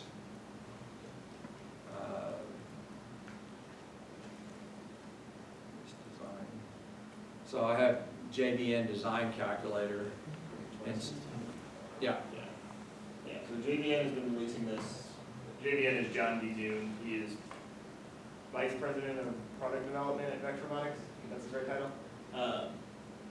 He started releasing this when he was still in college at Clarkson. He's been doing FRC 96 or 97, I don't remember when it started, a long time ago. And he had some version of this that's been out since early 2000s. Is that his logo? That was, yeah, it's his logo from when he did Build Blitz. So he was Team JVN versus Team. Oh, okay. He didn't just like make a logo for himself. I don't know, I thought maybe. It's JVN. Of all the people who would make a logo for themselves. Well, I know, but he's of all the people who deserve a logo for themselves. He's the least likely person to make a logo for Scott? He's really warmed up. So, something we didn't do, but I learned about this year from our sister team, Kryptonite, is when they do the chains, they don't go directly from sprocket to sprocket, but they kind of go around, I forget what the term is, like a governor or something, around a bolt, and they use these sleeves. Yeah, And that allows them to vary the length, effectively vary the length of the chain. yeah, it's chain tension. So a Yeah, chain tensioner or tension, an that's idler or something like that. Yeah, Yeah, there's lots of different ways you can tension an idle chain. It just depends on how you're doing it, and some of it, you are, especially if it's just going over a sleeve, you are adding friction back into your system, which Yes. may be fine, right? For the intake wheel, it's probably fine, and you wouldn't never care. When No. you start doing too much of it on your drivetrain, Yeah, so this was on their primary drivetrain, so I'm only repeating what they said, so I don't know how true it is, but they said they use these Delrin sleeves, which they say are almost no friction at all, they're just highly frictionless. They even use them on other parts of their robot, whenever they need a friction reduction. And what they say, it almost acts as lubricant because of how smooth it is. Delrin's a very good plastic for that. yeah. We had to add the idler sprocket, if you want to call it that, I guess, on our 2015.5, on this robot that I was just showing you, that system, not that system, but a different system, because somebody didn't do the chain length calculation right, the center to center distance. Like I said, I was still learning. And so that was the chain, it's like, okay, well, we'll take a sprocket out or a link out, that'll make it work. No, it didn't. Yeah, So we ended up pitting until you did this, I didn't even know it was possible to calculate the chain, the length, because what we were doing is we just kind of put two holes and then take out the link, put in the link and see and it invariably happens that you need to take out half a link. Yeah. And they do sell half links, they do get close, but designing it on center distance will have something that'll run for a long time. Yeah, I didn't know that's even possible. But yeah, be ready with tricks like putting idlers in and stuff too. We, on our 15 little stacker thing that we built in a day or something, we had calculated chain links and we knew where they were supposed to be, but just over time it got loose enough to where in one match, or going out to a match, it was loose enough to where it wasn't stacking anymore. And I'm pretty sure me and one of the other kids just like, at the same time, just like grabbed a drill, drilled in a hole, made an idler, and like we were ready to go. Like in queue, basically, we were doing So it. what the Synco philosophy is, even if they calculate the length correctly, they will always use it to account for things like the metal warps a little, or the chain stretches. They say they just build that into the. Yeah, they're one of the few. They're probably the only, them and 610 started. They're like the only team I know who's very competitive and doesn't CAD the whole robot. I think they're the only one I know who's consistently very, very competitive and doesn't use CAD for the primary systems. I think they started a little bit more this year. So anyway, like I said, I haven't even used the JVN design calculator because my kids use it. And they come back to me and tell me, okay, we're going 14 feet per second, 2 sims, 1775 Pro, and I just judge what I see, when we get the system done. I have at least enough of an idea to know if it's going to make sense. I'm just clicking on these tabs because I kind of wonder what that's on them. So, If anyone's curious, I can walk you through most of it. I use it pretty regularly. His 16 one is a little interesting because he basically added in a bunch of stuff to somewhat, not to sell products, but because of the stuff he uses. But it's all Vex Pro stuff, so like those tabs are only for specific gearboxes that they sell. His previous ones are much more generic, which means you have to put in a lot more of your own variables, but you can do it all on here too. He just added in a bunch of stuff to make it kind of easier if you're using Vex Pro. here's the intake mechanism. Right. So like it uses some rules of thumb that you don't necessarily need depending on what it is. The linear mechanism is actually one of my favorite in terms of that tab. So this is how you can calculate elevators and things. So that's what we did in 15 last year when we needed to know how far something to be able to stack it up and down or something like that. Also we used it on our when I designed our climber this year. That was pretty rough for the event that we had it on for. I think our kids did that too because they were able to tell me how quickly our elevator should go up and down. Yeah, so they got it from so here. you can very easily put how much weight you're lifting, what motors you're using, how long you need to drive it, and it'll tell you how long it's going to take to get to the top, how much current it's going to take, are you going to blow your breakers. There's also, in all their drivetrain ones, it'll tell you whether you're going to, you can go to this 2 symbol checker real fast. So it gives you give you a final output, plus it gives you a real life speed, which basically takes in a factor of friction and all that stuff. It also tells you your current, somewhere in there, if you scroll down probably. Nope, I don't know where it is. Oh, there it is, it's next to it. So it says pushing current draw per gearbox. So in high gear, if you were going to try to push another robot with that current setup, you'd be trying to draw 215 amps per side of the robot, which is not impossible. Like you can peak current draw out of the battery is somewhere in the neighborhood of like 600 amps. But in low gear, it basically halves that, and you're still able to push a lot harder. And you can do it for a lot longer because you're not drawing current for that long. Because a lot of the way our breakers work is they're not, if you have a 40 amp breaker on a system, it doesn't trip at 40 amps. It trips once it gets hot enough to trip. And actually that 40 amps means it'll run forever at 40 amps and never trip. So you actually need to be much closer to 100 and something amps to be able to trip it quickly. So I'm thinking that this is actually, they use this, because I just opened it up, and there's 14 feet per second, and that was our robots right there. What were you guys shifting? No. So they would have been in some other place. I mean, that just probably happens to be the standard one. Because you guys weren't 4-inch diameter wheels either. Because up at the top, No, you we set, weren't. yeah, We were up at the top 8-inch. you set wheel diameter, Oh, yeah. you set wheel Oh, coefficient, right. and sets all that. Custom one-speed drive maybe. Yeah, so those are the tabs that were from the old ones where you just. But that's not right either, so they probably used one of the older calculators. And this is just the one from this year. But yeah, there's a pretty decent intro at the beginning to kind of talk you through it, and you can play around. But it works out very well to do some of the math out and actually do all of the math. Let's see, what else was I going to show you while it's here? So then, in design,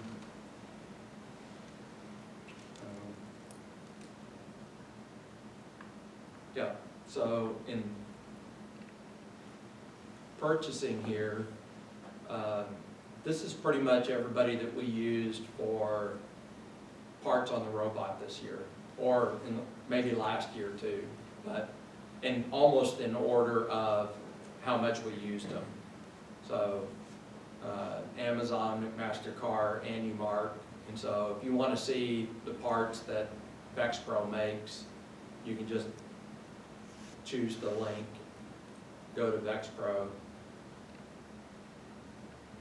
and then you can see all the different parts. And so, especially if you're new to this stuff, it helps a lot to just see what the tools are that are available, because that's kind of how I think about it. You've got these different, it's a lot easier for people starting out because you've just got pieces that you have to put together. You just need to know what those pieces are. In general, putting pieces together that are already purchased or already exist that you can buy is a far easier way to build robots, especially now that you have all the gearbox stuff from VexPro. They also sell a lot of brackets and gussets and things you can buy that basically make it much closer to an erector set. Yeah, That's here's all just the how you design your own. different gearboxes, West Coast products. There's the Versa Planetary, and just, it's even the swerve module. Yeah, and then you mentioned the Versa frame stuff. oh yeah, sorry, Versa frame. So everything you need to build a robot, all the different, the stock and the gussets and so forth. People that just have extra money, like 1429 used to, they just would buy a bunch of stock, a bunch of gussets and everything so they could build. Or if you have a sponsor for the laser cutter or router, you can have them just make gussets. Yes. We route a bunch of our own. We buy quite a few too, because the way the rules are set up, you can't use anything that you made in a previous season or that wasn't built in that build season.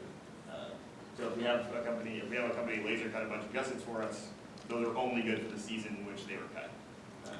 So we buy some too that are good for whatever. And they're very reasonable price compared to what you used to have to buy for something like that.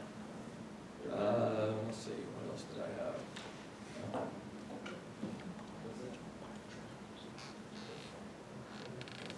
And then the other thing I put in here,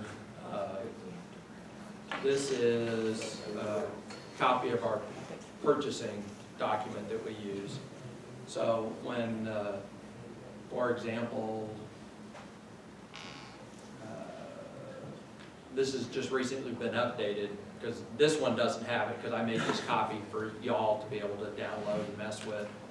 But there's a template on here, so when the kids need to create a new one, they just make a copy of it, and then they would come over here, rename it.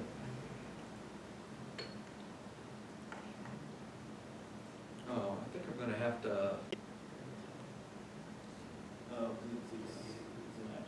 yeah, it's a document, I'll have to change this a little bit.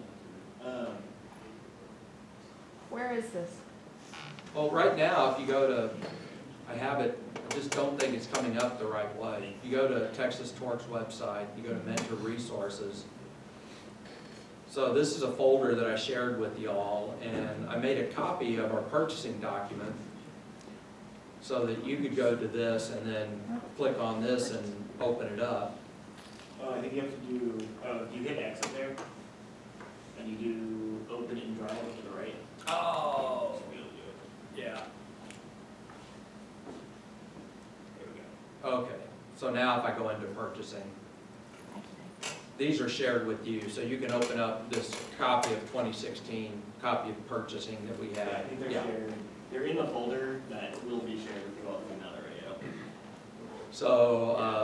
So anyway, as I was saying, here's our, this is stuff that we ordered on April 12th. And so ball end, T-handle, McMaster car, the price and everything. But I said, what I was talking about a moment ago was, so here's our template, which is just blank, except for it's got our 4 biggest suppliers. But these other spaces are for the kids to type in something else, like if it's Hanson Hobbies, which is where we get our crimps and housings for our PWM cables. And then make a copy of that template, and then you can rename it. And so if I was going to create something to order today, I'd say 7, today, 8.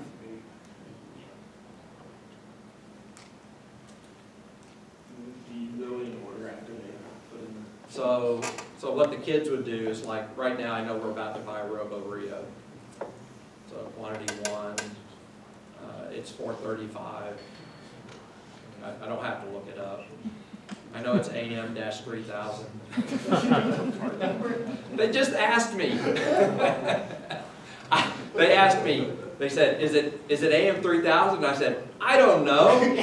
And then later in the day, I checked the list and I saw it. I go, oh, it is AM-3000.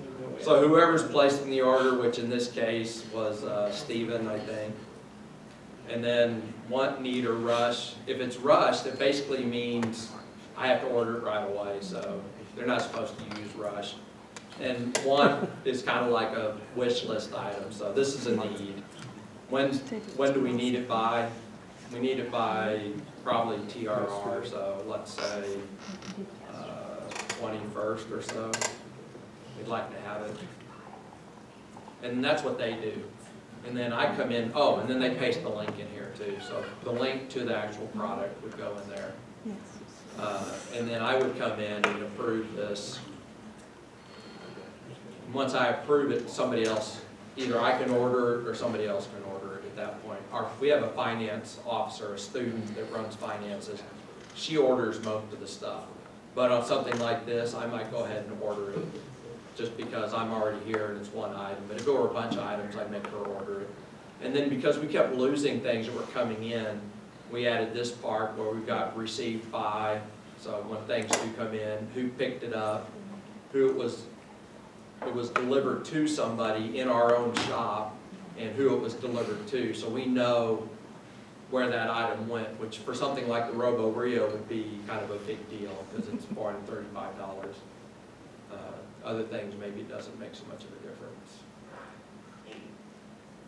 Yeah, not every team is organized nearly as well as that is, because we're never close to that. I just buy a bunch of stuff when the kids tell me to, and the other thing, they can email, if it's somebody that doesn't have access to the purchasing list, they just send it to me in an email. But it gets added, so we can look back. In fact, we just had to do this for 4-H. We had to turn in our finances for the year. And so one source of that information was going through this and just seeing how much money we spent on all the different items that we ordered over the course of the year. So you can see who's ordering things, everything, what they thought it was. Let's see what else I had here. I already looked at design. I don't think they'll put anything else. You don't need a Hertz serration, but I put it in there anyway. You know what a Hertz serration is? Oh, That's a Hertz serration. okay. I had to make something for a monitor stand the other day, so we may end up with a Hertz serration on a robot part sometime. So anyway, you have access to all this stuff now.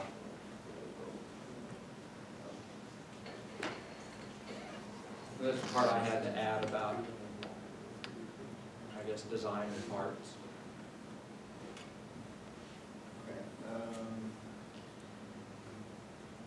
Take a little break before we do brainstorming.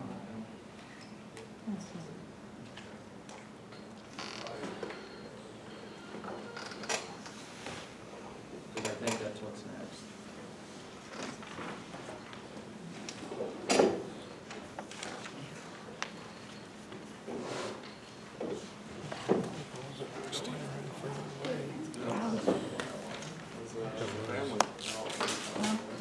It's a nice shirt.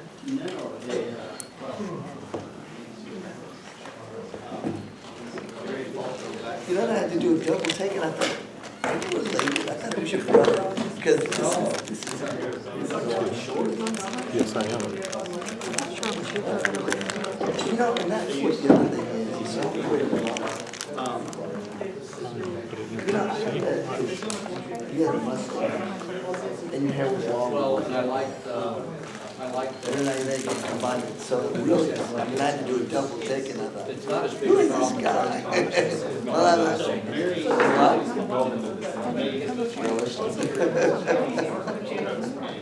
so y'all been able to meet, I saw some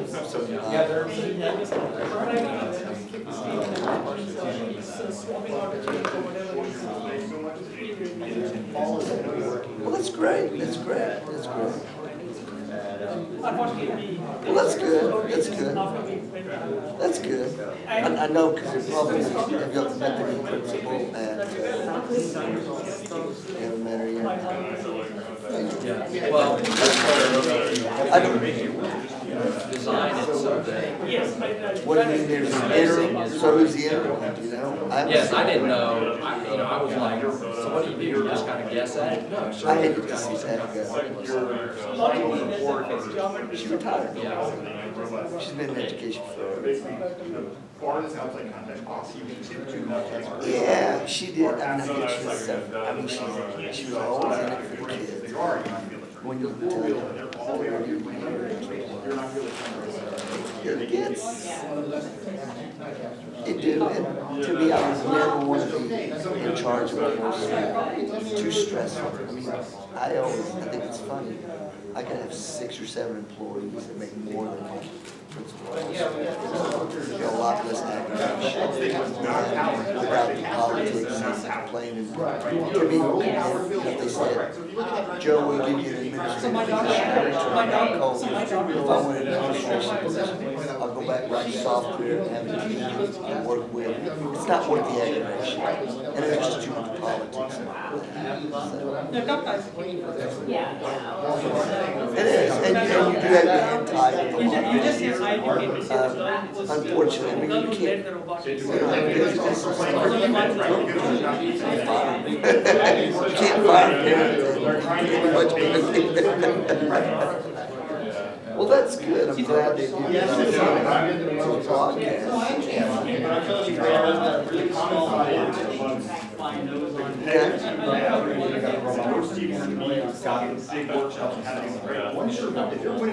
So what was the issue? But if a rookie walks up and says, we're building 4, we'll be like, don't you dare. sort of vibration when you move it.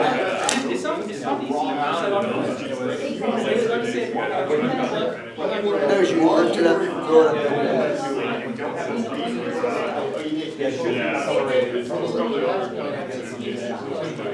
And that motion, so it was defective, so you'll replace the breaker. God, I would have never, I would have not known that in 100 years.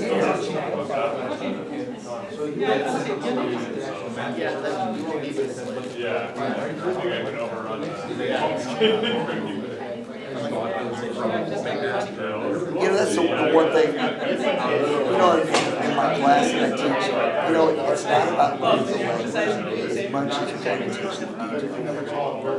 And the what? Right, and using your mentors is good, but for the kiddos, they will do, you know, and I think it's just, they do too much of a cursory, they Yes. look at it very broadly. So, 4-H is really about education. Right, because you So know, I said, well, look, you we didn't want detail because talked to 4-H about basically becoming a 4-H club. Because as a 4-H club, we have our own budget, officers, all that sort of stuff. It allowed us to create a nonprofit and take donations and stuff. Well, and that's part of, you know, you're right, but that's the other thing, is because when you're looking to solve a problem, you sort of know. Yes. And the school would rather us do it as an official booster club, but we don't. Because there are still rules about what the booster clubs can and can't do. And there's actually, it's more difficult for us, it's more paperwork to do a booster club than to do a 4-H organization. We basically we have to fill out paperwork once a year. Pretty much, you know, that's how much headache there is. You want to say there's a headache. No, it's not. We just finished it. That we help. Yeah, we help, we don't fund them or anything. We have, I mean, And your entire goal was to not keep on doing that. And I literally was allowed to hit people, there were no numbers at all. And I never thought of 05 was saying, well, you can move people wherever you want as long as you weren't touching their feeding triangle. We just If they crossed were the trying to hurdle support of you, the you whole could run them off booster the triangle as much as you want. And If our they were second, you could run them off the pyramid. If we had thought about that 18 months ago, it would have saved us a lot. It would have happened. Yes. it's a lot easier. But like I said, the school district doesn't like it. That we're, There has to be some sort of penalty based on hitting somebody. well, I don't know, it depends. I think they're fine with the football booster club, the band booster club and stuff like that. But they would rather us take all the money that's donated and place it in a school activity fund. And then the moment it gets in an activity fund, then we're bound by their purchasing That's exactly, requirements. And that was the that's headache. exactly the hurdle. And you know, it's, Very important about it, you know what, I know I never want to damage the robot, but I'm gonna it's hit it very as hard hard as to I play can this no matter game. what. Like, I quit playing it. I'm retired from teaching. Yeah. So I work part-time for the school district, Well, and I mean, but we're booster clubs, how much But if it's bumper to bumper, dollar amount. don't hit inside the frame bumper, that's not legal. If I have a mechanism, I'm ramming it into people, like I've almost. like, the school where I used to work, there was a parent organization that supported it. And so the parent organization, they could donate whatever they wanted, but if it was going to be, like, let's say, they wanted a bunch of computers, okay? If the parent organization, like if the teacher was thinking of a certain computer that they wanted to work with, they would have the booster club buy the computers, then donate them. Because if the booster club donated the money, then they couldn't spend it on the computers that they wanted. They'd have to spend it on the computers that, right. Yeah. And the district still had to agree to support those computers or say, we're not gonna support them. But it was just the purchasing limitations too. And so for us, the purchasing, it might be as long as 3 years from, you know, And it's got, Yeah. So one thing that's happened for us since we've created the 4-H organization, which is where that's where we were buying everything like Amazon. We need it now. So now Amazon's a vendor for the district. We can use Amazon and get reimbursed. We can too, but it has to go through all of the bureaucracy. It probably has to go through 5 or 6 different signatures. So what we have to do is we have to get an open purchase order.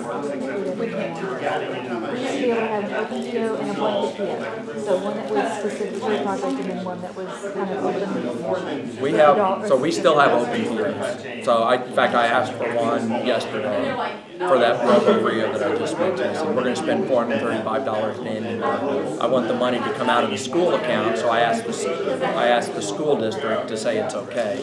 And once they say it's okay, then we'll order it.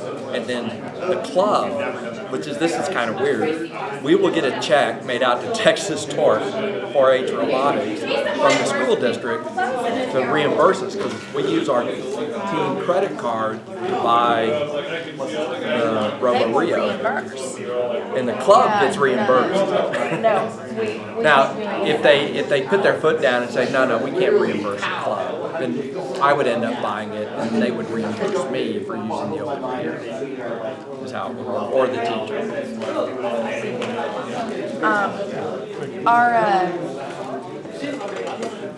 No, I pretty much used the district to register. Yeah. And everything else is done club-wise, externally, donations, whatever.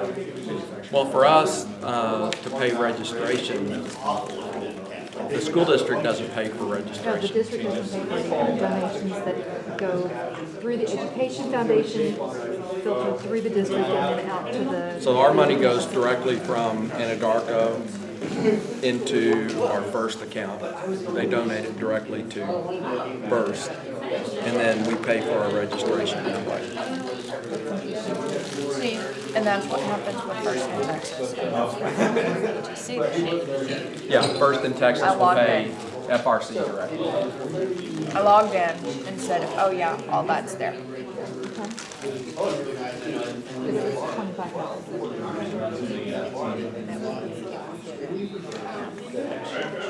Are you guys recording?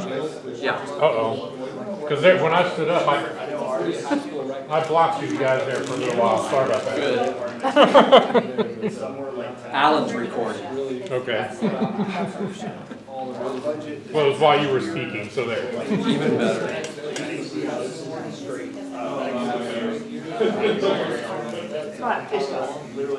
Thank you, sir. It's what I wanted to be doing on a Friday afternoon. The 4-H was a very interesting project. Exactly. How did that work? Just the register as a 4-H team. How did the district play with that?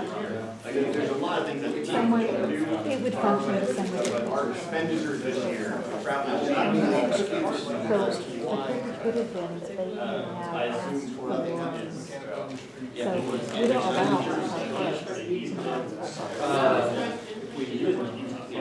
They could have called us an outside club and managed us for a lap. So I don't know. You think they would? No. The cost for being a team. Not right now. So I don't normally include the one, like when we went to Utah, the airline tickets were $37. So we're perfect to ready by the 13th. And we took 15 kids or something like that. So that would be $67,000. Just for the travel, that didn't include the hotel. But the hotel was right next to the Daisy Center. But probably about $145,000 plus the district pays, I don't know exactly how much it is, but our travel. I don't know why you told me we're stopping right?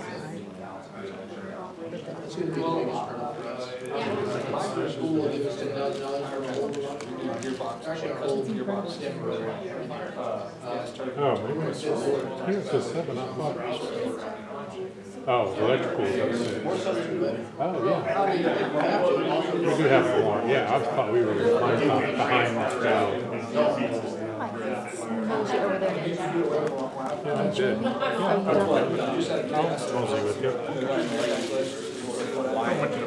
They're on the north side, well, they're in Hawaii, okay, that's a great deal, but they're on the north side. They get, yes, but they get all kinds of grant money. One, because it's different around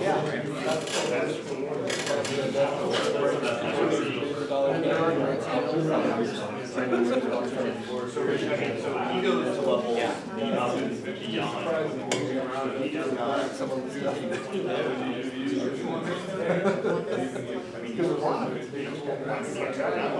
Yeah, he gets crazy. To start and sustain, it's normally easier to do. But there's always, when we do fail things,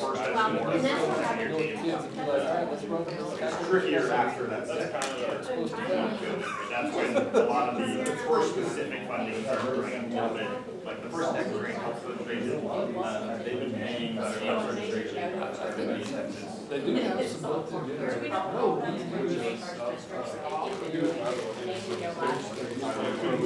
And if he doesn't know. I've sent out, hey, different plans, got back, you're not allowed to do a plan. There's not, what do we do? I don't know. Either they don't have a plan yet, or I don't know. Yeah, I still don't know how we got a UI application. Oh, I do. Because they said they were gonna care.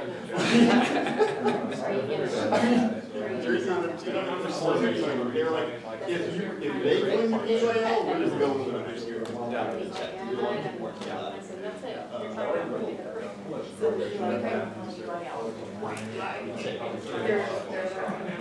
But like, so it seems like. Why can't They're not, they're actually not.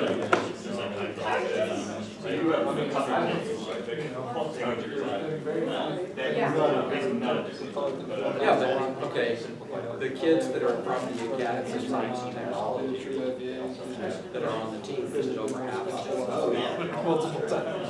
Most of the time. Well, We consider a learning they compete as college marks.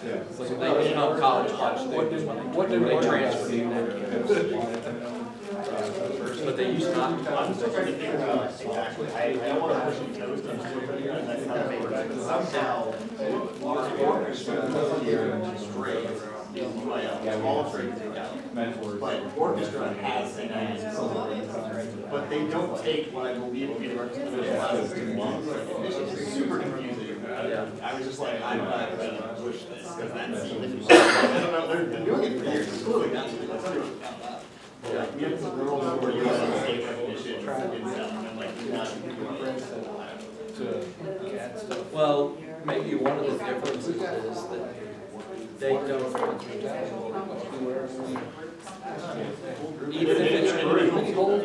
even if it's group, there's still, you don't beat, well, I guess you could be the sweepstakes winner. I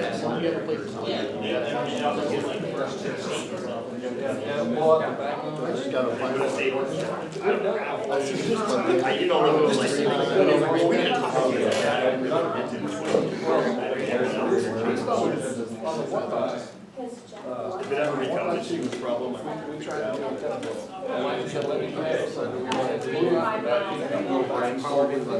I think he's playing. Oh, hello. So what we were doing.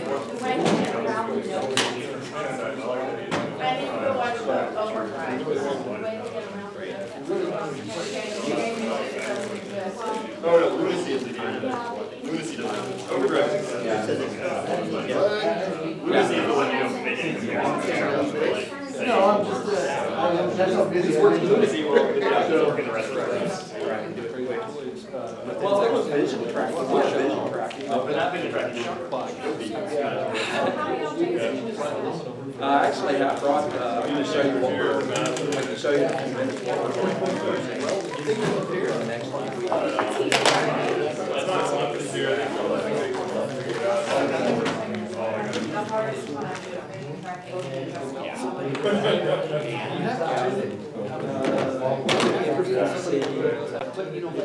Can you, hey, can you turn the lights half down?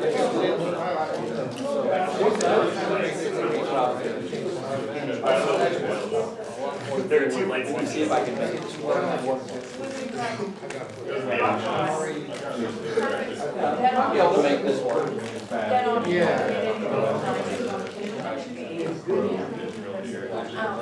I know. That's why they have the time where I'm glad to meet you too.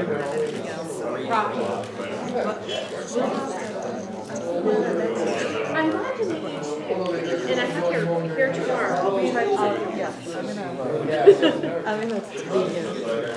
Sweet apple the smoke.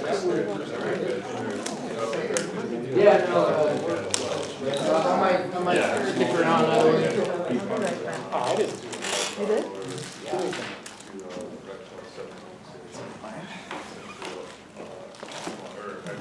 Okay, so we kind of had, I've got a couple of options here about what to do, because next on the list is brainstorming. But we also had a question about vision, and I brought some vision stuff that I'm playing with.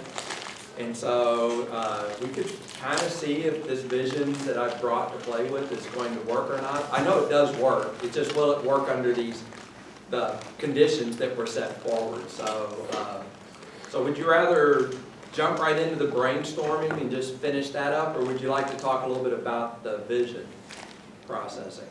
Maybe others tomorrow that might want vision. So we want to do vision tomorrow. I'll talk about that. Okay. As long as we do vision eventually. Yeah, we will definitely. We will definitely do vision, Yeah, because I brought it. We have Here. I like to talk about The latest and greatest.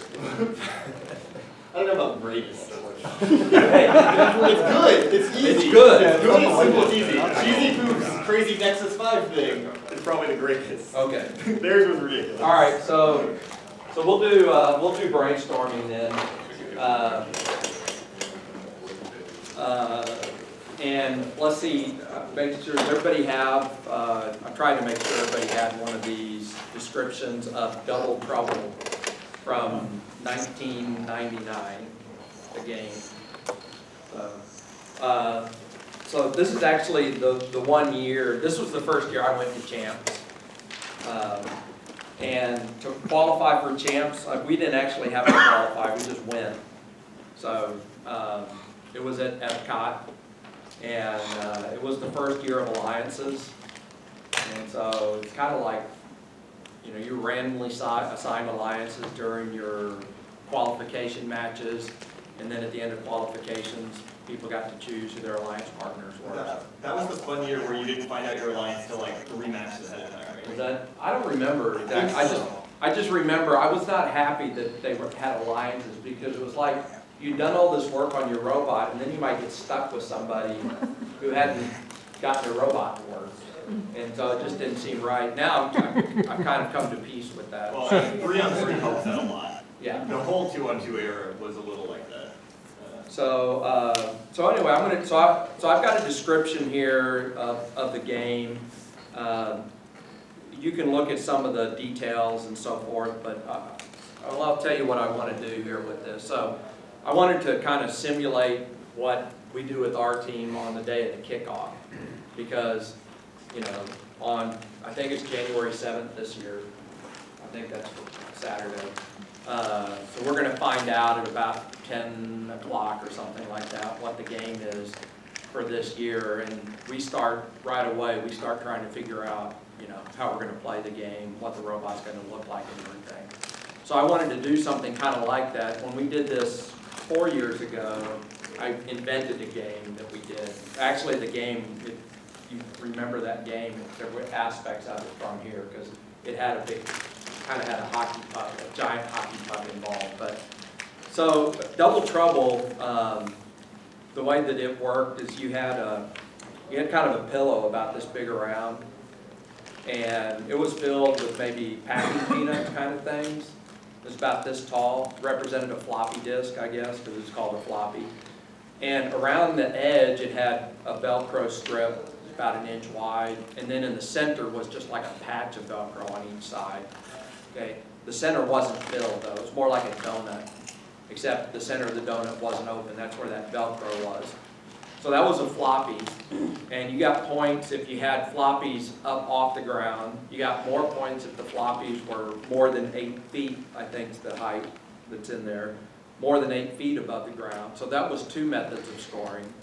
And then the other method of scoring had to do with the puck. And so the puck was, I think it's called the puck on there. The puck was this like octagonal shaped, It's behind you. You're doing great. I was getting a good image of it. He is good, okay. So anyway, so there's this puck, and that puck's probably about 6 feet across, I think, something like that. He'll find it in here. So anyway, so you have the puck on there, and so if your robot was on top of the puck, I think, your alliance got triple points because you had a robot on top of the puck. And so there were a couple of different ways you could be on top of the puck. You could just literally be on top of it. It was elevated about this high, and it was on casters, so it could move around. It was covered with carpet, but you could get on top of the puck, or there were also metal poles on opposite ends, just 2 of them. And so that was another way to be on the puck. You could grab hold of that metal pole and then raise yourself up off the ground using that metal pole. So you got triple score if you were on top of the puck, and then I think you got, there was scoring based on whether the puck was on the other team's end of the field or not. In other words, had you pushed it down to their end of the field. So there were points for being on it, there were points for pushing it into your opponent's area. So that's kind of the challenge, is to think about, and what I just want to talk about, is what do you think the different roles were for robots? What kind of robots do you think we're going to end up seeing at that competition? Because that's one of the things that we do when we watch the kickoff, is we try to figure out what are some of the different robots that you're going to see, like a defensive robot. So I want to give you a little bit of time to kind of think about what you think those different roles are, and then how the robots might execute those things. And as you come up with these ideas, you have Post-its, so you can jot the ideas down, 1 idea per Post-it. Okay, so first thing is you can be thinking about what different types of robots are, and the second thing is let's look at what kind of actions do you see the robots doing, what kind of drivetrain maybe, or what kind of things, is there going to be an elevator on the robot? Is there going to be a cage on the robot? Is the robot going, I don't know. So It's open for you. You can do whatever you want. What did you do with the floppies? So the floppies, well, I didn't know about this part, that you could put them on the puck, but. As long as they're off the ground. Okay. So if you had so many floppies, I don't know if it's like 10 or something, but he may find in a minute. So if a floppy is more than 4 inches off the ground, I think was the height. So that's, I think, the height of the edge of the puck. I think it just has to not be contact. Okay. All right, so if not in contact with the playing field and less than 8 feet, then you get 1 point. If the floppy is more than 8 feet in the air, then you get 3 points for that floppy, showing here that if some part of the floppy is less than 8 feet, then you just get 1 point. Even just for 1 second, if it's 8 feet, it gets scored at the end of the match. So that's a good question. So at the end of the match is when the position of the floppies gets scored. Same is true of the puck. It's at the end of the match. So it's not like today's games where you have live scoring going on and you can keep scoring points and stuff. It was at the end of the match you would look and go, where's the puck, who's on it, and assess the score that way. Which, by the way, is a strategy with the way Vex Robotics is done. They like to have all the scoring done at the end of the match because it's a lot easier for the referees to walk in and go, okay, these are all here, and everybody can see it. Can more than 1 floppy be on the puck? Can more than what? More than 1 floppy be on the puck? Yes. And the dimension of each floppy is, About this big. About this big, okay, how tall, how deep are not that tall. And 30 it inches is, or it is, so. Yeah, that's what I was showing. Yeah. It says Yeah, that like it that, reaches I got center, it, yeah. so that's And they cool. had 1 inch band of Velcro. Around the outside around the edge. outside edge. So the only elevated area in the whole field of play is the puck. The puck's the only elevated area on the field of play, but the floppies they can be in contact with the robot and be considered off, I mean, not be touching the floor.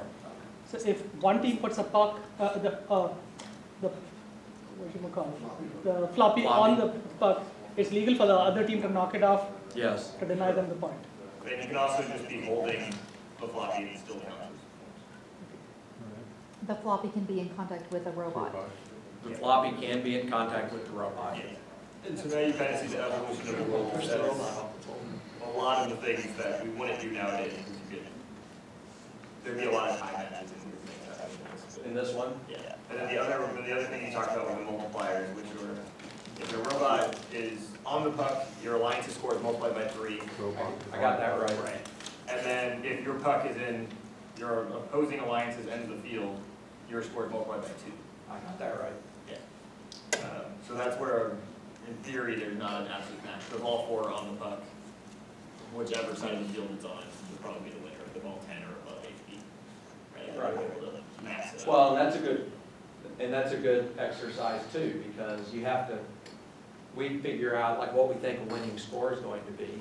And so here's a case where with the numbers, so there's 10 floppies on each side. If all 10 are above.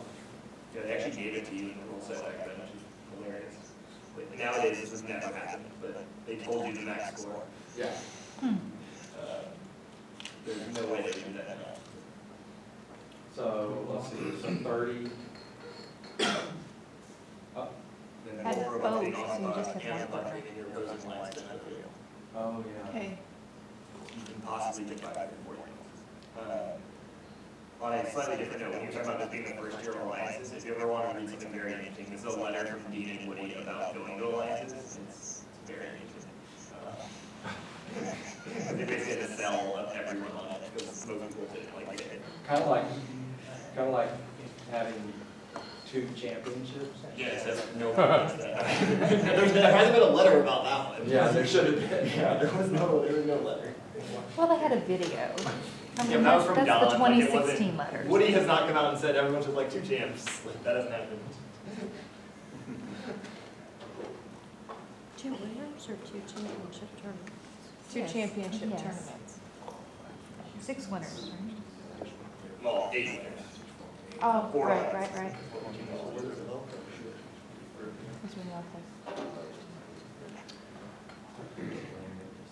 There's a Velcro, like, there wasn't like places you can stick this to the wall or anything, right? Nope. It's kind of Probably a a right healthy line, bit, right? Yeah. What exactly does the getting it above 8 feet look like? Does it, I mean, we're talking about having a certain number stacked to the point where, No, so you can be touching it.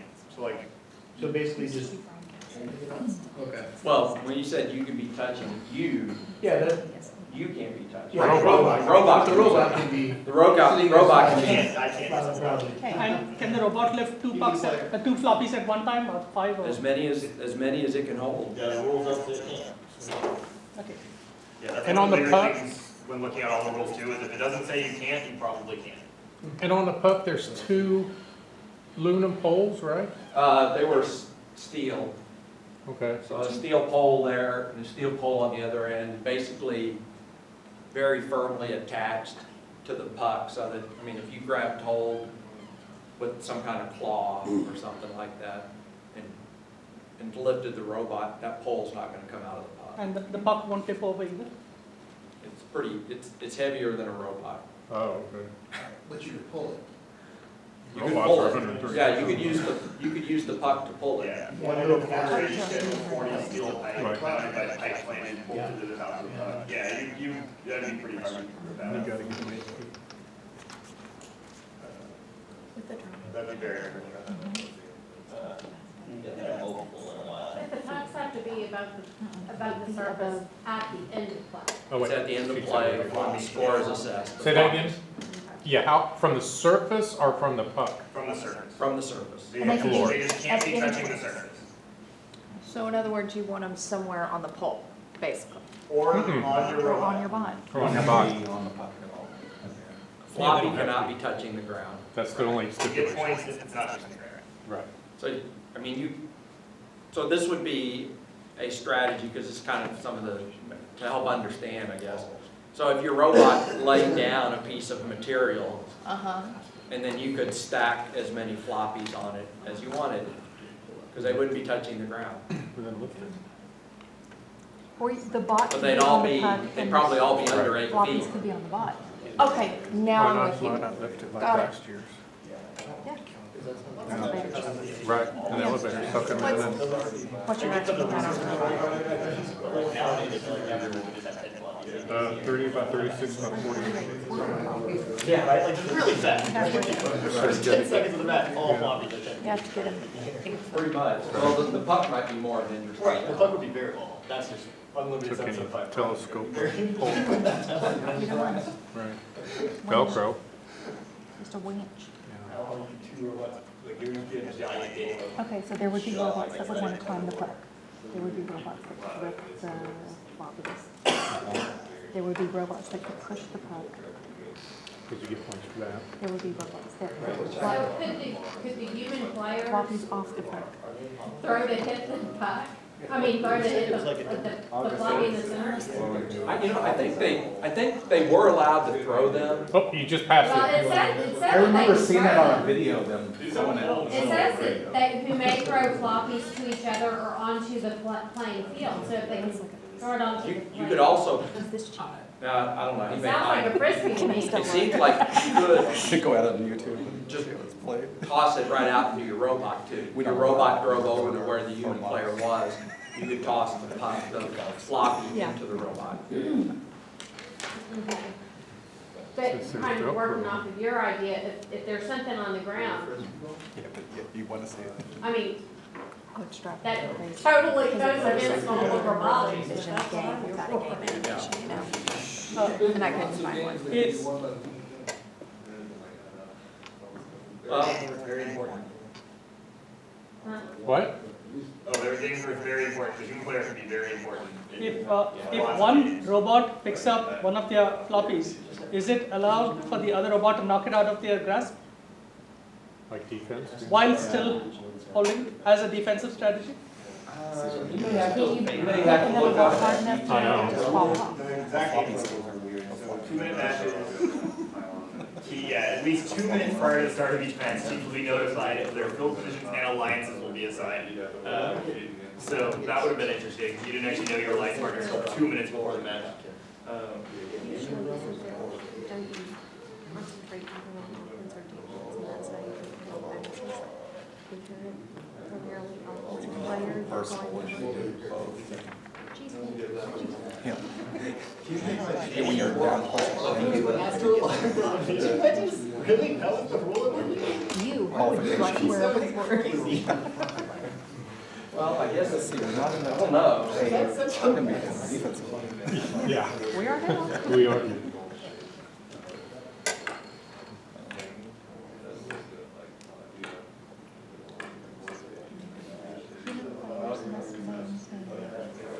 Stop.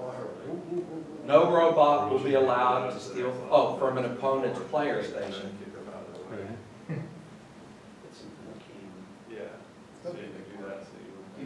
I also, you have all that Velcro on the side. I know. To balance the When they said something about a player reaching into the field, has to be careful. Also, yeah, a human player may retain a maximum of 3 floppies at any one time in the player system. This includes opponent alliance floppies as well as their own. Oh. Probably one of the more important rules. How do they? Robots allowed to give it to them. That's really good. Well, if you go up a couple paragraphs, it says something about a human player reaching in. Oh. May not reach over the No, playing mine field. is gonna be. Right. But Yeah, okay, there we I saw go. one the in robots the allowed to hospital, push the floppies. I remember seeing some. Okay. On this big The disc whole out on the low, field. or I was like, what is that? I think it's, I was there's thinking it a was low one and I ends think it's of over a wall too. the logo, but It's a Yeah, 6x4 wall or something. it had to have been that. Because it They have to have it. flung, I mean, he threw it.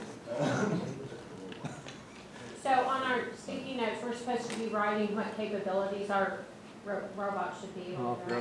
Well, what robots you might see in the match, like what their roles would be, not necessarily how they do things. Oh, okay. And then how to do certain things, like picking up a floppy. What are some different ideas about how to pick up a floppy? So let's go ahead and talk a little bit about some of the roles. And anybody have a post-it about a role they think a robot will be playing? I got a few. You got a role here? A floppy. Floppy holder.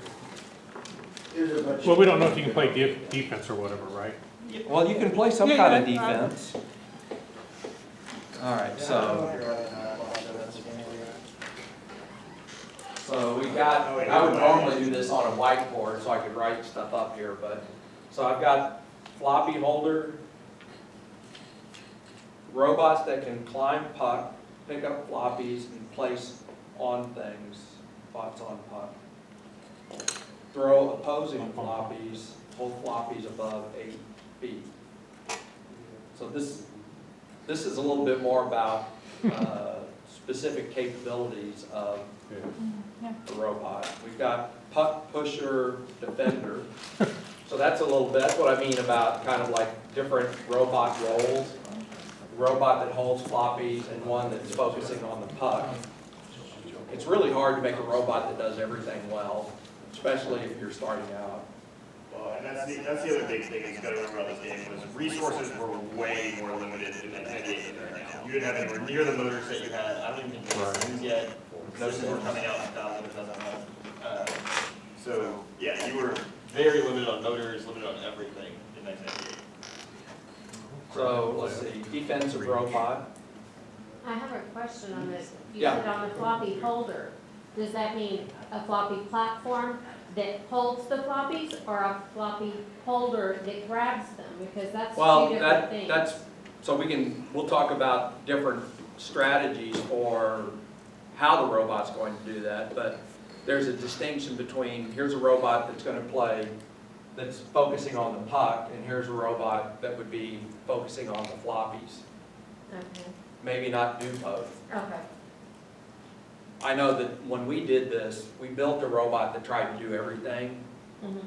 By the time we were done, we were really focusing on doing this because this looked like a niche that we could fit. So It's against the rules to throw floppies at your opponent's driver stations. So you know. So anyway, so I got another violation. defensive robot, but there's trying to fit floppy.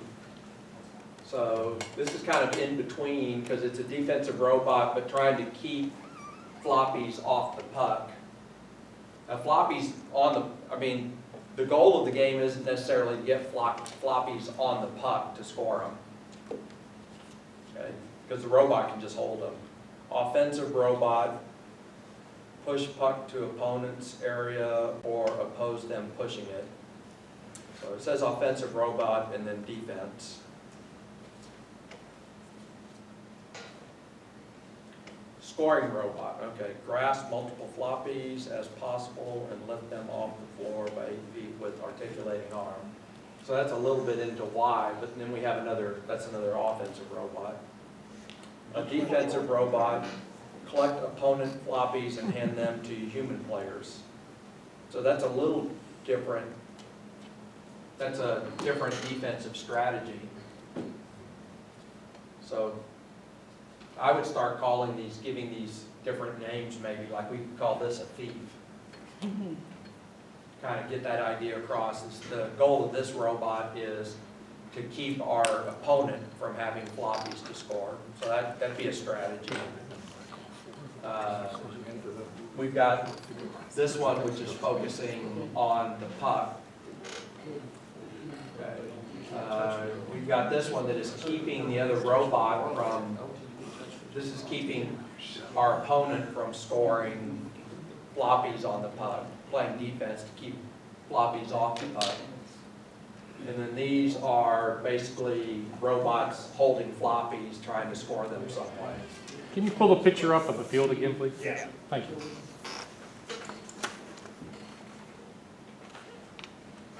And then this one has a lot of, let's see, this is one I read earlier. It's got several strategies on it, because robots that can climb the puck, pick up floppies, place on things. You know, I'm gonna place this one here, because it's kind of like the robot that does everything.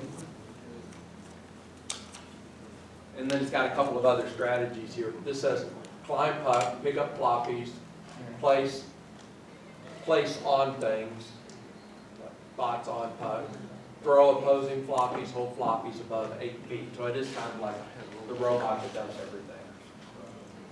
I think Scott mentioned it too, but we're doing this really quickly. When we do it after kickoff for real, the first thing we do as a team is read all of the rules. Yeah. Every single, like, tournament section, robots, like, every single, because you can never know big major changes, right? Like, if they change the motor allocations that year, that dramatically changes how we design robots. Like, if they said we can only have 2 sims and like 2 sims on my present, that's it. We're building a way different robot than if we had this year's past motor rules. Yeah. How do you digest that much information in such a short period of time and get it out to the rest of the team? No, so when we read rules, we read them as a team together. We go down, this is rule, like we start at the top of the manual and reread it. Most of the time the kids have already read it, because we're at kickoff and we're driving back on the bus, and I have them already have the encrypted one and they're downloading and reading it behind me and like telling me interesting rules. And then when we get back, we go through rule by rule. So you get in a classroom setting like this or something? We do it in the computer lab, yeah. And so you're talking about like maybe a couple of hours worth of going through the rules, an hour or two? It's about an hour, yeah, it's about an hour and a half. So we normally are back here by about noon, and we don't start doing anything other than rules until 1:30 or 2. So you don't do a kickoff type workshop? Sorry, what? You don't attend a kickoff workshop or anything like that? So we go and pick up our kid, Uh-huh. but then as soon as we get the kid, we're leaving. Okay. We don't have to, we don't have time for anything else that weekend when we're back here. And then we will read rules till about 2 or 3, and then we'll probably do brainstorming and stuff, and then we're wrapping up the first day, 6 or 7 of like brainstorming stuff, and then I normally have kids stick around who want to play around and brainstorm with the game piece or like prototype something that they want to play with. And then like last year we had robot 3 days here, so I probably didn't get out of the shop until 2 or 3 that night, and was back Sunday morning at 8. Did you have the team stay behind and look at the field pieces? So there's no field that you can take on. Say that again? There's no field that you can take on. Really? Oh. Dallas does it because Greg and some other people build it for them. Oh, that's interesting. It's really tricky to do. I've thought about it. It's a lot of work. Yeah, to go and build it. You have to build the whole thing. You have to sign the NDA. Yeah. It's a lot of work. Right. Well, we do kind of what Alan was talking about, first of all, we don't attend the kickoff. We just send somebody to go pick up our kit. And we watch the reveal together, and then as soon as I guess about 45 minutes into the reveal or so is when they release the password. So as soon as they release the password, everybody is entering it into their computer, calling up the file so they can start reading the rules, and we just start reading the rules right away. We read the rules, we talk a little bit about them before we break for lunch. Everybody goes to lunch and kind of talks about things, and then when they come back from lunch, that's when we start doing kind of what we're doing right here, where we kind of imagine what's the gameplay going to be like, what's the score, what kind of scores do we expect to see. Like in this year's game, we were trying to figure out, how many cycles are people going to run with the ball and score it and so forth. And so what would be a reasonable number there for us to do? How many of the obstacles did we think just us by ourselves could overcome? Do you ever run through it as a human player? We run through it as we used to play this game when I was in elementary called crab ball. Yeah. And so we kind of play the game like that. Yeah, okay. So all the students, or not all the students, but we set up a field perimeter. We kind of simulate Right, okay. how we think the gameplay might be in introducing some balls and so forth. They made a big difference in 2010 to what our strategy, 2010? Is that the Frisbee? No, not the Frisbee. No. 2010 was the soccer one. Yeah, 2010, because it seems like we only did this a few years ago, but 2010 is 6 years ago. So we discovered very quickly that being in control of the middle was important, and then once you kind of got like a disparity in the number of balls on one side, it was a big problem for the other team. Especially if you could keep, every time balls came in, if you could control that center and feed them in. So a robot that could control the center and feed balls in. This is roughly the 2010 game, but basically the reason the center is so important is all the balls got reintroduced to the middle of the field. So every ball after it was scored had to be fed back. We don't do the new player game every year. It's only if it seems like it's going to be beneficial. So we did do it the last two. We did it in 14, and it was a big help because in 14 you had that really big ball like we saw outside, and because it was that new game dynamic of having to pass it to another robot that we've never really seen, we wanted to kind of see what that would look like a little bit. It helps people who don't necessarily think individually get some idea of the space and what's happening with the game piece. It's a good way to see how the human players are going to interact. Yeah, this year we didn't do it because we didn't have anything close to the defenses yet, and we knew how important it was going to be to all the design. Like one of the first things we did this year was go, oh crap, we figured out all the defenses. And we started pretty much that night, figuring out what material to buy. I did a big Home Depot morning for us. Yeah, I think it was the Monday after kickoff, I sat down with one of the parents and we went through and figured out even an order that we wanted it done in, so we could have the tower had to be done first. That's one thing that our team has, since that 2010, since then, strongly, we read the rules, and the first thing we do after that is we start building game pieces. And we just allow our students, as they're building them, to kind of be thinking in the background. But on that game, those big humps, they really surprised us because it looked pretty easy in the video. Then when we built our robot, and we finally built that thing 6 weeks into the season, we couldn't, or 4 weeks into the season, we couldn't remember. So since then, we pretty much built the major game pieces before we even decided our strategy of the game. Yeah, that's probably going to be closer to how we do it next year. That's what we did. We were pretty close this year when we realized how important it was going to be. You can think a lot of things, but if you don't actually know if it's hard, it's going to be much more difficult to make any decisions at least. I got a question. What was the hardest hardest competition that y'all found out of all the ones that y'all found? I have one in mind. I just wonder which one was the most ridiculous for you guys. I think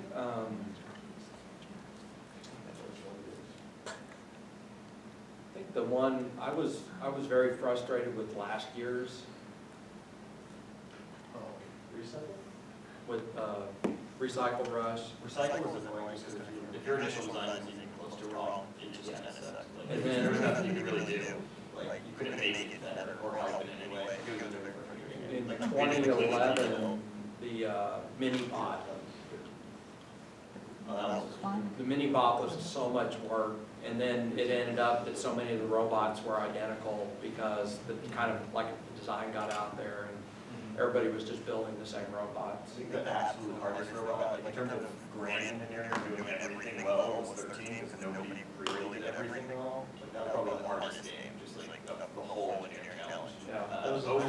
Yeah, because to be able to do a full ground collect, full court, and climb, no one did that. Yeah. My robot, they hit It was the only year I think where literally no one did that. And then, Well, I like that year. oh, it was a great, very good year for you. Yeah, it was one of my favorite games, but it's also because it was such a hard design challenge. 04 was also a really hard design challenge. There were some crazy stuff we did. That's what we basically have to shoot for. But 2010 frustrated me because I think a lot of teams got away with something that I think they were actually picking the balls up off the ground, but it just, you really couldn't tell. And so teams that like we went the extra mile to make sure that when we were holding the ball, it had to still be, it was going to be in contact with the ground. And a lot of teams, they basically, they got it very close to being, you know, we think it's touching, but, you know, if you had stopped a match and gone out there with a piece of paper and slid it under the ball, I think half the time you would have found balls were off the ground. Oh, Yeah. yeah, all intentional.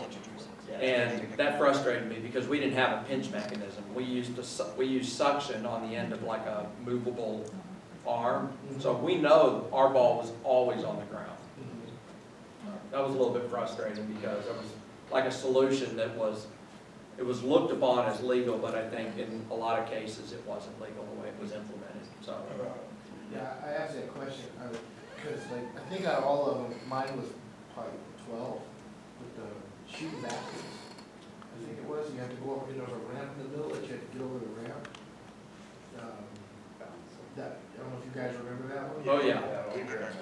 Yeah, I mean, we destroyed our robot like 5 times. Matter of fact, we got the chairman's award that year, and we went to nationals, or the championship, and I think we came at 99th because the kids, for some unknown reason, thought pretty is better than strong. They weren't really listening to us when it came to understanding material science. So they wanted to use 6061 aluminum to try and hold these forks that they wanted to use to push the ramp down across. Yeah. And so I'll never forget it. We showed up at the competition with all these fancy looking supports, bracketry. The robot just went right into it, the fork would do this every time.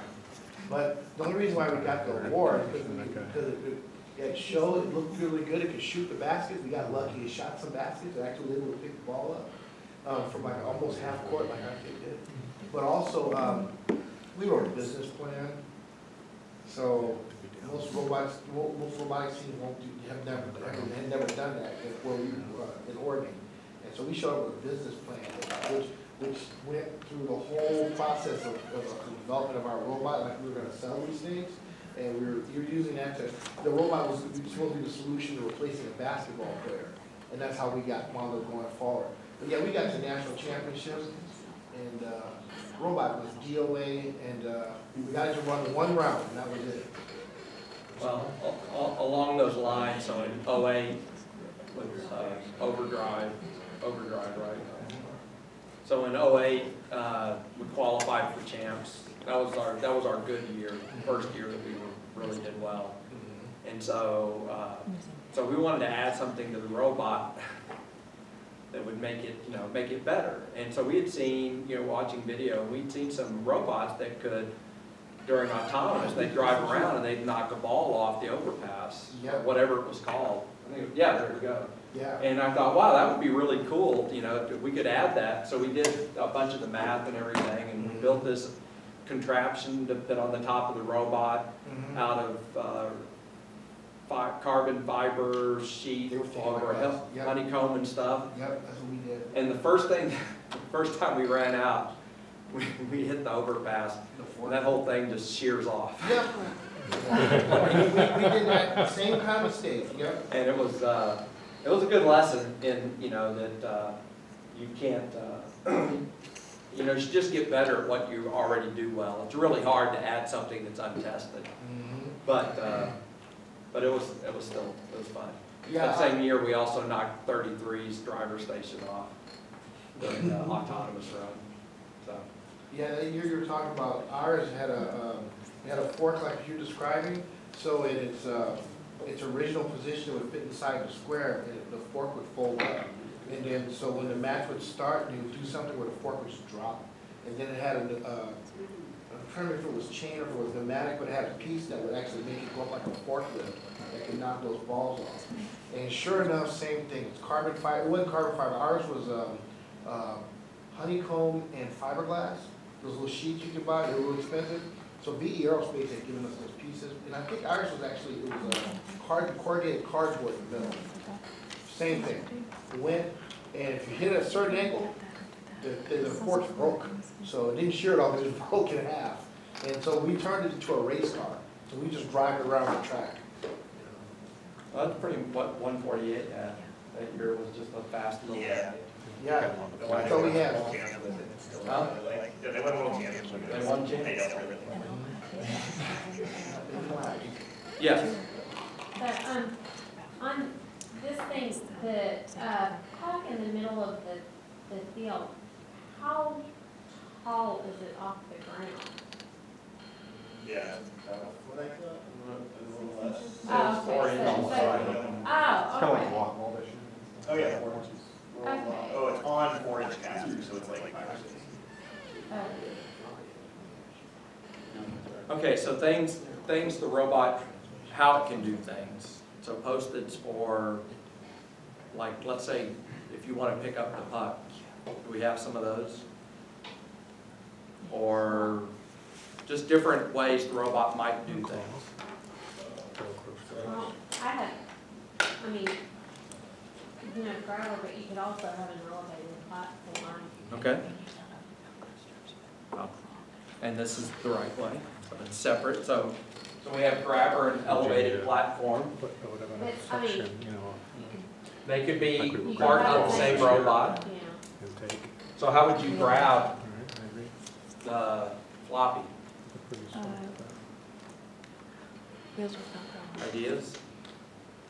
I kind of think of the intake, like, you know, Yeah. so we've done stuff with Vex a lot where we've got two wheels that are turning so that it would pull something in, just having that where it goes up to it and kind of suck it in. So I would do almost an intake with Velcro on it. Yeah, To pick with it up. Velcro. But how rigid are they Some off kind the of paddle Velcro? wheels. I like beanbag. A little Sticky grippy, hands. but not. yeah, they are. They do feel like bean bags because, like I said, it's packing peanuts inside of it. Oh, so they're not rigid? They're floppies. Okay. It's like a big shovel to get underneath it. Like a, you know, like a. Yeah, almost a big like throw a pillow front-end is what it's loader. like. Yeah. Except they're Right. even less Scoop. stiff than a big throw pillow because So they droop. yeah. If you They lift one droop. up, it would Awkward. hang about like that over your arm. So not straight down, but so okay. So we could have something like this pulling the floppies in. That would be something we could prototype. Yeah. That's where the VersaPlanetaries come in handy, because now we could take a couple of VersaPlanetaries and a couple of motors, power them with something, and then see, you know, is there some optimal spacing? Does it need to be rigid? What it's attached to, how well does it, what kind of wheels should we use to pull it in with? And then what's it feed onto? Yeah, what do you do with it after you Yeah, got it? exactly. Okay, well, you had elevator here. Are you Right. gonna pick them up one at a time, or Are you can gonna pick them up you, one at a time? can you keep them, you know? Stack them like pancakes and pick them up somehow? Can you feed them in and Mhm. just build a stack out of them, just have them feed through the robot? Yeah, They just like they that. are floppy. Just like the Frisbee frisbees. stack. Yeah. Yeah. Conveyor Throw them belt. in the back of you. Yeah. Pick up truck in the back, throw it in the trunk. Yeah, conveyor then belt, and then that that back would elevate him. Okay, so if we were gonna do a conveyor belt, then that's something else that we need to prototype to see, you know, what are some different ideas for what we might use for belt material? Mhm. Or do we just do a series of wheels to run it from Mhm. one place up to another? Right.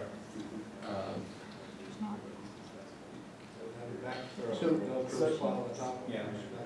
Okay, another idea is having a Velcro, like a Velcro arm or something, Velcro spot. Just hit it and then bring it back in. So, well, then you have to take it off, If right? you used a little bit of Velcro, grip it, but it wouldn't necessarily hold. It would like, right, grip it and then put it on and then get something that would push it off. Pardon my loss, Oh, I'm on, sorry. Are there- Oh, there's some really cool research into like anything they're gonna. What were you saying about the arm? Okay, what? What were you saying about the Velcro arm? Well, so having an arm like with a Velcro pad at the end of it or something to pick up, but you have to have a way to be able to pull it off too. Right. Unless you're only gonna pick up one and then score it, and that's your day. They're gonna sit there the whole time. No, it's only at the end Yeah. that it gets scored. At the end of the match, they look where all the floppies are and they score them. Or if it was like a double arm of some sort, like a longer and a shorter arm, they could flop it over and then it falls out into a holder in the back. Crazy linkage. Yeah. Well, And also, these floppies have holes in them. it's not a hole, imagine a donut and then instead of a hole, there's like basically a piece of Velcro going all the way across, top and bottom. Around.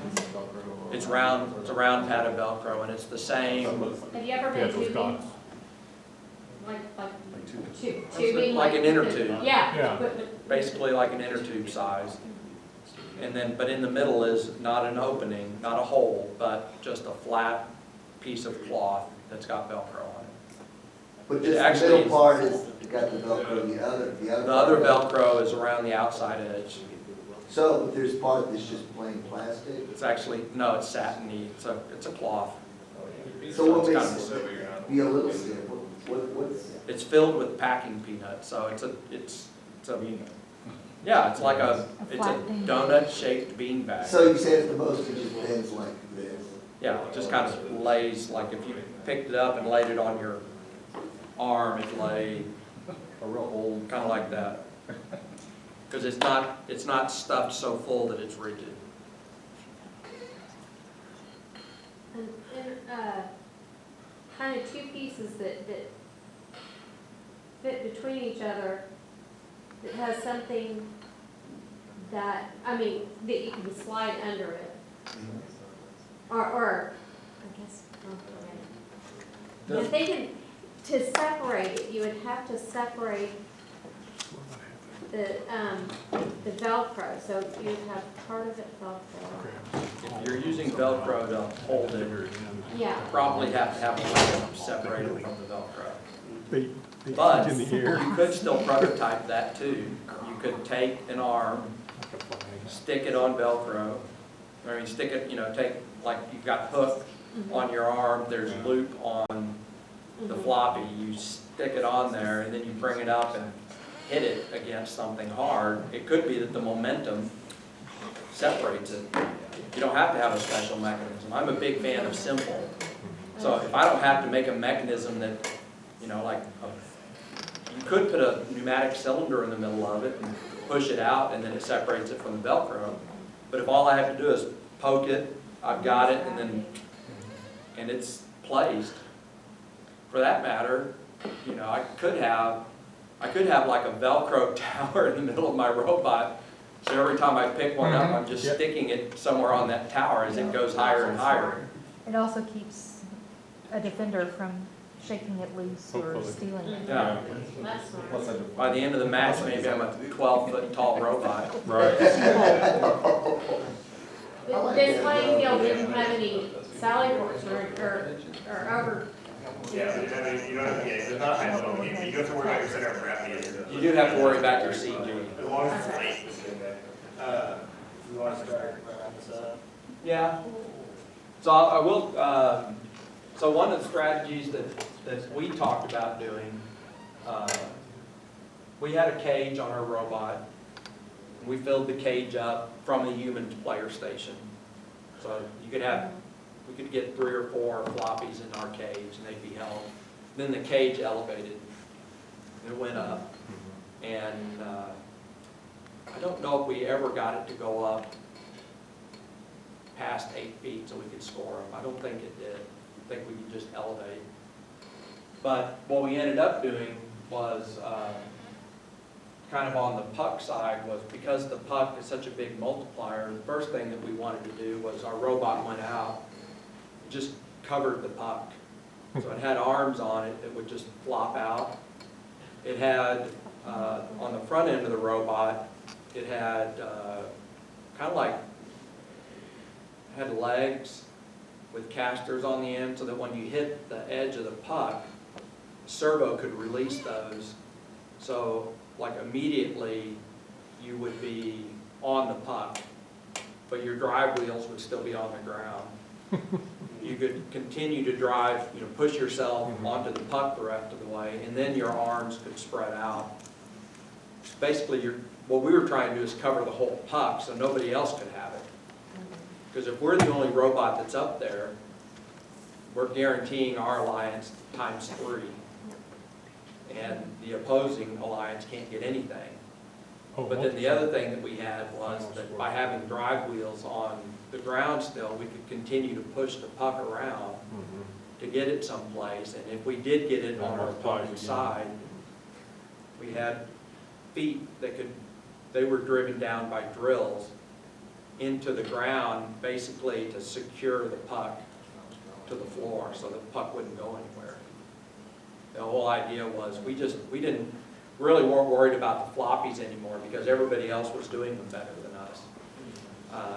But we had always, because we had been the robot trying to do everything, we were able to just focus on covering up the puck and having control of the puck. We lost, but I was about to say, how did it work for you? we lost.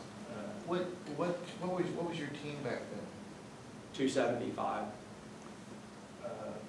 Oak Ridge High School. Out of Texas? Yeah. I have a video for the actual finals. Yeah, we weren't in those. So, The old time great teams. We weren't even chosen. so, Scott, Yeah. didn't you have to be like completely on the puck to get the multiply? Maybe I remember the rules wrong. I thought you had to be like completely, you couldn't have something touching the ground. Am I mistaken? We had, so once we had the puck where we wanted it, the back wheels were on like a gear system. Oh, okay. I So see. the whole back system could come up, but we would still have wheels. Once they got pulled up, we still had wheels touching the puck. Right. So we could finish going on and then we could plant the arms down. Okay. I see.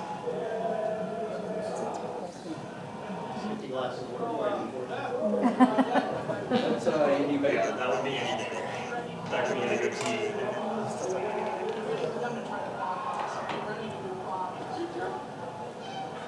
That is the Andy of Andy Mark. And Mark just retired. Somewhere here is actually that.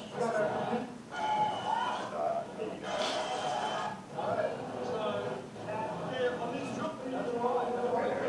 Maybe it's 185. It's like the human interest piece at Did the you just say, Olympics. is that guy, so Andy's a player? Andy is he was a mentor. He was a mentor. Oh, For he Team was- 45. There's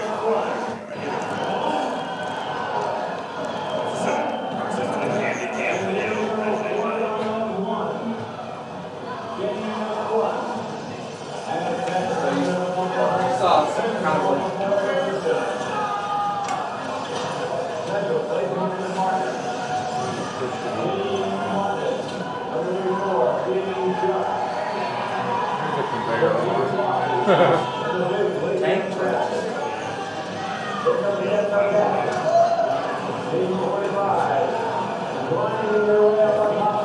This was an Exxon.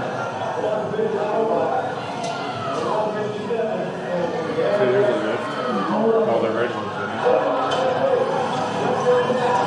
You see baskets that everybody's elevating. Oh, so it's kind of like a Velcro sticker tower. Trying to steal.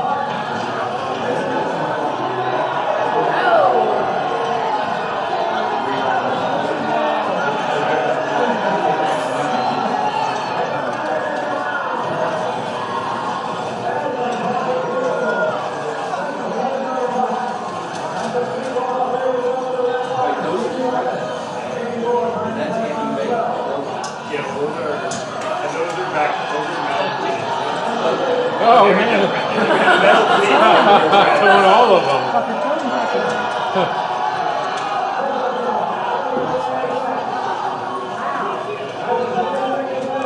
Oh, he's trying to knock them off. Hermit crab.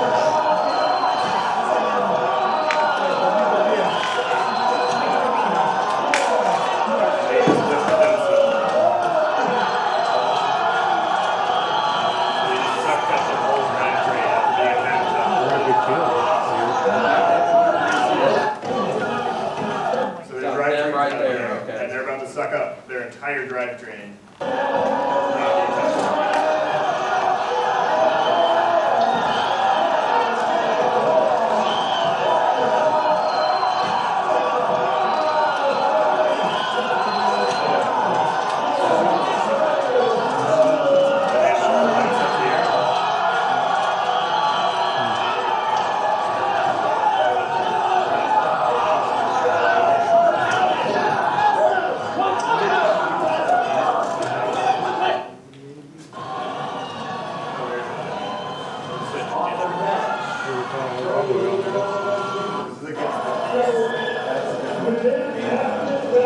This is 24 hours doing the MC.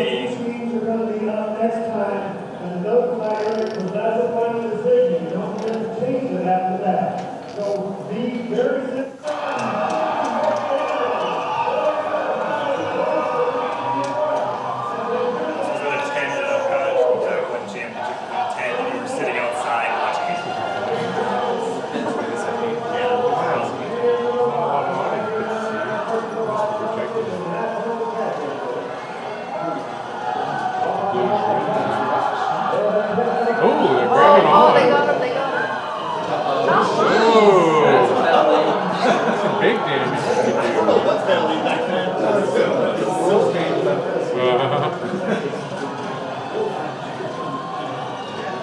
Can't do it first inning. Right. Yeah, that's right. Wild thing.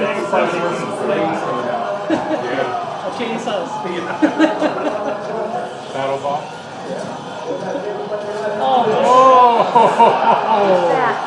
Wow.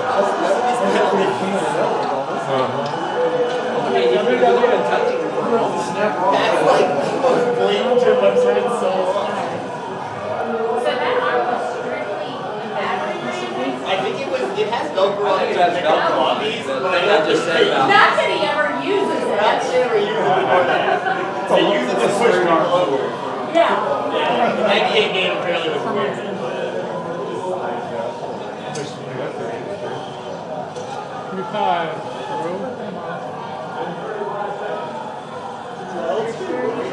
Oh, there's a blue one for you.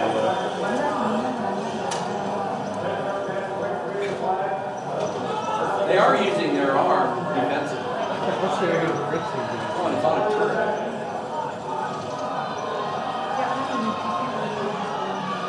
Oh, that's how I picked up. Yeah, I think that wild sting device was supposed to lift it.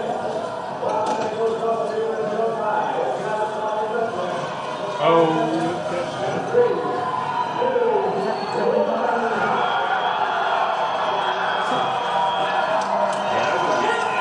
did it stay up? So those tank treads were probably helping them because no one could push them back. They were getting a lot of traction. On the tank treads? Yeah, because Yeah, well, they have, those are metal pleated tank treads. So. Oh, that's the, Yeah, okay. you can't move that. That's not the robot that did it in 2000, but they did it here too, and it wasn't deemed illegal until after 2000 when the team did the walking. But you were allowed to have metal traction back then, before 2000. yes, I know no one could budge them an inch. Yeah. Yeah, once they If got on that, you they can won't. dig metal feet into carpet, you can't really get moved, and that's why we're not allowed to. Okay, well, I didn't simulate it quite as well as I would have liked, but kind of the steps that we go through there are, one, after we read the rules, are try to identify the types of robots that we're going to see playing the game. And then figure out which one of those roles that we think we can play. We look at the scoring to see, we like to be a scoring robot, but look at the scoring to see how we want to score. Because, for example, this year you could score doing the obstacles, but you could also score by shooting the balls. The obstacles were 5 points each and pretty easy to do, but you ran out of those pretty quickly, and then you could just score the boulders. So. Wait, so getting onto the puck, it's not considered a scoring robot, even though that increases?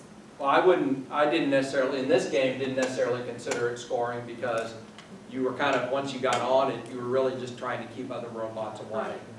So considered it, I don't know, I don't have to, it was an offensive role. I mean, it got you points, but the way the robot played was a little bit different. But then the third thing is trying to identify those subsystems like an intake. And so now you have to prototype an intake and see if it does the things you want it to do. So we had the question about the puck, you stick an arm on it, can you just knock it and it comes off, or do you have to have something that actively takes it off? Your intake system. So several of you said this right away. I didn't think of that first. I thought of something like this, so that you drive up to it and then it just pulls it in.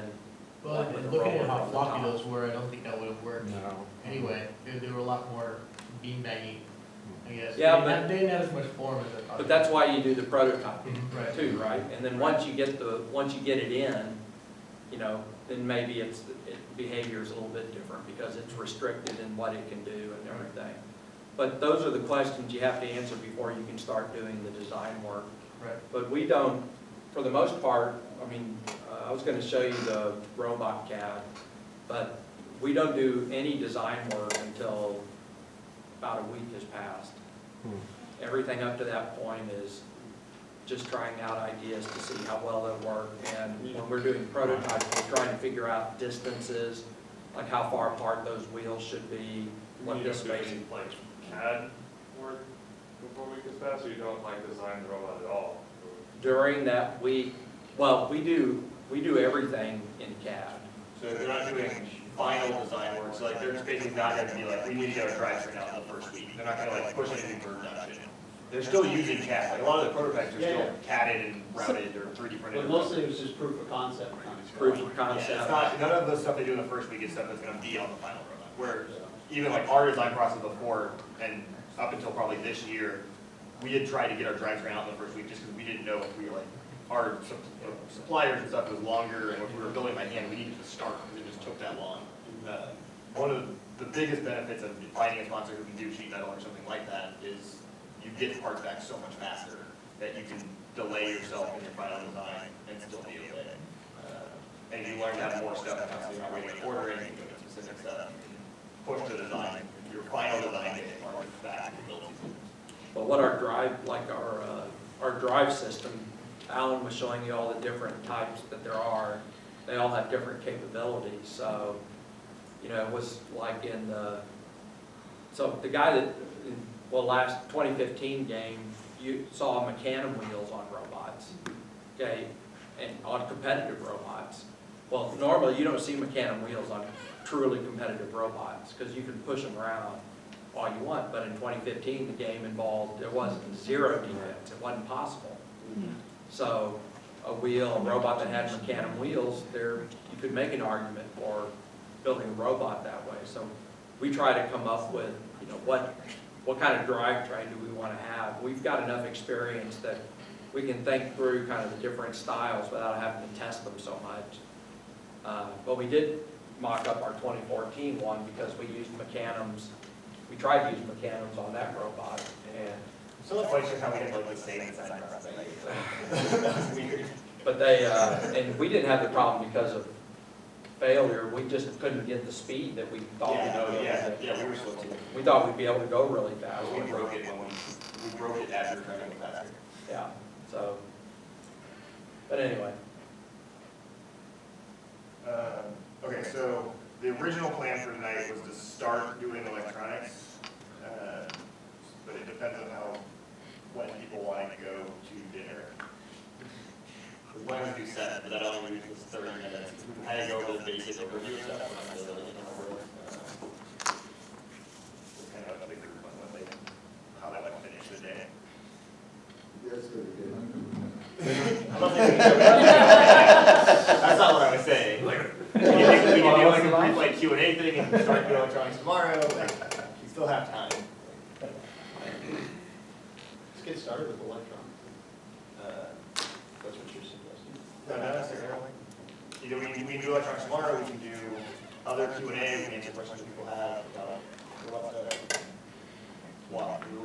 Why don't we take a tour of your space? Oh, yeah, we can take a And tour. you can explain what all the junk is. I can't do a lot of junk. So,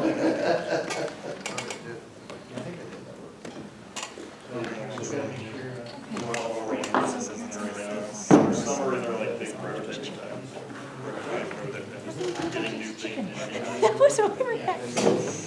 Steve. Steve who? Steve, my dad. Oh. My dad, who's allergic to everything, is now allergic to chicken. Chicken skins. I thought it was just strawberries. Barbecue. Yeah. And coconut. I think he has. Crazy. Strawberries though, right? Am I remembering that correctly? Yes. And cats, and milk, and milk,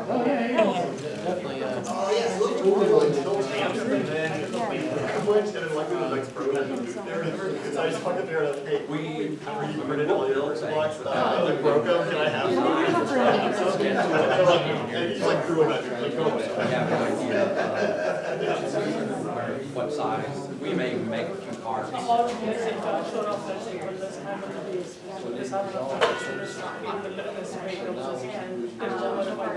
Yeah, like in, one of the things that we did in 2015, first part of prototyping was, we took some 2x4s and replaced replaced the tote in there. Or we used 1x2, placed the tote in there, and then we used the pneumatic cylinder, just pushed the tote. Yeah, so we were getting to try to get past The recycling can, because we wanted to see if we picked up a recycling, there was a stack, we picked up a recycling can, if we could angle our arms up like this, if we could get enough velocity out of the pneumatic cylinder, that recycling can would slide out and up on top. We're the head coach, right? And then what you want to do is have like all the people, like engineering mentors, you want them to have gone through, and then like, you got like Salazar and a few other people, Brooke was talking about. Yes. How precisely, and just from theory incorporated with it. Right. You can have a competition. And so they gotta get back. I don't know how well the students did that with our original robot. Once we do. Because I think they just kind of figured that, oh, we'll build an intake system and We're gonna do that pull them in. She's gonna come along. So she'll be there. in the summer build, when I did the intake system, I built a very rigid frame. One of the things on that frame that I could do is I could change the spacing She's a department chair for all English. of the And she's wheels. also moving into. And then, so I could see, some spacings work a little bit better. I mean, it was amazing how how small a change would make a big difference. But another thing that seemed like obvious to me was like, okay, if Product development structure. if you see the tote is turned a certain, like it's turned a certain way, and you need to get it in. So you got the two wheels going this way, so if you catch the tote on the corner, We're gonna have to find somebody. and the wheels are going this way, it's not gonna straighten it out. You need, like, this wheel to go in this Like direction. you and I are gonna be like driving. And so, how well did that work? So we tried it, and it didn't work very well. Making sure. So we decided that it's much more important for us to get a good approach to the tote than it Exactly, was. either make a very good capture mechanism or just get a very good angle of attack mechanism. So that we knew that, Yeah. and the other thing was that so let's say you were gonna come in at the tote, and you were coming in at too much of an angle. Well, the solution is you get to the tote, and then you would turn, and this wheel needed to hit the tote first, because then it would bring the tote into the right alignment, and then you can finish driving forward. And so what happens is that it helps you understand the limitations of our community, and it helps you understand our limitations. But you need to have that, because what happens next Well, is so that on that robot, we you had find out omni that a wheels lot of on the these front. people that will come in and help, they will ultimately didn't- we- know people that have money we- for scholarships. let's see, we had omni That's wheels what- on the That's why front you and want our back. community involved. But you didn't have the cross. We did it. Well, yeah, one we point. can get it straightened So away. then you can do like one. Yeah, but I wouldn't, Right, count on but the whole, 'cause like I we said, had a lot of she's stuff a department she chair. can, that's fine, She's a And department so chair, and she's doing some. we ended up taking it off, So. and the drivers just got better But at it. I'm Especially department chair the of summer STEM, build. but The summer my build role never is had really any as big as department chair. Because the tote came in, the tote was Yeah, still on the basically, ground at all basically, times. for each. We never got pulled up into the robot, it was always at ground level. The art We teacher pull was it in, one and then the person, acquisition so would come it's down not- and pick it up. So, And so the tote wasn't really that coming up would into be the Alan robot. talking, and he's got a wireless. One of the robots He's, was next using door. the tote. on the tote. So the Yeah, way, the way you, I mean, the process for department you to chairs work, may you make typically have a basically just cutoff, disseminate like for information, that every sort sort of of thing. function For concept me, that you're trying to for me, but for sort English, of, it's a lot more like, stuff. include Yeah, it's just, it'd be nice to, Yes. because by, it's, is that like 5, 4?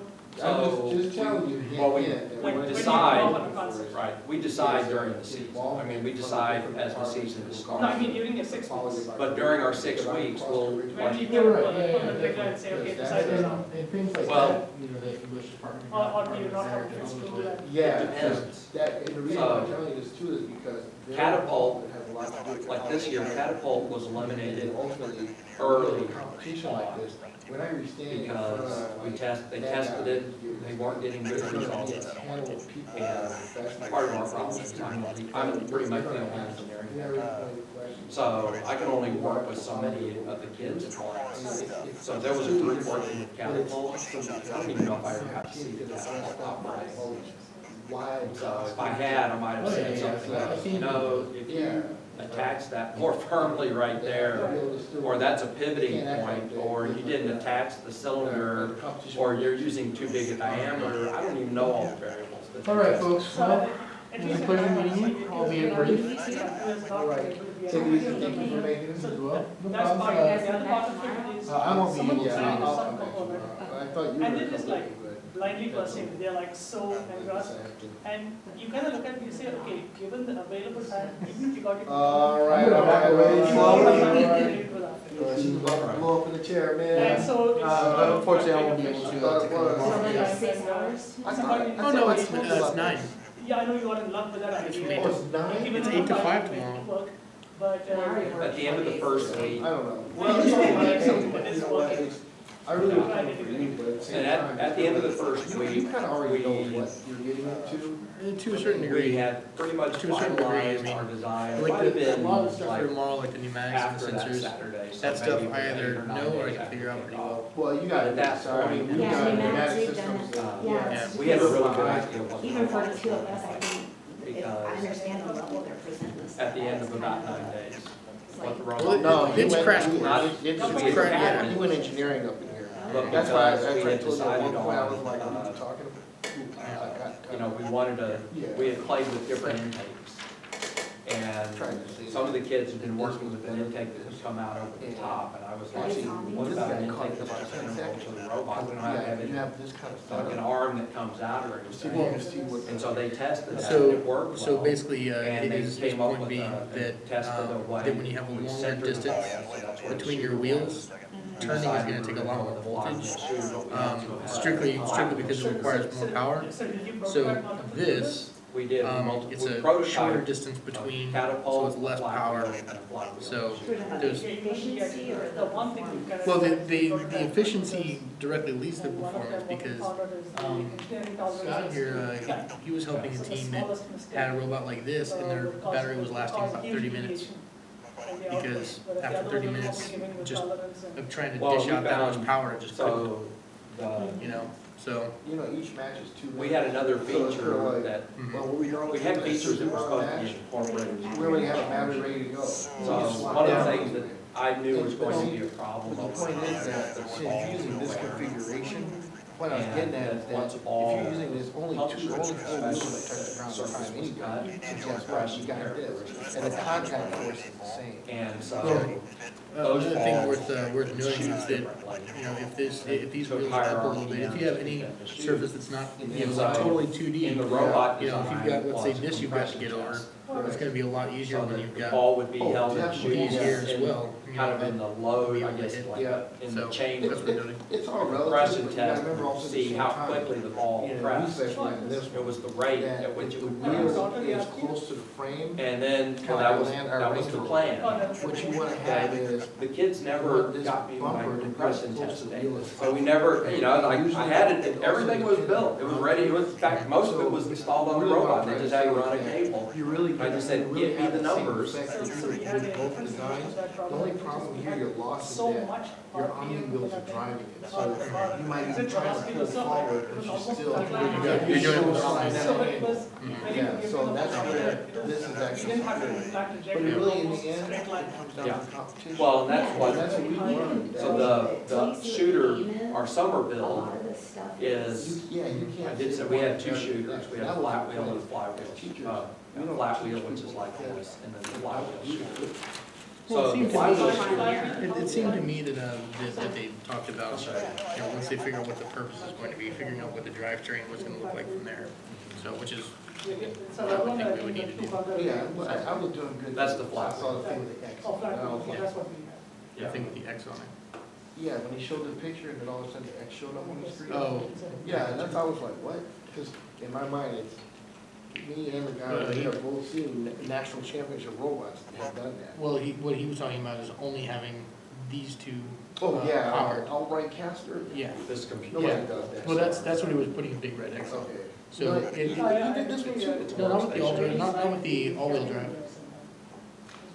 So, Do you share your camera? but anyway, All start. right, all right, Up there, all right. up there. All right. See See you later, sounds good. Yeah, I mean, we have no All problem right, so let's probably sharing everything. go wherever you want to go. No, it's fine, I just remembered, the reason I'm saying is we have plans to go to the movies tomorrow. That's the one thing we want to get from Okay. Triple So. No, that's fine. No, Yeah. that's fine. That's all I was like. That's what Alan was saying. Yeah. What? There it is. Okay, so this is our flywheel shooter. Okay, I see, I see. Okay, so normally a flywheel is a much bigger wheel, and the inertia of the wheel keeps it going at a high, so it doesn't slow down too much. A lot of momentum. Oh, So we added 4 wheels, because the outer wheels, they never touch the wall, they're just there to add inertia to the system. But I still think, this path is so long that the RPMs drop so much for the shot that we don't get the Actually, velocity. I know what's problem. We had some which is, we got this arc, we got to maintain a constant I think diameter it's of just this. needs to see. Or you just little point where it's But going to also, lose but RPM because, it gives you an opportunity to talk to people. Yeah. like, Well, that should have been pretty much He the did same 99. all the way. I mean, I because didn't do the, 99. so for us, Actually, we were I not knew able of to that make it competition. constant. So we said, okay, it's no forgiving with the flat rate. so I mean, because this part was capped for us. I mean, it wasn't capped for us, but I mean, the sheet metal was bent for us and everything. So we had a nice arc over here. Problem we had is this wouldn't stay flat, so that was a fix that was added later, is the It's a support. 99 competition. That made this edge flat and I stiff. think you said you put 275. But here's what we're working on right now There was the is 6,000s, I was going And to. so I guess was there a camera somewhere up here? right here. Nothing came up. So our programmer Right, told we us it changed our didn't really name, so matter that's where what I'm the trying to camera figure out. was, he'd be able to If work with it we just got a fine. new name, how would that And work? then later, To when get we're that trying guy out to of the aim and system. everything, and he says, well, I need to Well, have yeah, a but camera it's, set up. it's $6,000. It's too hard. I go, well, you told us it wouldn't be a problem. So in our design, we never, ever planned for it to be in the center. And you know, Yeah, so why I it think needs that to be in the goes center. on I don't know why it takes people so long to figure this out, is when you come in and measure, and you measure distance, and you've got to use trigonometry Yeah. to figure out the actual distance, because whereas when you're in the center, the distance the camera measures is the actual distance, Yes, because you're measuring the distance from here to target, not from here to target. yes. So, a little bit of trigonometry will get you there, but I guess math is a dying art. But here's so there's the compression test right there. So there's a pneumatic cylinder. It pushes this 2 inches. That's where the ball is resting. And then there's a string potentiometer to measure the response. I don't know if you're going to what we included in this. I'd really like to learn more about potentiometers, because we're trying to use a potentiometer and they say it's not working right, and I don't know where they're going wrong, and I'm like, it can't be that hard. Potentiometers are a well-solved problem. Potentiometers are easy to use. So So what we have is, I'm not sure if you remember design where we're articulating, we kept, and we're articulating arm. We were LS for one game, I remember. And the thing is, when we go down, so the linear actuator will move the arm pretty fast. So when you go down, we have to stop it at a certain place or it will damage the mechanism. yes. And initially, and I told them this before, they used a limit switch. So it'll come and trigger the limit switch and it'll cut the motion, otherwise the actuator gets damaged. The problem is, If you come at low velocity, that works. If you come at high velocity, you will cut the motor, but the momentum will keep it going. Right. And It's almost like you have to have some sponginess in there so to make it, but it, yes, that's So- why limit switches don't yeah, solve the problem all they the solve time. a problem, not this problem. So what I said is, if you have a potentiometer, and I've not actually used one, but I believe that you can detect not just position but velocity. Right, so you can say how fast is it coming down. Oh, yeah. And what you can do is, the faster it's coming, the sooner you can cut the motor. You can compensate for momentum. Right. You can say cut it a little earlier because it'll take another 1 inch or 2 inches, or 1 or 2 degrees more to stop. So it won't be that hard. When you come slow, cut it late. When you come fast, cut it quickly. We would probably do that with an encoder, Okay, so because we would be at, like, an arm like that, like on our hood, on this robot. So this hood starts all the way down, and there's an encoder right. oh, so you elevate the hood. The hood elevates and changes the shot angle. So it's not shown here. Oh, yeah, it is. There it is. So there's, well, that's not an encoder. That's a, well, it is an encoder now. It was a potentiometer. You just didn't know it at the time? Well, no. It was a potentiometer, and this is a 10-turn potentiometer. But what was happening is that the gears kept slipping. There's a chain in here, so we kind of created our own chain track. And so the gear would slip, and then this thing would keep turning and turning and turning, and so we'd end up where this thing would get wrapped around and torn up. Had it been an encoder, it would have, the encoder doesn't have a stop to it ever, it just keeps rotating. But the potentiometer, even though it's a 10-turn potentiometer, it will eventually get to an end point, and then as the shaft keeps turning, it'll just turn it up. So I know that the encoder will measure like angle, right? Or what exactly can you measure with the potentiometer? Okay. Just wanted to introduce my wife to you. Oh, Hi, I'm Manika. hi, Manika. Nice to meet you. You're one of the Powerpuff Girls. Yeah, the villainous ones. Oh. Oh, yeah. This one, yeah, this one's villains. I have like 7 of these shirts, so. But yeah, she and I actually were involved with Team 255 back in the day. She actually Stanford graduate. But yeah, I thought she's been involved in Facebook for a long time too, so we thought we'd just say hello. But we're on the West Coast, so we're getting used to, we're new to the Texas thing, so. Yeah. So, nice meeting you. I mean, Have a good evening. So what kind of design challenges does a potentiometer address? well, so. What kind of problem you look at and you say, oh, that's a potentiometer problem? So the potentiometer's probably good for what you're doing, because the potentiometer is best when you're looking at a limited range of motion. Oh, I see. Okay, so you're, Oh, so it's not a continuous, right. So you're looking at something that goes from, maybe this position to this position, and a potentiometer works great for that. The one drawback that you have to watch for is like this potentiometer, the resistance in it is the resistance as far as rotating it is so low that all we have to do is secure the wire. The potentiometer stays in place and the shaft turns without any trouble. But in most potentiometers, when you turn the shaft, you have to hold the body of the potentiometer, otherwise the body turns too. oh, I see. Okay? The encoders that we use, we don't have to mount the encoder. We stick the encoder directly in the end of a shaft. So I'm pretty sure that he's got No, that. so there's a fixed, the fixed position part of the encoder and moving part, right? Right. Moving part of that. Just like it looks like, Like the gearbox thing, for example. well, the encoder looks like a potentiometer. The difference is that the encoder can just keep rotating and rotating. Okay. And a potentiometer tells you position? Potentiometer tells you voltage. Right, The so, voltage is a function of where the knob on the potentiometer, where the shaft is turned. so let's say I'm going 0 to 90, it should, by using that, I can say it's at 10, it's at 17, it is. Yeah, so what we do is like, we would, and we call it, we'd have to kind of calibrate it sometimes, because over time, it may slip a little bit or something, but we put our arm all the way down, the programmer would, he'd take a reading. We put it in the top position, he'd take another reading.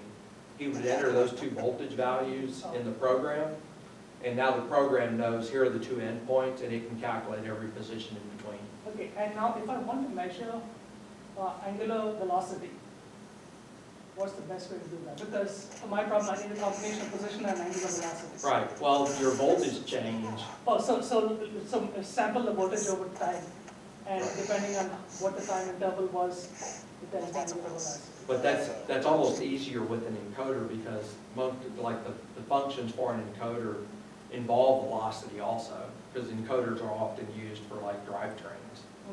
So it's pretty easy to calculate. So I might get some out-of-the-box thing for an encoder, I might have to like roll my own code. You'd have to, yeah.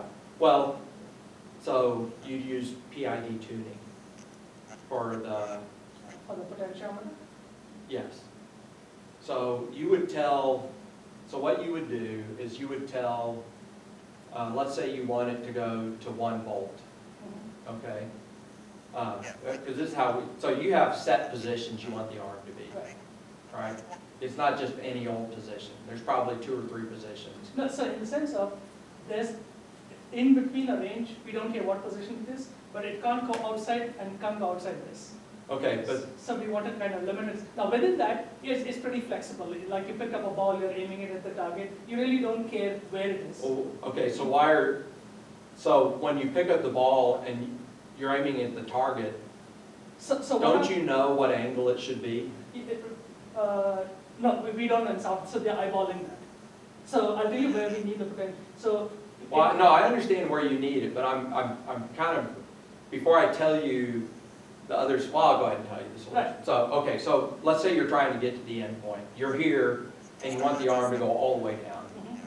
Okay, because you're getting ready to climb or something. No, actually to pick up a ball. Okay, so to pick up a ball, so you want the arm to go all the way down As fast from as where you are. So on our robot, you would maybe press the X button on the controller, okay? The X button would say, that's the down position. So what it would do is, it would, so that's a certain voltage, that position. And so the robot just says, basically it's gonna go there. And so you have a couple of choices about how you do that. You can do what's called trapezoidal motion profiling. So basically the motor speeds up and it gets to a certain velocity, and then when it gets close to the set point, it slows down. And then it's basically at your point, okay? The other way to do it is just to do PID. So what would happen is you tell it to go to that set point, and it would say, okay, I'm very far from that set point. I need to go fast. So it would go fast. As it gets closer, it tells it, oh, well, you can go slower now, you're closer. And as it gets even closer, it can go even slower. Right. Now, the problem is that when you get to a certain point, the amount of power coming from the motor may not be enough to finish pitting it all the way down, if you're only using proportional control. Because here you're getting full voltage, or full power, and here maybe you're 50%, and here you're 20%. Well, 20% power may not make the motor move at all. So your arm's stuck. So now you have another term, which is I. That's the integral term. The integral term is measuring how much time it's taking. The longer you take, the more power it's going to apply. Oh, so they're working against each other. Or together. Right, no, in the sense of one is increasing power, one is decreasing power. Right. And between the two, they get it better. And then there's a third one. The third one is derivative. Derivative is looking at how quickly you're changing. So it's looking at how quick the error is changing. So let's say that you were moving your arm down, and you're seeing that you're rapidly approaching the point. Okay, well, D would slow it down. So you're almost there, you should slow down. Okay? If I would speed it up. Right, they're working together. If you are, and this is kind of a weird example, but let's say you were trying to get to this point, but this point was also moving. So you're doing this. Okay, well, derivative would say it's not the distance isn't changing, or the error isn't changing, and so it would adjust accordingly. So those three things working together. So in the sense of okay, I see what you're saying. Generally, all you need is P and I. Okay. But especially for me, since I'm a fixed position destination. Yes. So you would just have it be proportional. Is there like some good tutorial, whatever, website, something on? Yeah, you know what I do? I just go and I click on PID control. I don't know if my kids may have put one up, because they've done a bunch of things. Is this on your website? I'm gonna look, because they've done some of these. I don't know if they've done PID control. I know people have, so I'm just gonna see if they've done it. I don't know who used PID control was kryptonite on the basketball shooter. That's how they determined the velocity of the flat-headed shooter. So they haven't done PID control. They've got wiring and how to tap and stuff like that, how to use Blender. This CAD guide is how we have a numbering system for all our stuff in CAD, so that, like, dash 100 West drivetrain. Oh, I see. So everybody knows if it's a dash 100 part, it's drivetrain part. Dash 900 is electronics. So that way, and all the subsystems get their own number designations. But those two, 100 and 900 are pretty much, well, they are defined. Because 100 is always drivetrain, 900 is always electronic. Right, that's part of it, even if And yes, so the challenge would be, you're saying that potentiometer is not real good for determining angular velocity. Well, I don't know. Somebody may have already done the code. Yeah, for it. maybe some sheet level 5, someone says, hey, I'll give you my code. And, There's PID for dummies. oh. we also do that, because we also know, like, all of those will go with us to events and stuff, so we need to know where they are to make repairs, all that stuff, so we have, It's just usually, they're labeled. like what we do is you would say, like the simplest one would be to say, you would tell it to go to a certain position at a certain velocity, and then when it gets there, it would just stop. Right? But like you said, the problem is if it's going really fast, so you could slow down the velocity and get to a point where, okay, it will go down, but it just may take longer than you want it to, but it always goes down, it's just fine. Right. Good, I see. But my guys would never press a down lever to get the arm to pick up an object. They would press a button and then it would just go there. So in fact, we try to make everything Do you think one of set you point. guys could send me sample code? Yeah. Yeah. I love that. Yeah. Okay, so were you going to give me like an email address? It's just a little, it's 14. Yeah, I bet there's some document you probably given it to me. Probably misplaced. We can go to an event with me, 14 people, and all of our stuff, and just the bus. And do you guys use potentiometers for that? It's very, So normally, like let's walk over to where Alan is. Normally, just like, you talking about an arm, so most of the time on an arm, we use a potentiometer. Okay. Or something that's got set positions. If it's a motor and we're looking at speed, we use an encoder. We try to detect the motion of the benefits. it does. Really, we're just looking at flat speed. We're looking at the speed that we use the encoder to worry about position. Now, the one difference was, we've done this on other ones. This year's more on our footage.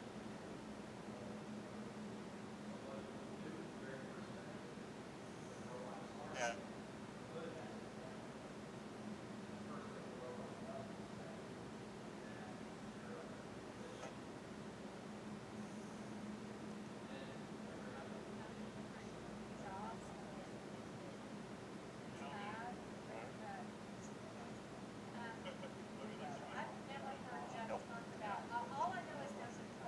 Yep.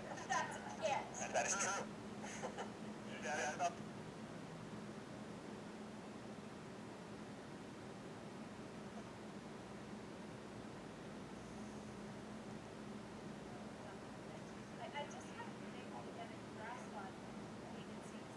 it's a little bit weird, and most people don't, and not everyone like this, but it works most of the time. Not every time. So